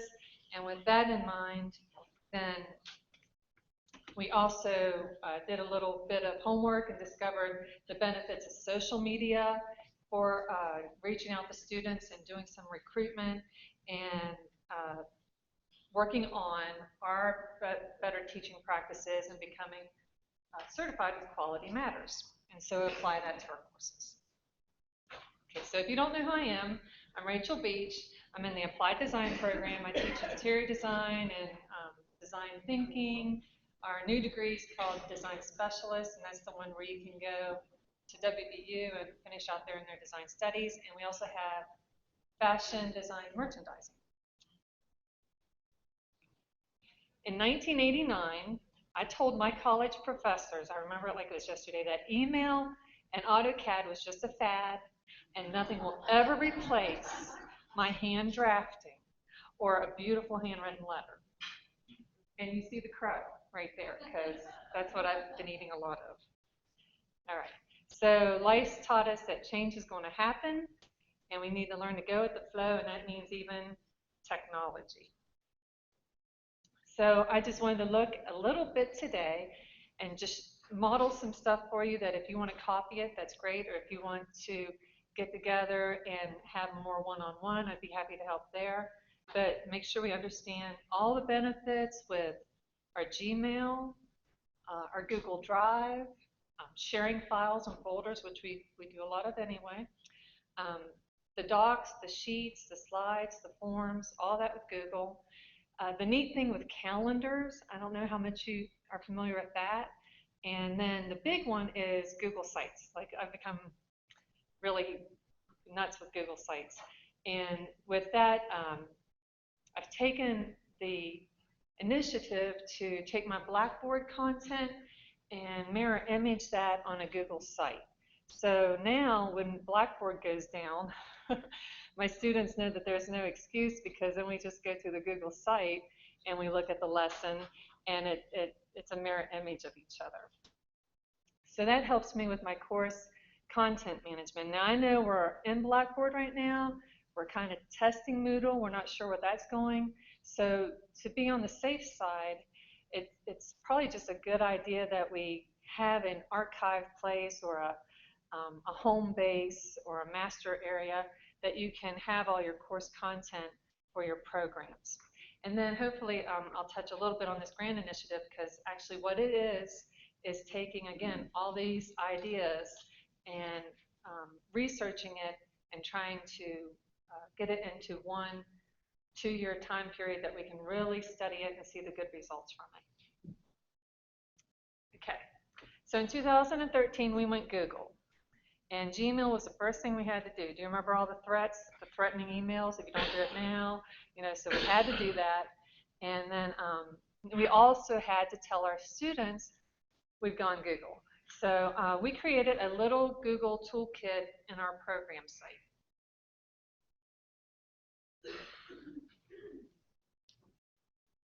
So a lot of times I'll just send my students to this page right here. And when we go over things on that first day of class, we go to this Google Toolkit page. And it's just a reminder. Now, obviously, if they're enrolled in my class, you have your Gmail. That's a given. But just to remind them what that does for them. So we go and look at a drive, like what we'll do today. We look at Blogger, because I use Blogger in my practicum course when they build their portfolios. So I want them to be aware from day one, you know, these next 2 years, at some point, you're going to have this really nice digital portfolio in the end. We review documents and spreadsheets and slide presentations. And then over on the right, I've hyperlinked some things that I've put together and just some common accessible videos out there to help people with additional assistance with manipulating Google Docs or the Google Sheets, anything like that. And also Blackboard. So I remind them too, if you really want everything to work well for you, ideally you need to make sure you have Google Chrome browser on your computer. And then I link the browser thing for them. If they don't have it, they can go ahead and do it just now. Just remember, Internet Explorer is very, very bad. All the time. Just remember that. It's a bad, bad thing. So, and then they have their Pierpont email. And then, again, we look at all the things that Google can do for you. The reason I'm kind of embracing Google, it's a very simplified format. And we have a broad digital literacy skill measurement of all of our students. Some students can't even turn a computer on, and other students can fix my computer. So I wanted to find a way to kind of equalize the playing field for everyone, and I try to keep that within the Google bubble. So when we go over Google Docs, then we've all gone over Google Docs, and that's what I expect them to use. And then right here, if you go to you're welcome to my page too, it's open to everyone. This was a free Google how-to booklet from a Google certified trainer over in Texas I've been communicating with. She's done a real nice job, so you're welcome to go to that. It's a real simple PDF. It's more for K through 12, but at least it's colorful and fun. So you can just go through her suggestions. She gives a lot of reminders of what things are if you're looking for them.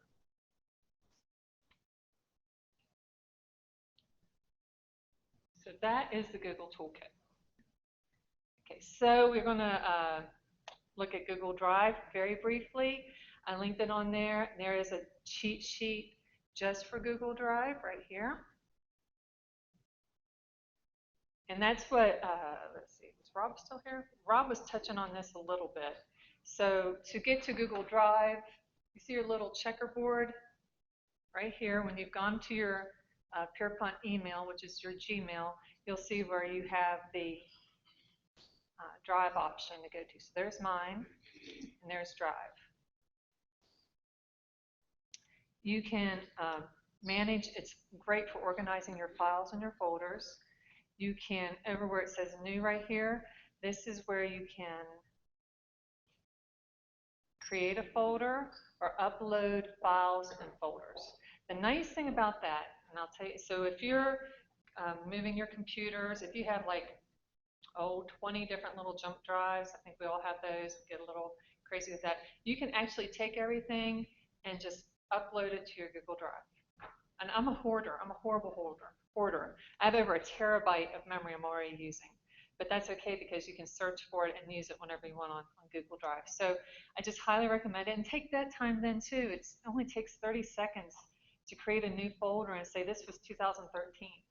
If you need new ways to organize your documents or files, just start with years and then keep it that way, and then you can expand it out from there. The search tool is absolutely awesome. So if you got all your documents in your Google Drive, the search tool will search by a phrase, it'll search by a name, it'll search by a date.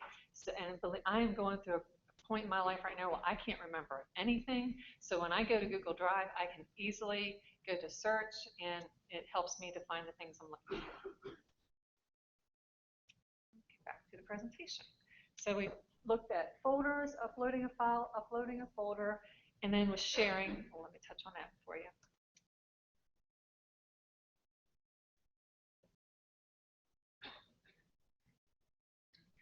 See where it says shared with me right there? I think Rob showed you that. If I wanted to share this file, this gives you all your options that you can do. I recommend that you go to the advanced. It helps a little bit more to look at it in a bigger format. And you can see everything that you can do here. You're going to notice I have a long scroll there. I've already shared this file with everyone here with you guys. So that's why you may see Amy's name up there. So that's what that does. And then you can actually change who can edit, who can view. If you want to make someone the owner of it, you can give them that power. You can put an expiration date. If you did the 2016 Pierpont policies, you can leave them up for 1 year because those policies will change after a year, and then it's not accessible anymore. So it's very nice.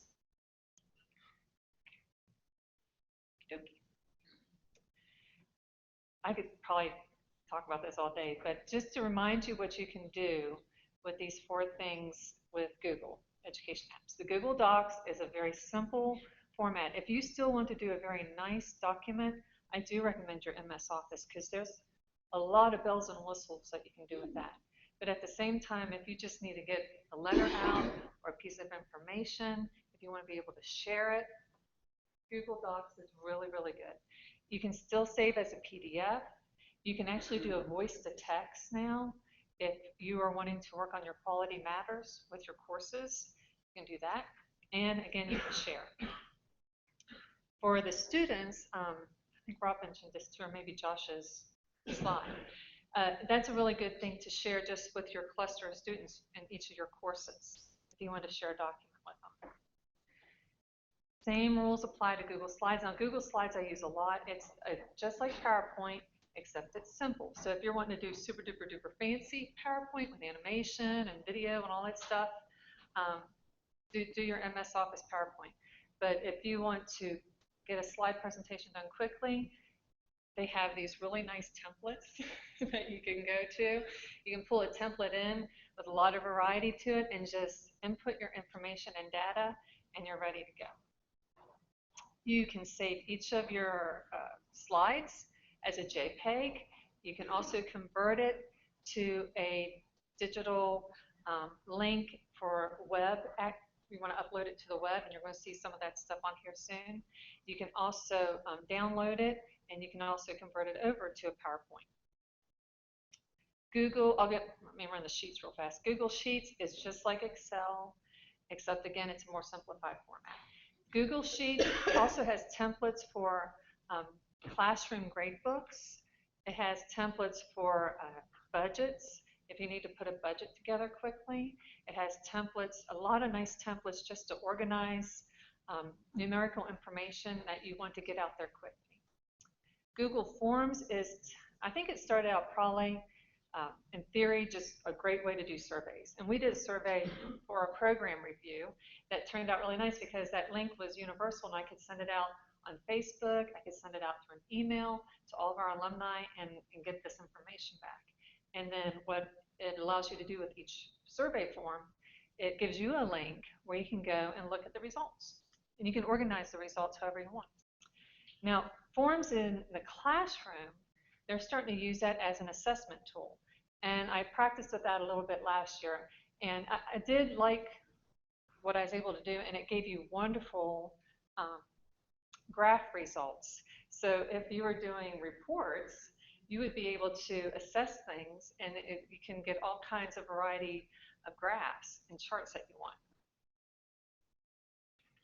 I talk really fast, so I'm going to slow down here. Okay, the calendar is very, very, very useful. You can link this to your phone, to any technical device, and you can create events. I think we've all used it a little bit, but you'll come to find out you can actually create different calendars. And I have a applied design calendar, and on our applied design calendar, I put where all of our courses are, the day and the time, and I take Leslie's calendar that she emails us, and then I put little academic calendar reminders in there for them. So those two things are together, and I take that calendar, and it's up on our program site for students to go to. And I think we've all, has everyone done the event inviting with the calendar? Okay. Okay, now, Google Sites. It's taken me 3 years, so don't think I did this overnight, please. And it's been very interesting. I've come to really appreciate it. It's just a great way to organize our information for our program and our courses. I've learned that ideal way is to begin with one and almost create it as a template. So to think a little bit ahead of what you want and to approach it that way. It is so much faster with a Google site. I know we'll get together, Dr. Newcomb and I will know what the fall schedule is going to be, and I keep that on the very opening page of our program site. I go in, I say, this is our schedule, we're done. I put it there, and I refer back to it now all the time because I see the date, the course name, the CRN, it's right, the room that it's going to be in, it's all done. And I can just see a one-shot view of it. Okay. The other useful part of this is how it collaborates with one another with the website at Pierpont, with Blackboard and Moodle, and then my course site and our program Google site, or Learning Commons we also call it.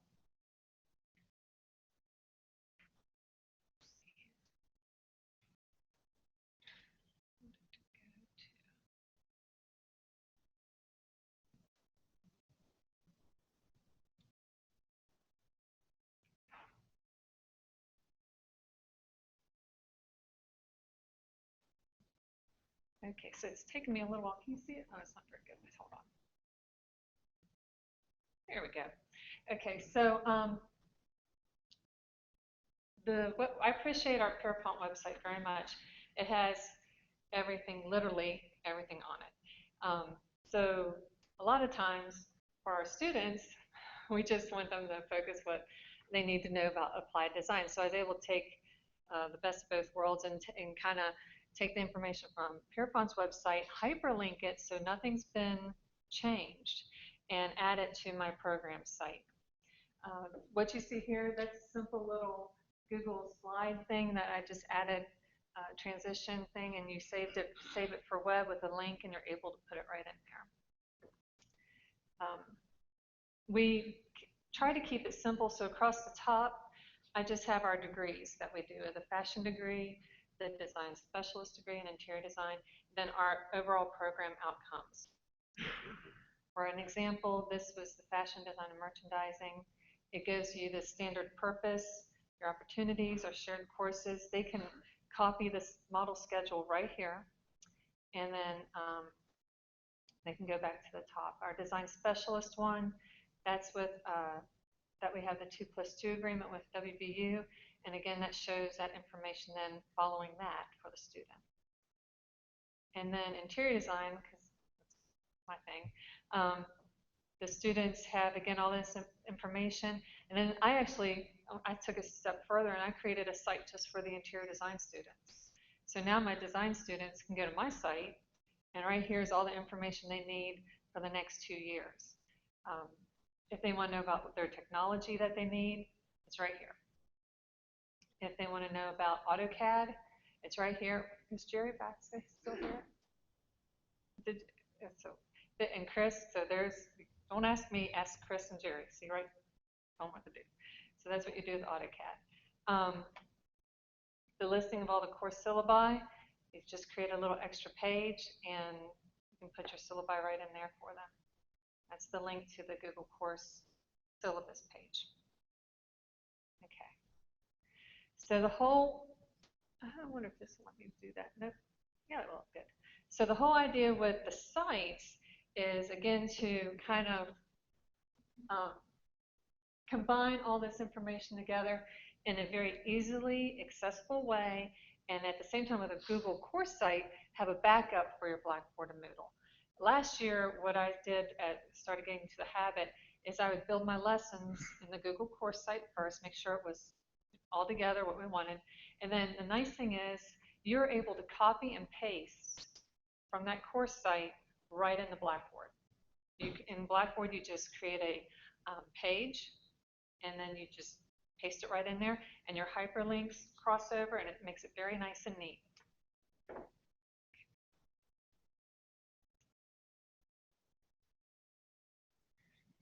That was easy, right? Okay. Oh, Linda, did you have a question? If I was, I was trying to follow you along, and it felt like I was doing a Google site and asking you to buy a domain. No, you don't want to buy a domain. I didn't want to. No. Let me, I'm glad you brought that up. Okay, so we looked at our Learning Commons. I wanted to show you this. I've actually created 2 templates for you if you want them. I don't want to tell anyone how to do their stuff, but this is, I simplified it to a template. So if you want this, I can make it accessible to you. So it's already laid out like this. Then you can add whatever information you want in there. So for example, if I want to take this template, and I think you have to go to copy this site. I'm going to copy it, and I'm going to do this for graphic design. Thank you. You're welcome. Can you share that with all of us right now? So you hit copy, and it takes everything I just did, and it's building my site for graphic design right now. And the neat thing is, you can't break this. If you want to change it, you can change it. If you don't like your site name, you can change your site name. If you want to do whatever you want, you cannot break it. Very forgivable. So now we have, right up here, you see where it says graphic design. There's your site now. This is my home page. If you don't like it being called a home page, if you'd rather it be called an opening page or the welcome, then you go over here to edit. Okay, so now I'm in edit mode, just like any type of software you see. It kind of gives you the little gray boxes and stuff, and you see where you can tweak things. So in home page, I decide I want this to be the welcome.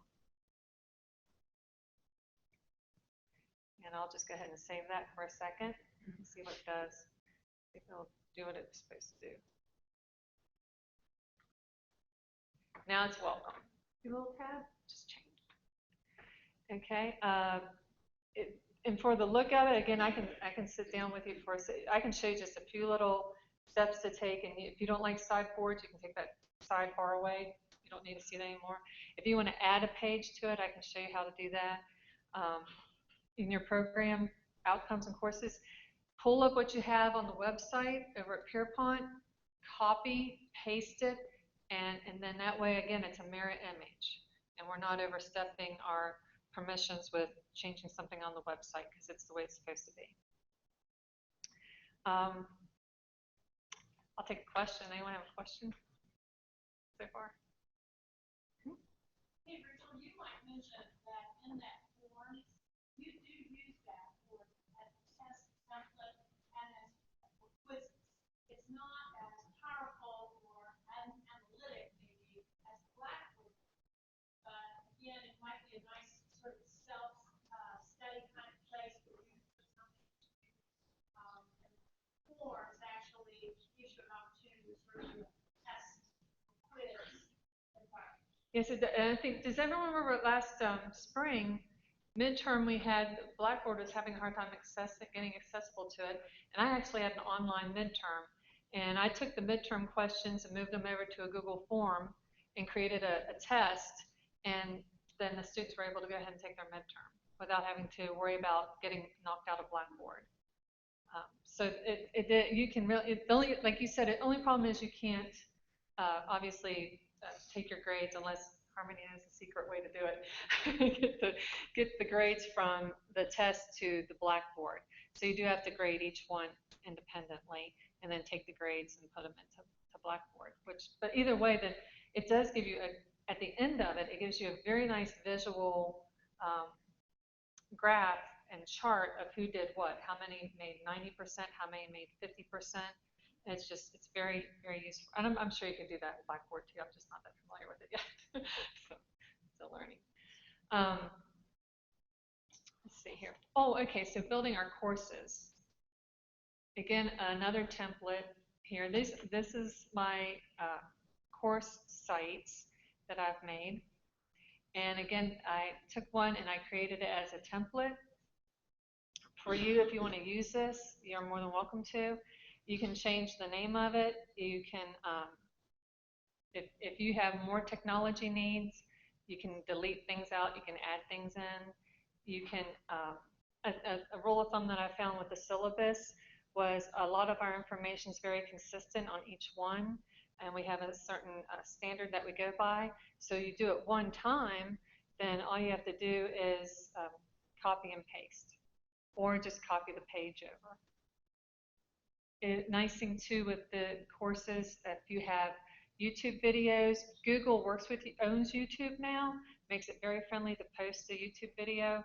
If you have handouts too, right down here, isn't this nice? This lets you just, if I want to add a file, it just makes life so much easier. This isn't going to take me to it, but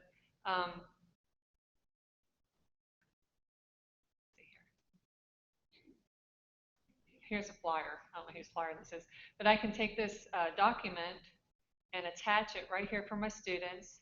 And if they want to download it, they can download it right there. And if I don't want them to have it anymore, I just delete it, and it's not there anymore.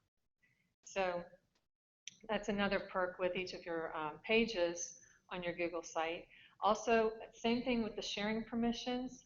You can leave it up for the semester. You can only let those students that's in your class have accessibility to it. That goes back up to the sharing. And the sharing looks the same for all things Google. If I wanted to share a file, a document, if I wanted to share a sheet or slides or a form, a PDF, anything like that, the sharing looks the same. So if I wanted to add someone right here, I can add anyone I want. Find Fonda. Do I want Fonda to edit? Do I want her to own this? If you own it, then you can copy the site yourself and create your own site. Do I want her just to be able to view it? Then you can notify this person right here. See, I didn't notify you guys yesterday when I shared the presentation with you. I just put all your emails in there, and I knew that it would share to each of you on your shared with me section. But you can add a message and say, here is a new site. check it out. And then I can send it to Fonda, and she'll get that, and it has the link in it, and it opens it up. So if you have a Google course site and you have your roster, class roster, you can take all your students' emails, put them on there, and allow them to view it. And they have accessibility to it, and no one else would. Okay.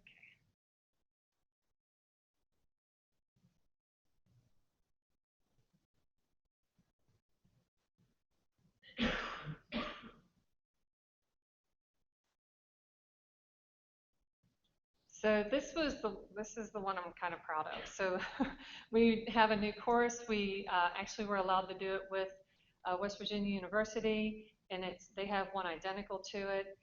So working with them, we developed it. It's been approved. It was launched last spring. It did very well. And I used my Google course, and we worked from this every time we met in class. So I would open this up. We would go to course content. We'd go to lesson 1. And we would talk about lesson 1 and what was involved in it. And then the students would see everything. That little link to the quiz, that's a Google form. And then that's it. That's lesson 1 for them, with dates and reminders and activities and such. The page itself, when you go to course content, that's where I went ahead and I put the outcomes. Oh, I'm sorry, go ahead. Is there access control? Yes, yeah, with the sharing permissions. So the students have to log in order to view the page? Correct. Now, I have a site that I made public for the purpose of actually to help with recruiting, because I wanted students to see it. So I would send them this link to my course site, and this one is made public view. And so I've gone back in and taken a good portion of the course information out and made it more of a summary, but they can look at it and see what the course is about.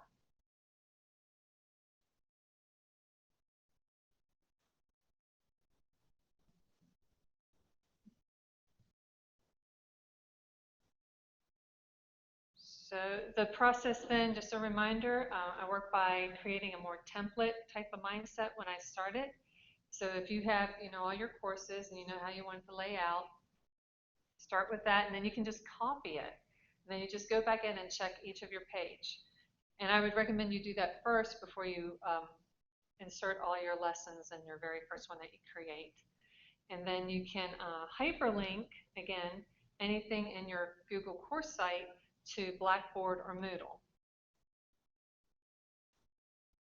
Okay, so with Gmail, in Google Drive, in calendars and docs and sites, I would recommend remembering how powerful your search key is for all of that. You can search for anything on your Google Drive, and that also includes your Gmail. I recommend that you have the Chrome browser and that you tell your students to get the Chrome browser. It just makes life easier. And then the Google Calendars, that's the other thing I wanted to show you. My Google Calendar, like I spoke of, is right here for our students. And they can go to that and they'll see on Mondays, then we have design concepts, then we have the residential design, we have history, I think of contemporary fashion, if I'm looking at it right.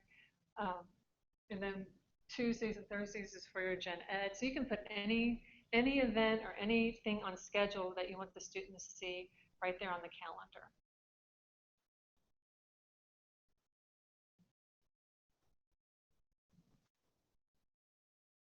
Okay, so I was interested, I've gotten 1 or 2 really small grants in my life, but I wanted to do something bigger.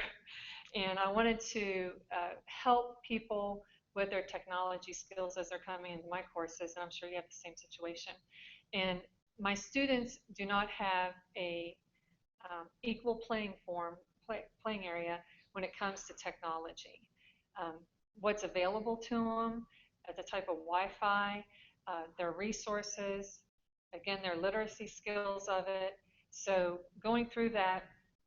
I'm hoping to be a test pilot or be an initiative where we would have a cluster of students that would all have Chromebooks.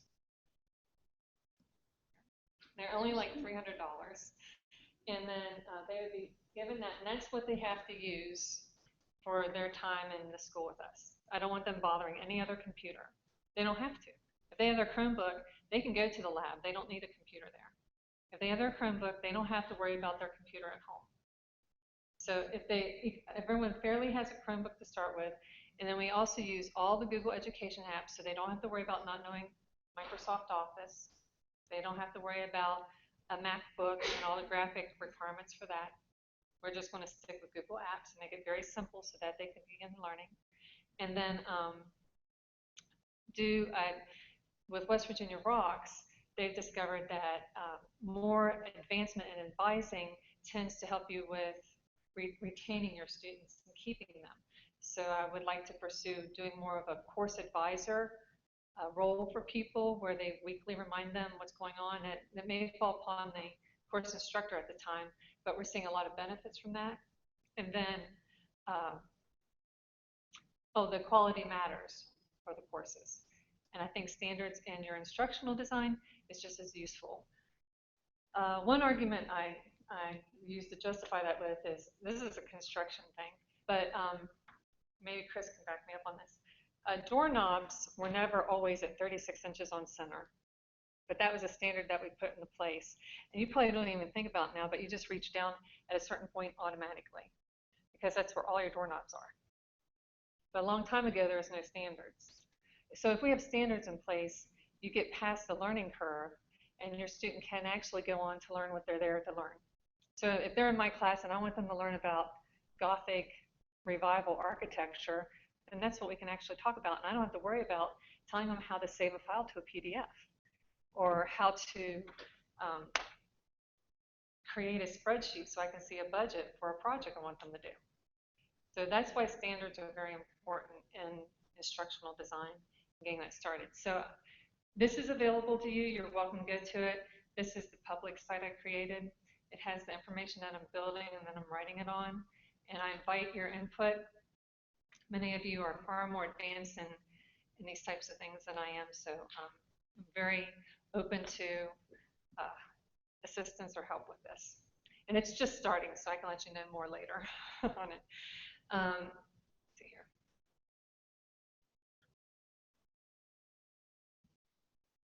This credit, was it paid for by That's what I want. Yeah, I have one ready to submit. I've filled it out. It's due September 1st. And that's going to one group.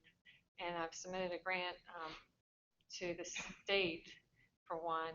And then there's two other large grant people that I'm still writing stuff on for them. That's the goal, is to have Chromebooks, not just for the students, but for the faculty as well. Because I think modeling is the best way for students to learn things. Actually, the one for the Chromebooks, I applied to Mollahan. They said they do stuff like that, yeah. Okay. Again, thank you for your time. I have, this is on, you go to Drive and Share It With Me, and that's where you'll find this for you. If you do not see it, please let me know. Just send me an email, and I'll make sure that you have access to it. And this presentation was a template, and these are the links for you if you want them. That's it. Any more questions?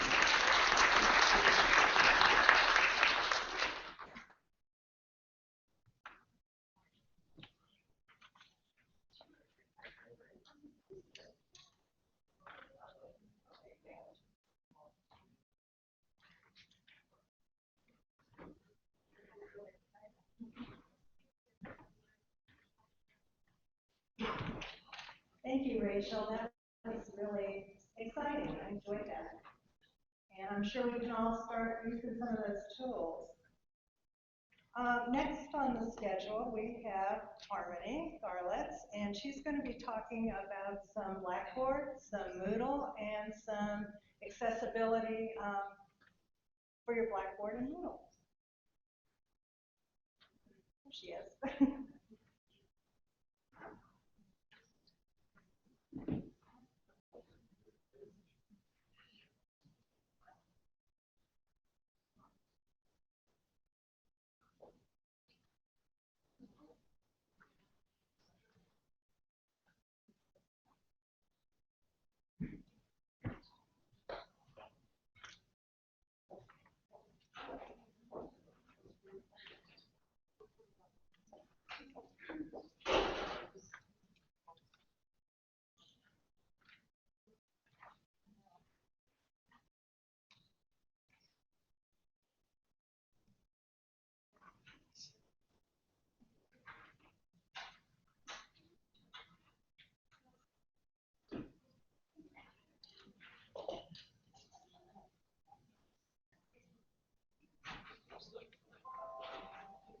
Good afternoon. As Leslie said, I'm Harmony Garlitz, and I am our e-learning specialist.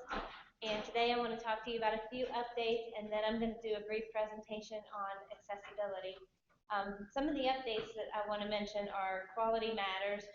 We are still asking anyone who teaches online, whether you're an adjunct or not, to go ahead and complete the Quality Matters Applying the Rubric course. If you haven't taken it, just contact me and I'll let you know when it's offered.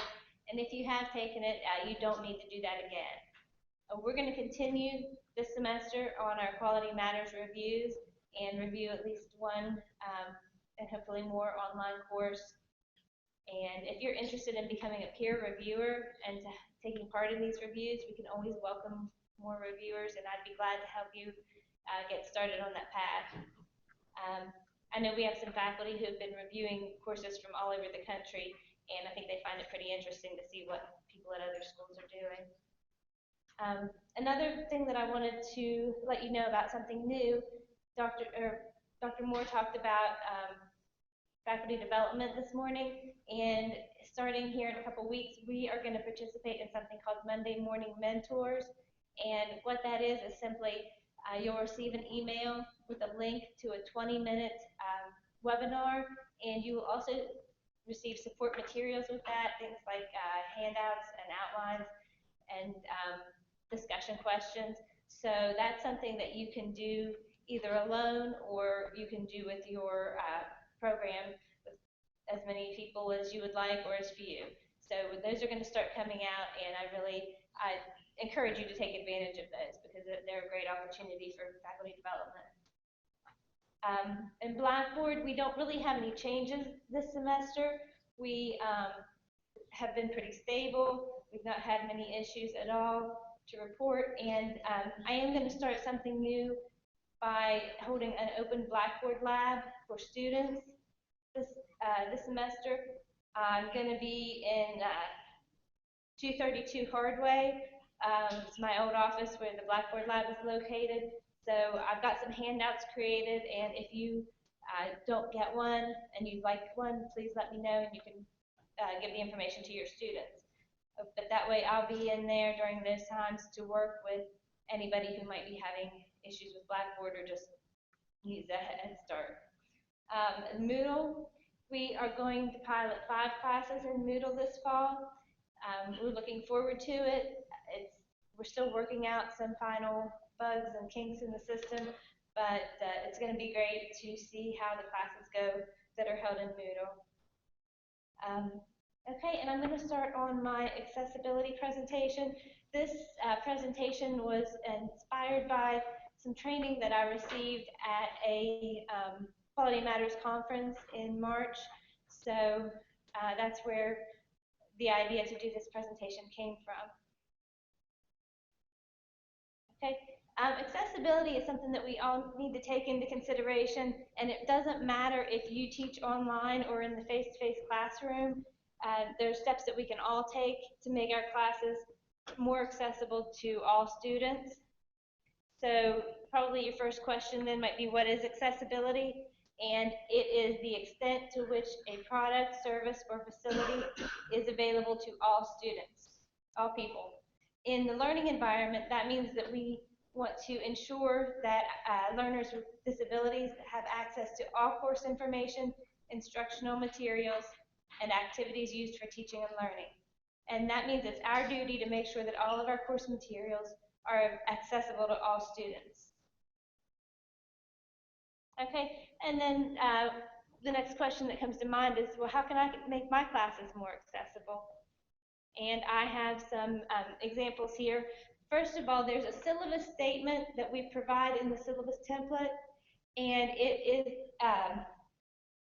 it's related to Title IX and the Americans with Disabilities Act.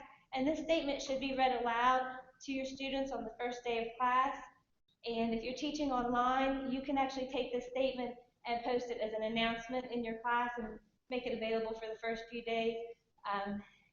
It tells students that they can contact the Office of Disability Services for any additional assistance that they might need in your class.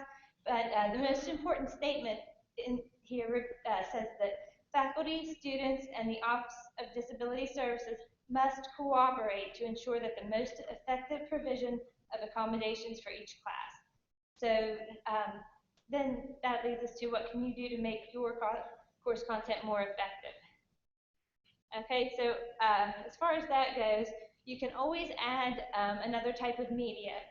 It's really recommended that you use multiple media for communication, and that means if you are going to, if you're going to lecture in class, then it'd be a good idea to make a transcript available to your students, and that's something that you can post in Blackboard, and you don't need to make copies and hand out copies. You can just post it online in Blackboard, and your students can access it there. Images, you want to add alt text and long descriptions, and that's really simple. I'll show you how to do that in just a moment. Another thing that you might want to do is provide an audio file that explains the image in detail. When you use videos in your class, it's really important that you use either transcripts or captions. I'm going to go through a captioning tool here in a few moments and show you how easy it is to do that. An audio. If you have an audio file, you may want to provide transcripts or convert it to video with text. So it doesn't matter if your class meets face-to-face or online. You probably use at least one of these options already. And some of these things may sound difficult and time-consuming, but I'm just going to show you some tools that will simplify the process. So again, working with images. In order to add alt text and a description to your image, it's really easy. You simply right-click on the image and select Format Picture at the bottom. When the Format Picture window opens, you want to go down to the bottom and click Alt Text, and there you have the option to put in the title and your description. And you want to make your description as wordy as possible, as thorough as you can, so that it describes exactly what the student would be seeing. So that's images. That's a simple tool. It's really easy to do. And the next thing I want to talk about then is working with documents, specifically Word documents. Some tips that you want to keep in mind are that you want the text to be readable. This means that you want to include a lot of white space on your page, maybe bigger margins. Sorry.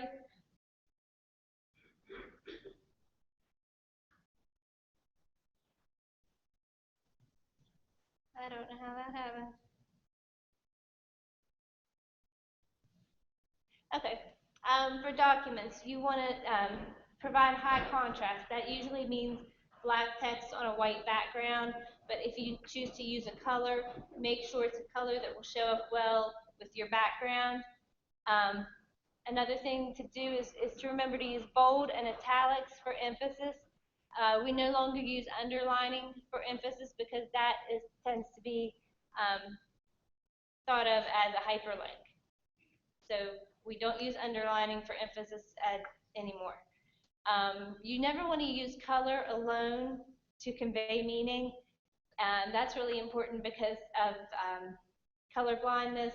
I know my husband is colorblind, and I have to match all of his clothes together to so that he can wear something to work and not look silly.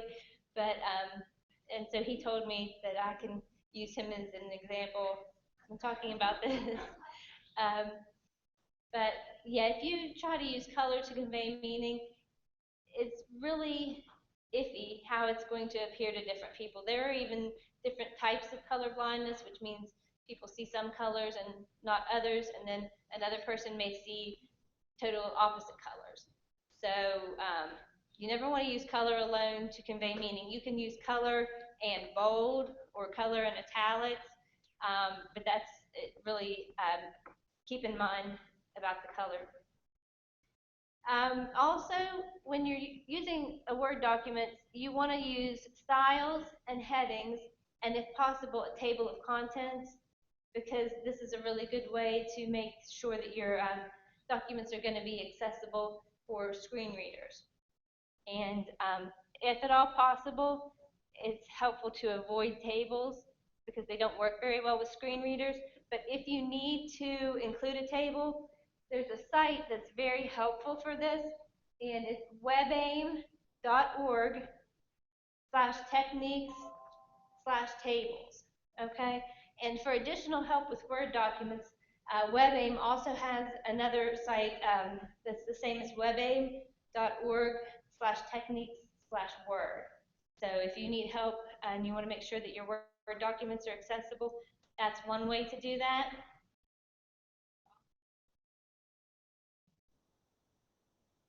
All right. Okay. But Word has its own accessibility checker, which is really helpful because you can use it as you create your documents. And so it's easy to find in Word. You go to the File tab and select Check for Issues and check accessibility. And I'm going to show you right now how that works. You go to Check for Issues and then select Check Accessibility. And that's all you have to do. Okay? And so what comes up then is this sidebar that's an accessibility checker, and it gives you errors, things that would definitely need to be fixed, and also warnings, which are things that you might want to look at fixing and later on.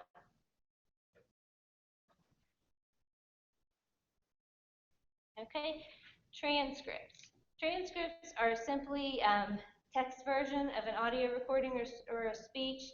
They can be used for lecture, video, or audio. And Google Chrome actually has an extension now called Read and Write for Google Chrome. And it's a speech-to-text tool, which means you could stand in front of your computer or sit in front of your computer and read your lecture out loud, and it will take down your words into text. And then, of course, you want to make sure that you check those out so that everything's accurate. But it's a lot easier than sitting down and typing up your lecture from scratch. Okay, something that your students may use, and this may not so much apply to you, but it's always a good idea to have as much helpful information for your students as possible, but some of them may need screen readers. And screen readers enable blind and vision impaired people to use computers, and they provide the key to education and employment for many people. Now, there's a free screen reader that your students can download. It's called NVDA, and the website is nvaaccess.org. And I'm going to show you, this is what the page looks like, and they can go in and download the screen reader. And how many of you have actually heard a screen reader before? Okay, so a few of you have.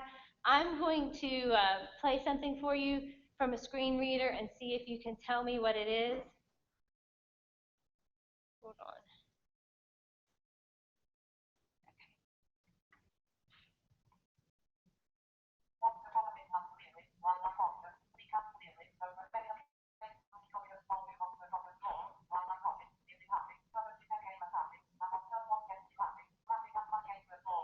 Were you able to hear that? I'm not sure. No? Okay, let me turn the volume up.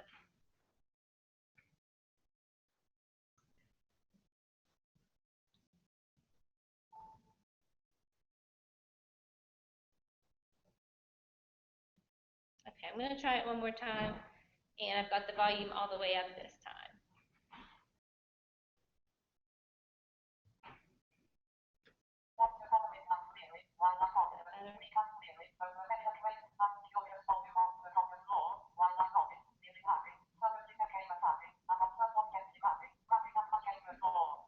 Okay, so could anybody know what they were saying? The Raven. Yeah, from Edgar Allan Poe. But that's a typical sound for most screen readers. So it just gives you an idea that you want to have your documents done as correctly as possible with these things in mind, so that when your students have to listen to it on a screen reader, it's going to make more sense and be a little more understandable for them. Slow a screen reader down so it doesn't go as fast. This one does not have that option. I don't know. There are several out there, and I'm sure some of them probably do, but this one just, that's how you listen to it. I was just going to throw this out. We have the Kurzweil screen reader. We have it on one computer in the tutoring center, and the students do come and use it. It can be slowed down. That's good. Voice thing. But mostly the students, very few students use it, but mostly they would rather have someone read to them. And than to listen to it. Even though I was thinking, gee, you can control that thing all by yourself. But that one little girl that used it frequently. But she would rather have somebody read it. Right, and you can set that up with disability services, but this is just kind of some ideas for things that you might go ahead and do on your own in your classroom just to make things a little easier. Some students don't want to ask for help, so if you provide it ahead of time, that's going to go ahead and give them a way to be able to participate in the class a little easier.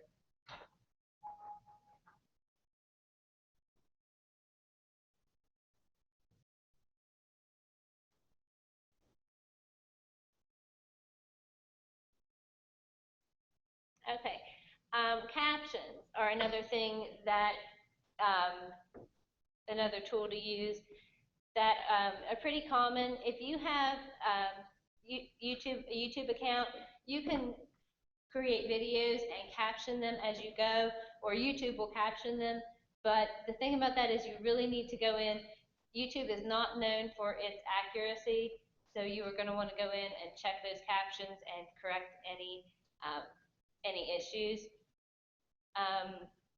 Captions are simply text that accompany a video or audio recording, and this DCMP captioning key provides some guidelines, and basically those guidelines are that your captions should be accurate, so you always want to check them for errors before you make them available to students.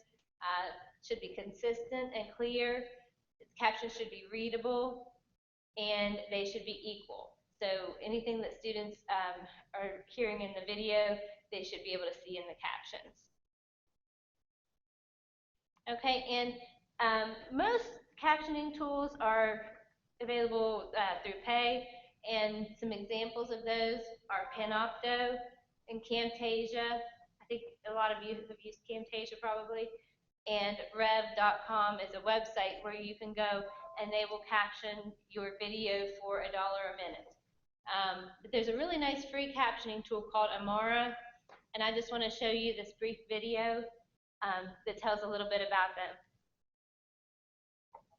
Amara makes video globally accessible with captions and translation. It was designed with 3 audiences in mind. First, if you're a video creator, Amara can help you make subtitles with the easiest to-learn software in the world. It's collaborative, like Wikipedia, so you can invite friends and audience members to help out.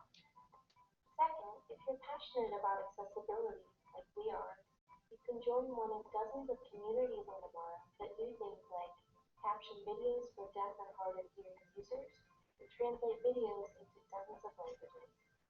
Third, if you're working with video and need professional-grade tools or on-demand subtitles, Amara can help. So, whether you're an individual, a community member, or an organization using Amara, you are supporting Amara's mission to ensure that everyone has access. Okay. So that's a free captioning tool that you can use, and your students can use as well.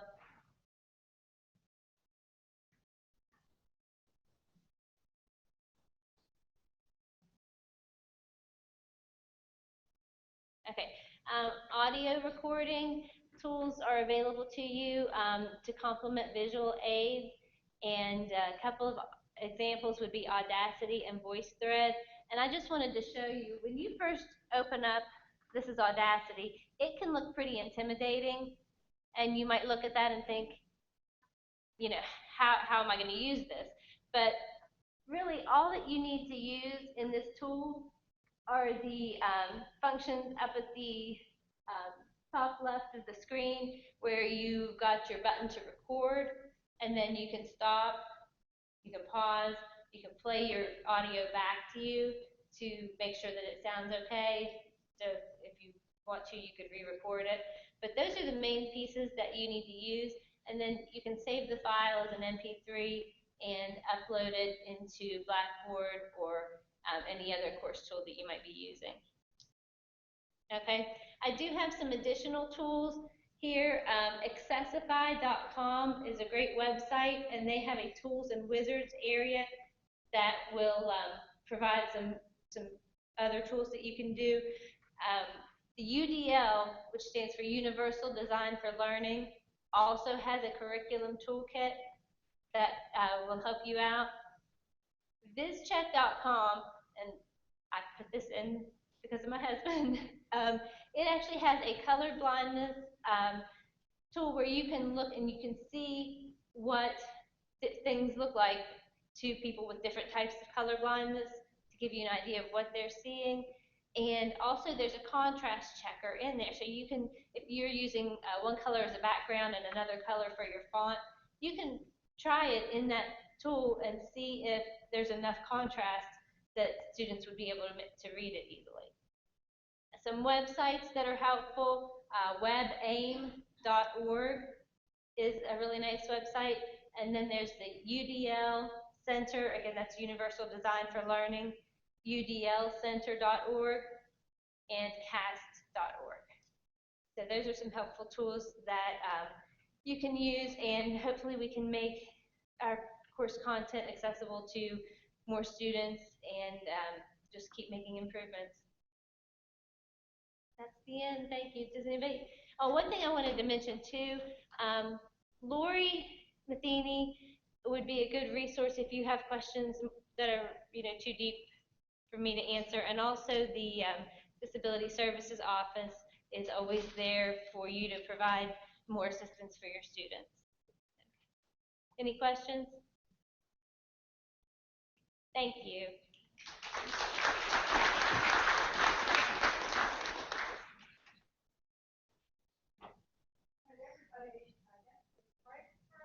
Thank you, Harmony. Our speakers are coming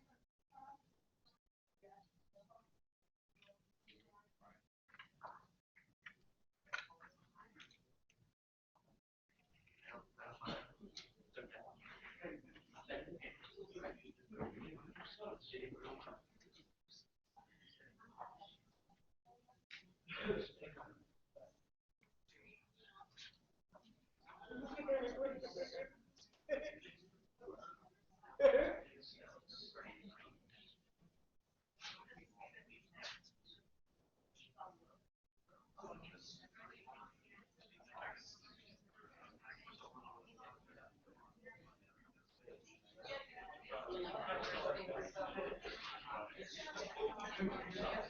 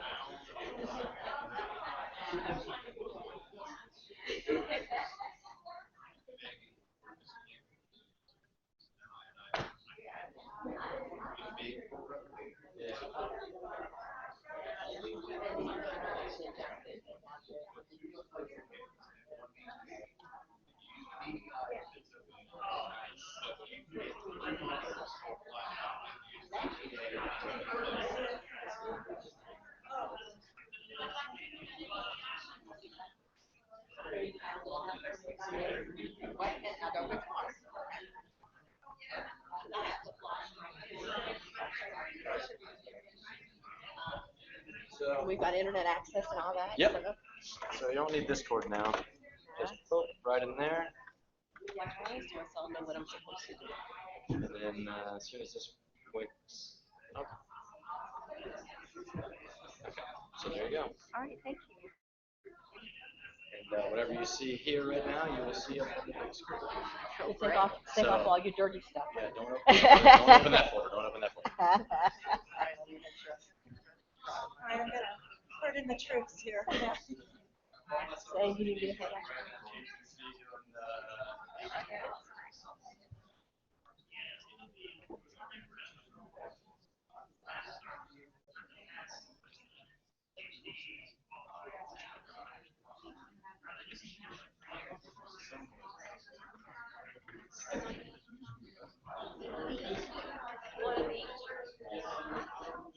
Yeah, there's enough of them.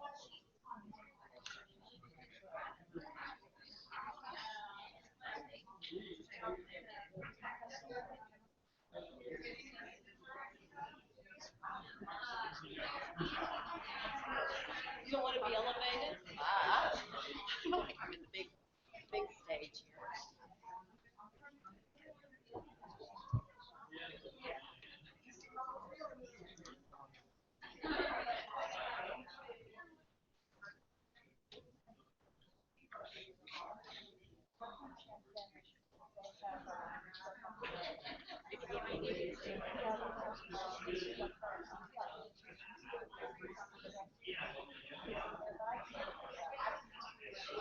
Well, I mean, if it's easier, it's fine.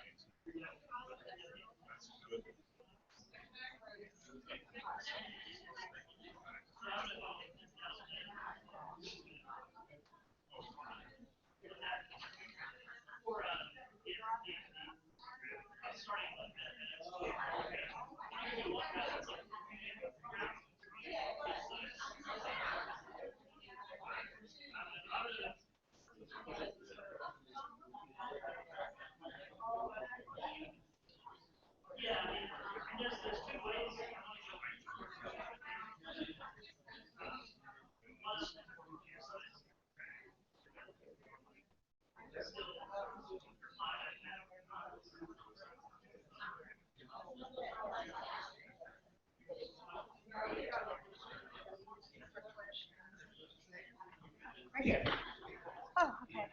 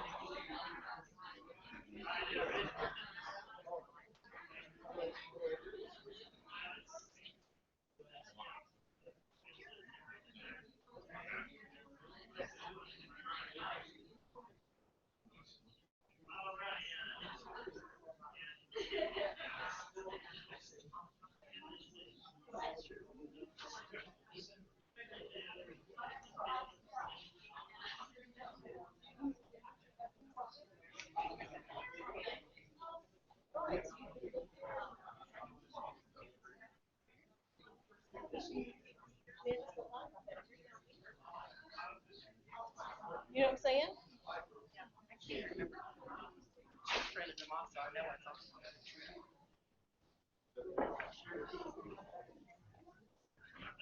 Right, I'd like to introduce our final presenters of the day. And we have Judy Whipkey. She is from Bridge Valley.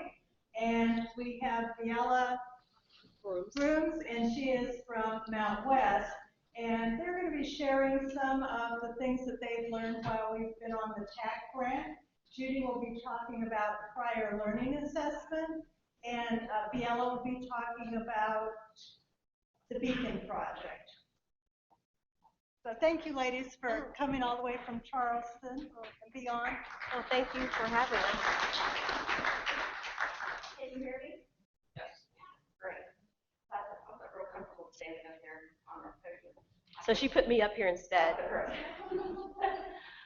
As Leslie mentioned, Viella and I are going to, ooh, that's very loud. Thank you. Leslie said, Viella and I are going to talk to you a little bit about what a couple of the deliverables for the BTG grant that we've been working on credit for prior learning and the Beacon model. So I'm just going to spend a little bit of time talking about credit for prior learning. And I know you all are very familiar with credit for prior learning, and I noticed in your catalog that you have a pretty aggressive policy already in place for credit for prior learning. But I hope that I can perhaps give you some insight and make you think a little differently about credit for prior learning and how you might be able to use that in your program to initiate a conversation with adult learners, get them into the program, and get them to completion. So that's pretty much what I'm going to do for about an hour, and then I'll give you a couple handouts that I'll explain in a minute. I also want to show you a website that was developed for credit for prior learning for the state of West Virginia, geared toward adults. And I'd like to kind of show you how that website works and how it could be a potential recruiting tool for a lot of adults throughout this state. So first of all, what is credit for prior learning, or PLA? A lot of times you will see it referred to as PLA, and with that is just a term used for learning obtained outside the non-traditional avenue. So this could be credit for military service, training that they receive while they're on the job, a lot of different ways in which this person can gain knowledge outside the traditional classroom. Now, one of the authorities, what we consider to be an authority and a great resource, is the Council on Adult and Experiential Learning, CALE, referred to as CALE. We have utilized CALE quite a bit on the BTG grant. CALE came in and actually provided some very intense training to every community and technical college across the state. And 2 people were identified from each institution as PLA specialists. So at your institution, you have Leslie and Nancy Park are identified as the 2 PLA specialists. And like I said, CALE came in and provided extensive training on how we can utilize credit for prior learning in our program and how we can improve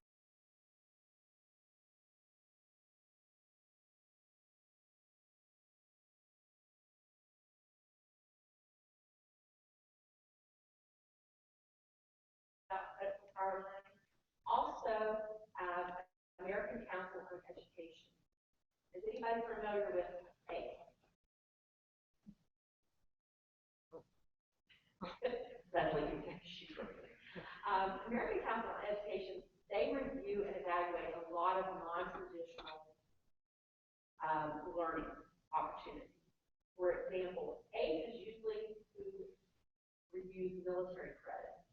they will put an ACE recommendation on the military credit. For the most part, registrars will accept anything that ACE has put a stamp on and is recommended for credit. Now, that doesn't mean that that credit always applies to your program, but it's worth taking a look at anybody that has military experience to see what credit they may already have in place. I'm not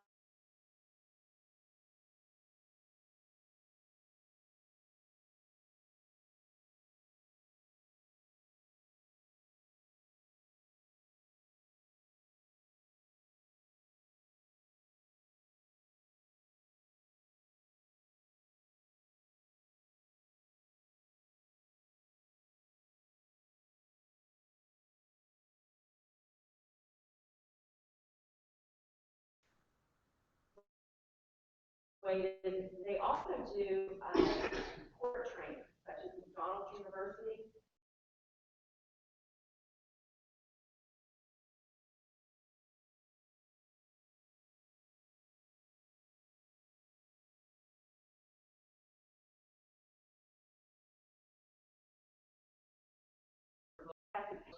And what you potentially counted for. They typically also have a brief description of the program, so you can at least get an understanding of what the students have gone through, and maybe see how it measures to what you're teaching in the classroom. So again, I would look at CALE and ACE as being two really good resources for credit for prior learning. So what's the significance of credit for prior learning? Why should we even care? You know, you didn't take it from me, so therefore you didn't learn it. I can give you credit. Have you ever kind of felt like that's the way it is sometimes? You weren't in the classroom, so therefore you shouldn't get credit. Why should we be so interested in credit for prior learning? Well, there's a couple of reasons, and particularly here at the state level, that you should be really interested in credit for prior learning. We have two statewide policies, two institutional policies. They are Series 59, which is, maybe I should do this, it might be easier. Series 59 is the credit for prior learning. This was initiated in February 2015, and it very clearly states that institutions need to have in place a policy for credit for prior learning. And as I mentioned, I think you all are already there, you have your policy in place, but by the end of May 2017, every institution needs to have a policy for credit for prior learning. The policy also goes in and outlines how it will be transcribed and how it will be transferred to other institutions. And one of the concerns was that when a student actually received credit for prior learning, would that credit transfer? And that policy states that if a student, if it's on the student's transcript and it's transcribed as a course, such as Instrumentation 101, and you have the same course, then as the transferring institution, you are required to take that. I've also listed the Series 17, which is the transfer policy, because there's things in the transfer policy that affect what you're doing in prior learning. So those two policies that were passed by the state in November of 2015 really have an impact on credit for prior learning. So I'd encourage you to look at those and make sure that whatever you're initiating in your programs, you're abiding by not only your institutional policy, but your state policy. Also, the state policy talks about data collection, and I'll show you something that might help with your data collection later on. Also, if you look at statistics, here's another reason why credit for prior learning is really important. In a Lumina Gallup poll, 87% of Americans felt like they should be given credit for knowledge that they've gained outside the traditional classroom. 75% of those said they would be more likely to go into a higher ed program if they knew they were going to get credit for knowledge that they already had. And 70% think that if they can demonstrate that they've mastered the content of the course in another way other than sitting in the classroom, and another possibility other than sitting in 16 weeks of classroom, that they have the opportunity to do that. So statistics show us that adults are more willing to engage in higher ed if they're given credit for what they already know.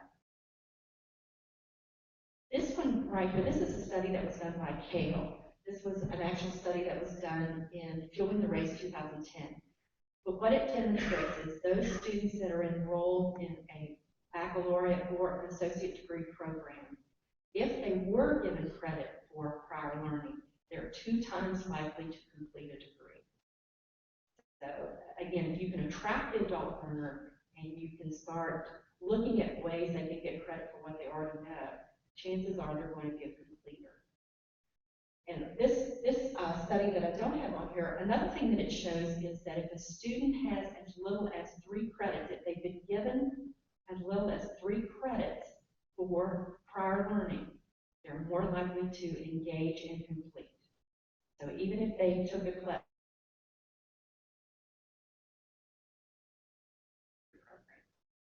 so with our adult population here in West Virginia, these statistics show that we're able to engage the adult and keep them to completion if we would offer some opportunity for credit for prior learning. When we look at credit for prior learning, there's a lot of things you can look at. You can look at their military experience. You can look at apprenticeships, training programs that they might have been engaged in. You can also look at some companies will require their employees to have continuing ed credits. Take a look at what those continuing ed credits are in, and again, how they measure and match what you're teaching in the classroom. Any kind of licensures or certifications. I know that IT, there's a lot of certification programs out there that already mirror and match what you're doing in the classroom, and could you give them credit for that? And same way with certifications. To give you an example of certification, or if you have healthcare, if you've got somebody coming in with a CNA license, or an LPN license, you might look at how they can receive credit toward a healthcare degree, and where they've already gained that knowledge outside the classroom.